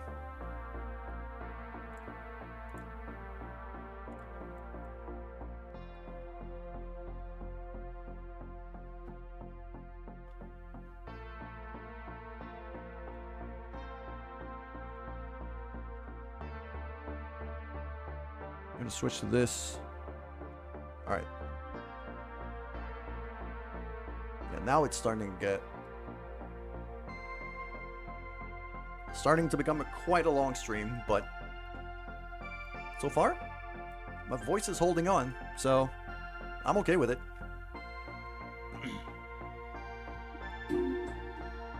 If I start feeling problems with my throat, then I'll call it, but for now, I could keep going. So we're going to time more forward a bit because we have a docking maneuver to do.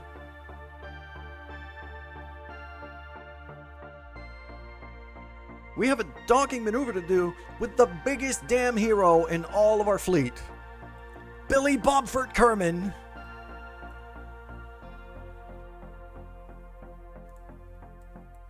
I mean, look at that absolute champ right there. That is the face of a man with the brain cell I've been looking for a long time. He's clearly the one using it right now, just to grow that mustache.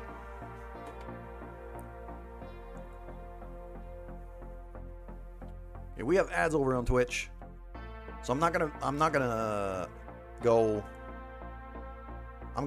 time warp just yet. I'm gonna wait for the ads. You know what? I'm gonna go get water while the ads are running, and then we're gonna do this docking maneuver.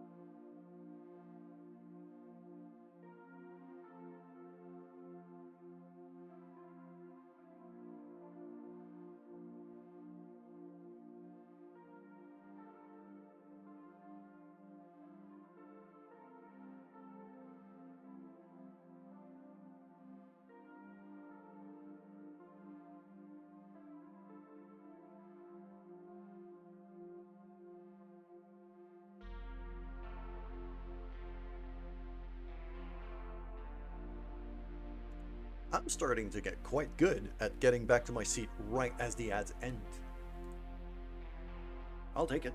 Alright. We gotta dock this thing with a new car. I got a new car to it. So Fricks, I know you weren't here before. We launched a new car and docked it onto this. We're gonna have to reinstall some cable attachments to it. I forgot to put the cable attachments in the corner to be able to secure it. So right now it's just kind of flopping around. But it's still there.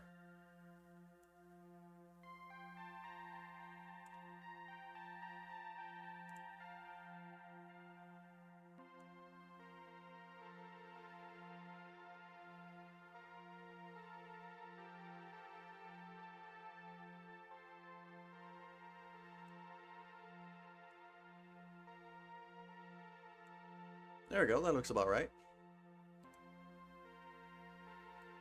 But yeah, if with the motors engaged on both the piston as well as the rotor, we should be okay. Now, we have to dock over there on that space station. We are already going quite slow compared to it. So what I'm going to do, I'm going to look at where my prograde vector is. Okay, my prograde vector is there. My target vector is here. What I want to do is I want to pull my prograde towards my target, i.e. we're going towards the target. So I'm going to go on the other side of the target. Basically, you draw a straight line between your prograde, your target vector, and yourself. And you can pull your vector that way. So I'm going to do... There we go. And then readjust a bit, and then pull again. Until they're basically completely lined up. And then if we look, it should have... Yeah, we don't see the markers right now because we're a bit too...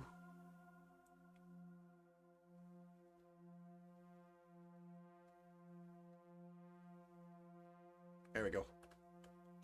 So now what I could do, you move forward a bit, then the markers just kind of diverge again, and then you readjust. There we go. Now it's 5 kilometer separation, unlike the 50 something I had before. And if you boost straight at it, then it's definitely going to get me closer. The big problem that it does when you do that is that it, as we can see here, we have separation, relative speed. So basically what you want to do is have the smallest possible separation at the smallest possible relative speed. Because at really high relative speed, that means you have to spend a ton of fuel just to brake yourself and kind of park yourself by it. At a relative speed of 20 meters per second, that is nothing.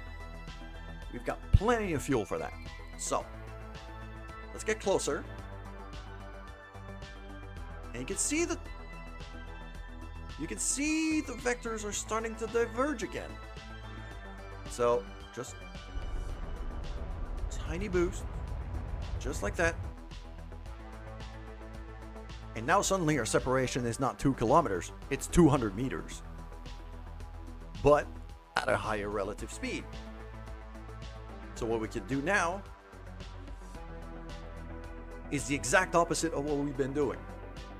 Now we're going to play with the retrograde to lower our relative speed as we get closer. This is how you plan an encounter in this game. This is how you plan a docking maneuver in this game.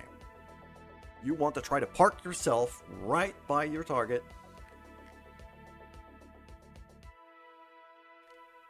And then lining up the docking ports is another business altogether. Which we can do once we're there or close to. So now we're at 14 kilometers away. I'm going to bring it all the way to 3 kilometers. There. Because the range at which the ships spawn from this view is 2.2 kilometers.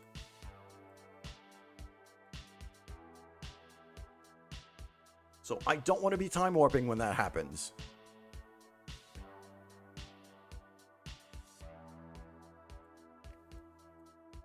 Yeah, now the ship is spawned in for real. All of the pieces are there. So I'm going to drop a quick save right now. I'm going to shift over to it. Okay?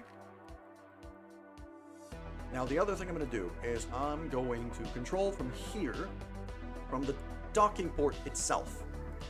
And we're going to go to orbit. And I'm going to point the sting at the normal vector itself.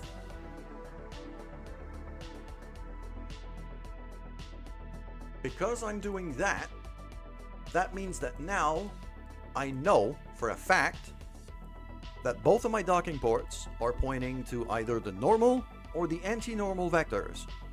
That's going to make it a lot easier for me to know which way to face this ship in order to get there. Now we're getting quite close, so I'm going to slow down. And even I'm going to push my retrograde vector towards the target a bit. Like that.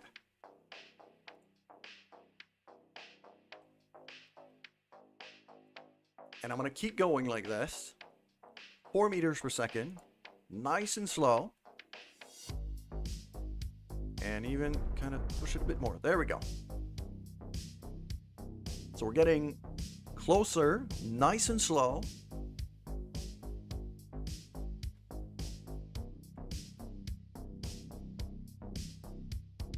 Just like this. There we go. Look at that. Why is it turning? Why is it turning? Why is it spinning? Game, why are you spinning?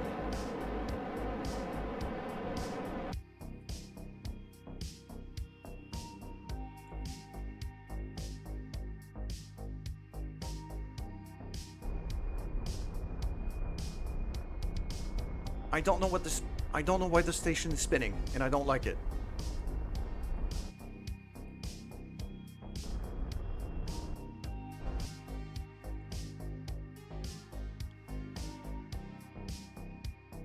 I don't know why it spun. I didn't want it to spin. I want it to stay lined up. Because now I don't know which way to point my ship. Okay. I'm gonna park myself about 100 meters away from the station itself, and then we're gonna figure out orientations and things. Because the station decided that it would be funny to spin on me.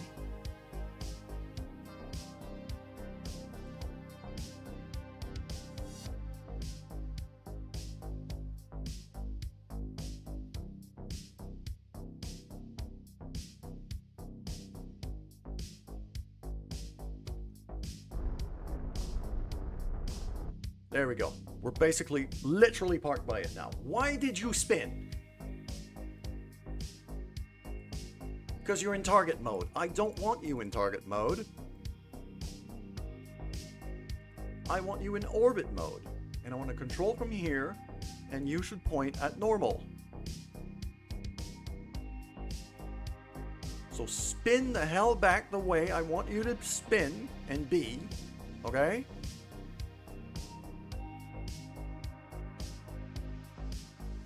Like that.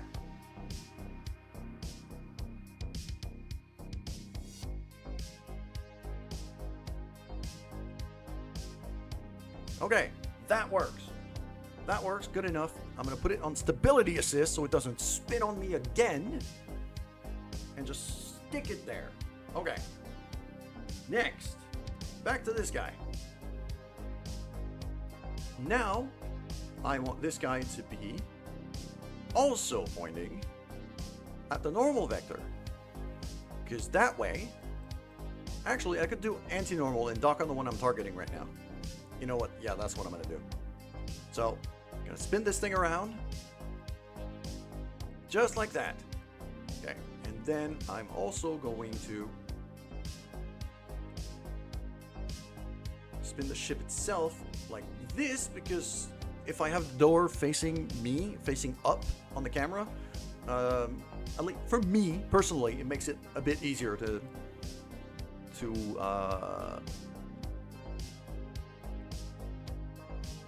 control with RCS. Because now I know that if I hit A in this orientation, if I hit A, I'm going left. And if I hit W, I'm going down.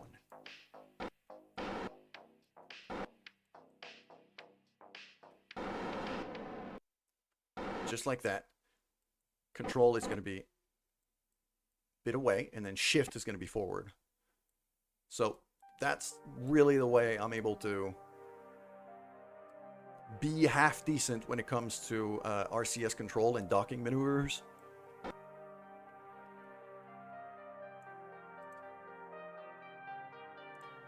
I'm going to mark control from here as well.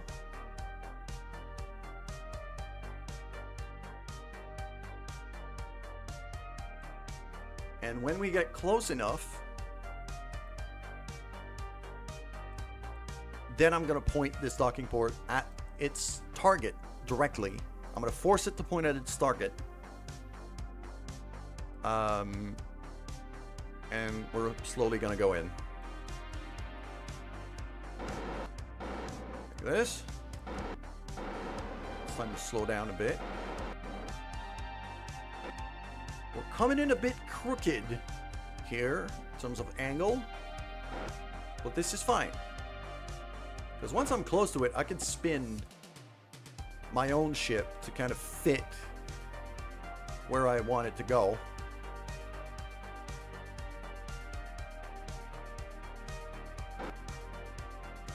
There we go. Now we slow right on down.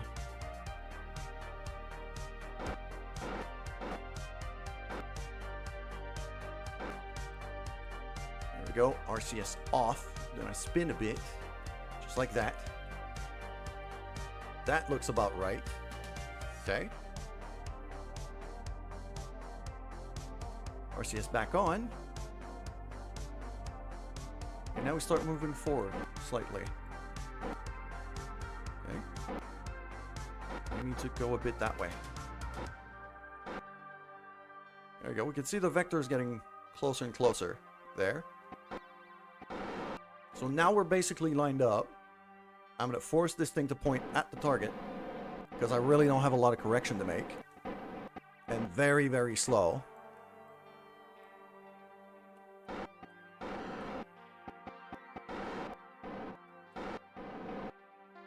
Just like that. Beautiful. RCS, SAS off. We are now docked. So Billy Bobford is now back on the station, as he should be.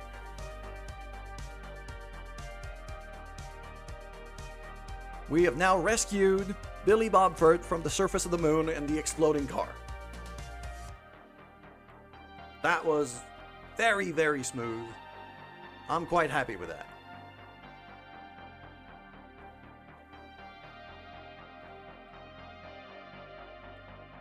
The station is starting to take shape. I am going to want to ditch these for a proper fuel reserve sooner than later.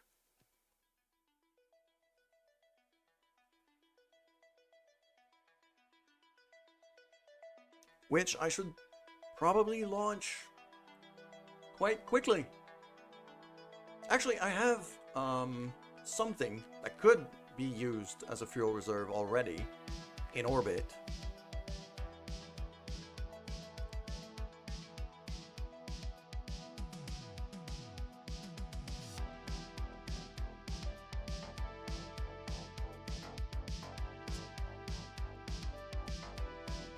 Why do I have a Relay Pro launcher here?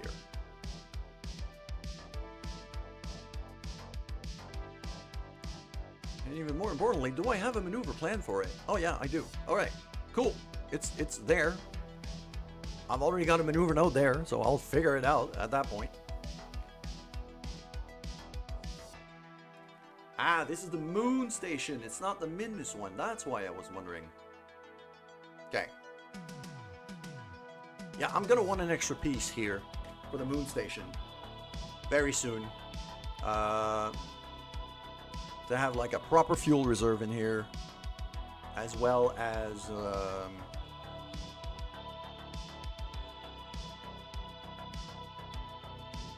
yeah, just to have a proper fuel reserve is in here, as well as, you know, a few things just to make it a bit more stable.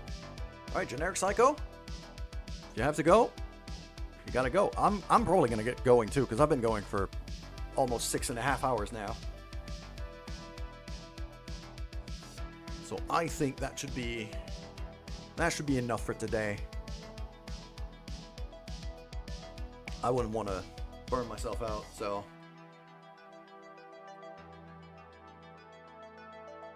I'm quite happy that the stream went half decently. My internet connection is still giving me a bit of shenanigans. We did have a stream crash early on, but now it seems fairly stable, so I'll take it. I'm going to drop a final save. What time do I normally start? I live in Canada, so I usually start early morning on Eastern Canada time. So, you know, you could look at, let's say, the time zone for Toronto or Montreal, which is Eastern time. And usually I start around between 7:30 and 8 in the morning, Toronto time or Montreal time.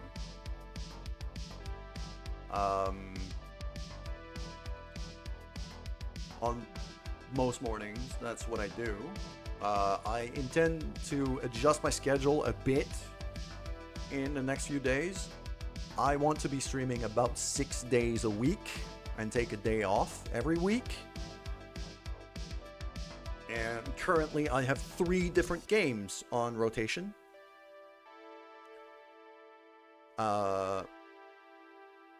So right now I usually stream Kerbal. I usually stream Darkest Dungeon, which is probably what I'm going to be doing tomorrow. And I also just recently started a Breath of Fire 3 playthrough because I'm a nostalgic bastard.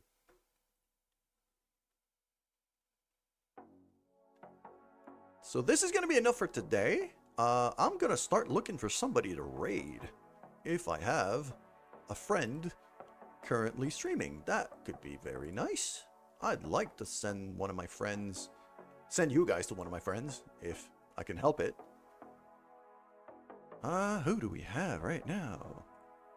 I really also wanted, like, that's the bit that kind of pisses me off, is I wanted to have, I wanted to be able to stream Satisfactory, because the 1.0 thing just came out, and I love that game.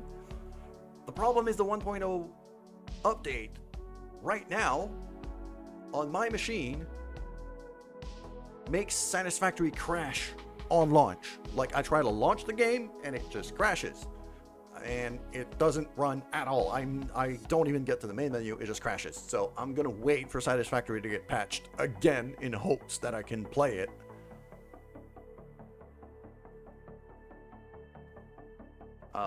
Because, well, I'm gonna need something to play once I finish Darkest Dungeon, which should not take all that long. We're getting along quite far along on that playthrough.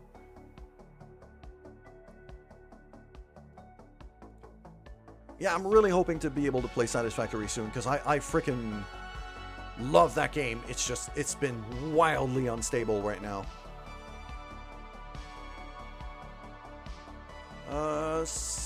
Oh, Sin is playing Ark right now. Yeah, I'm gonna send you guys. I'm gonna send you guys to Sin. All right.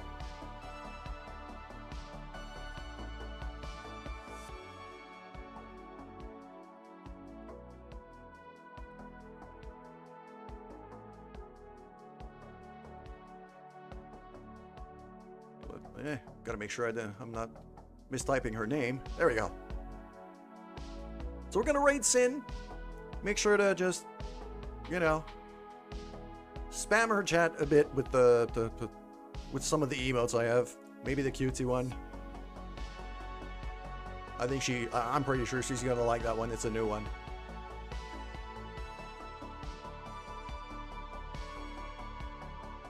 And for me today, that's gonna be enough. Take care, everybody. I'll see you tomorrow.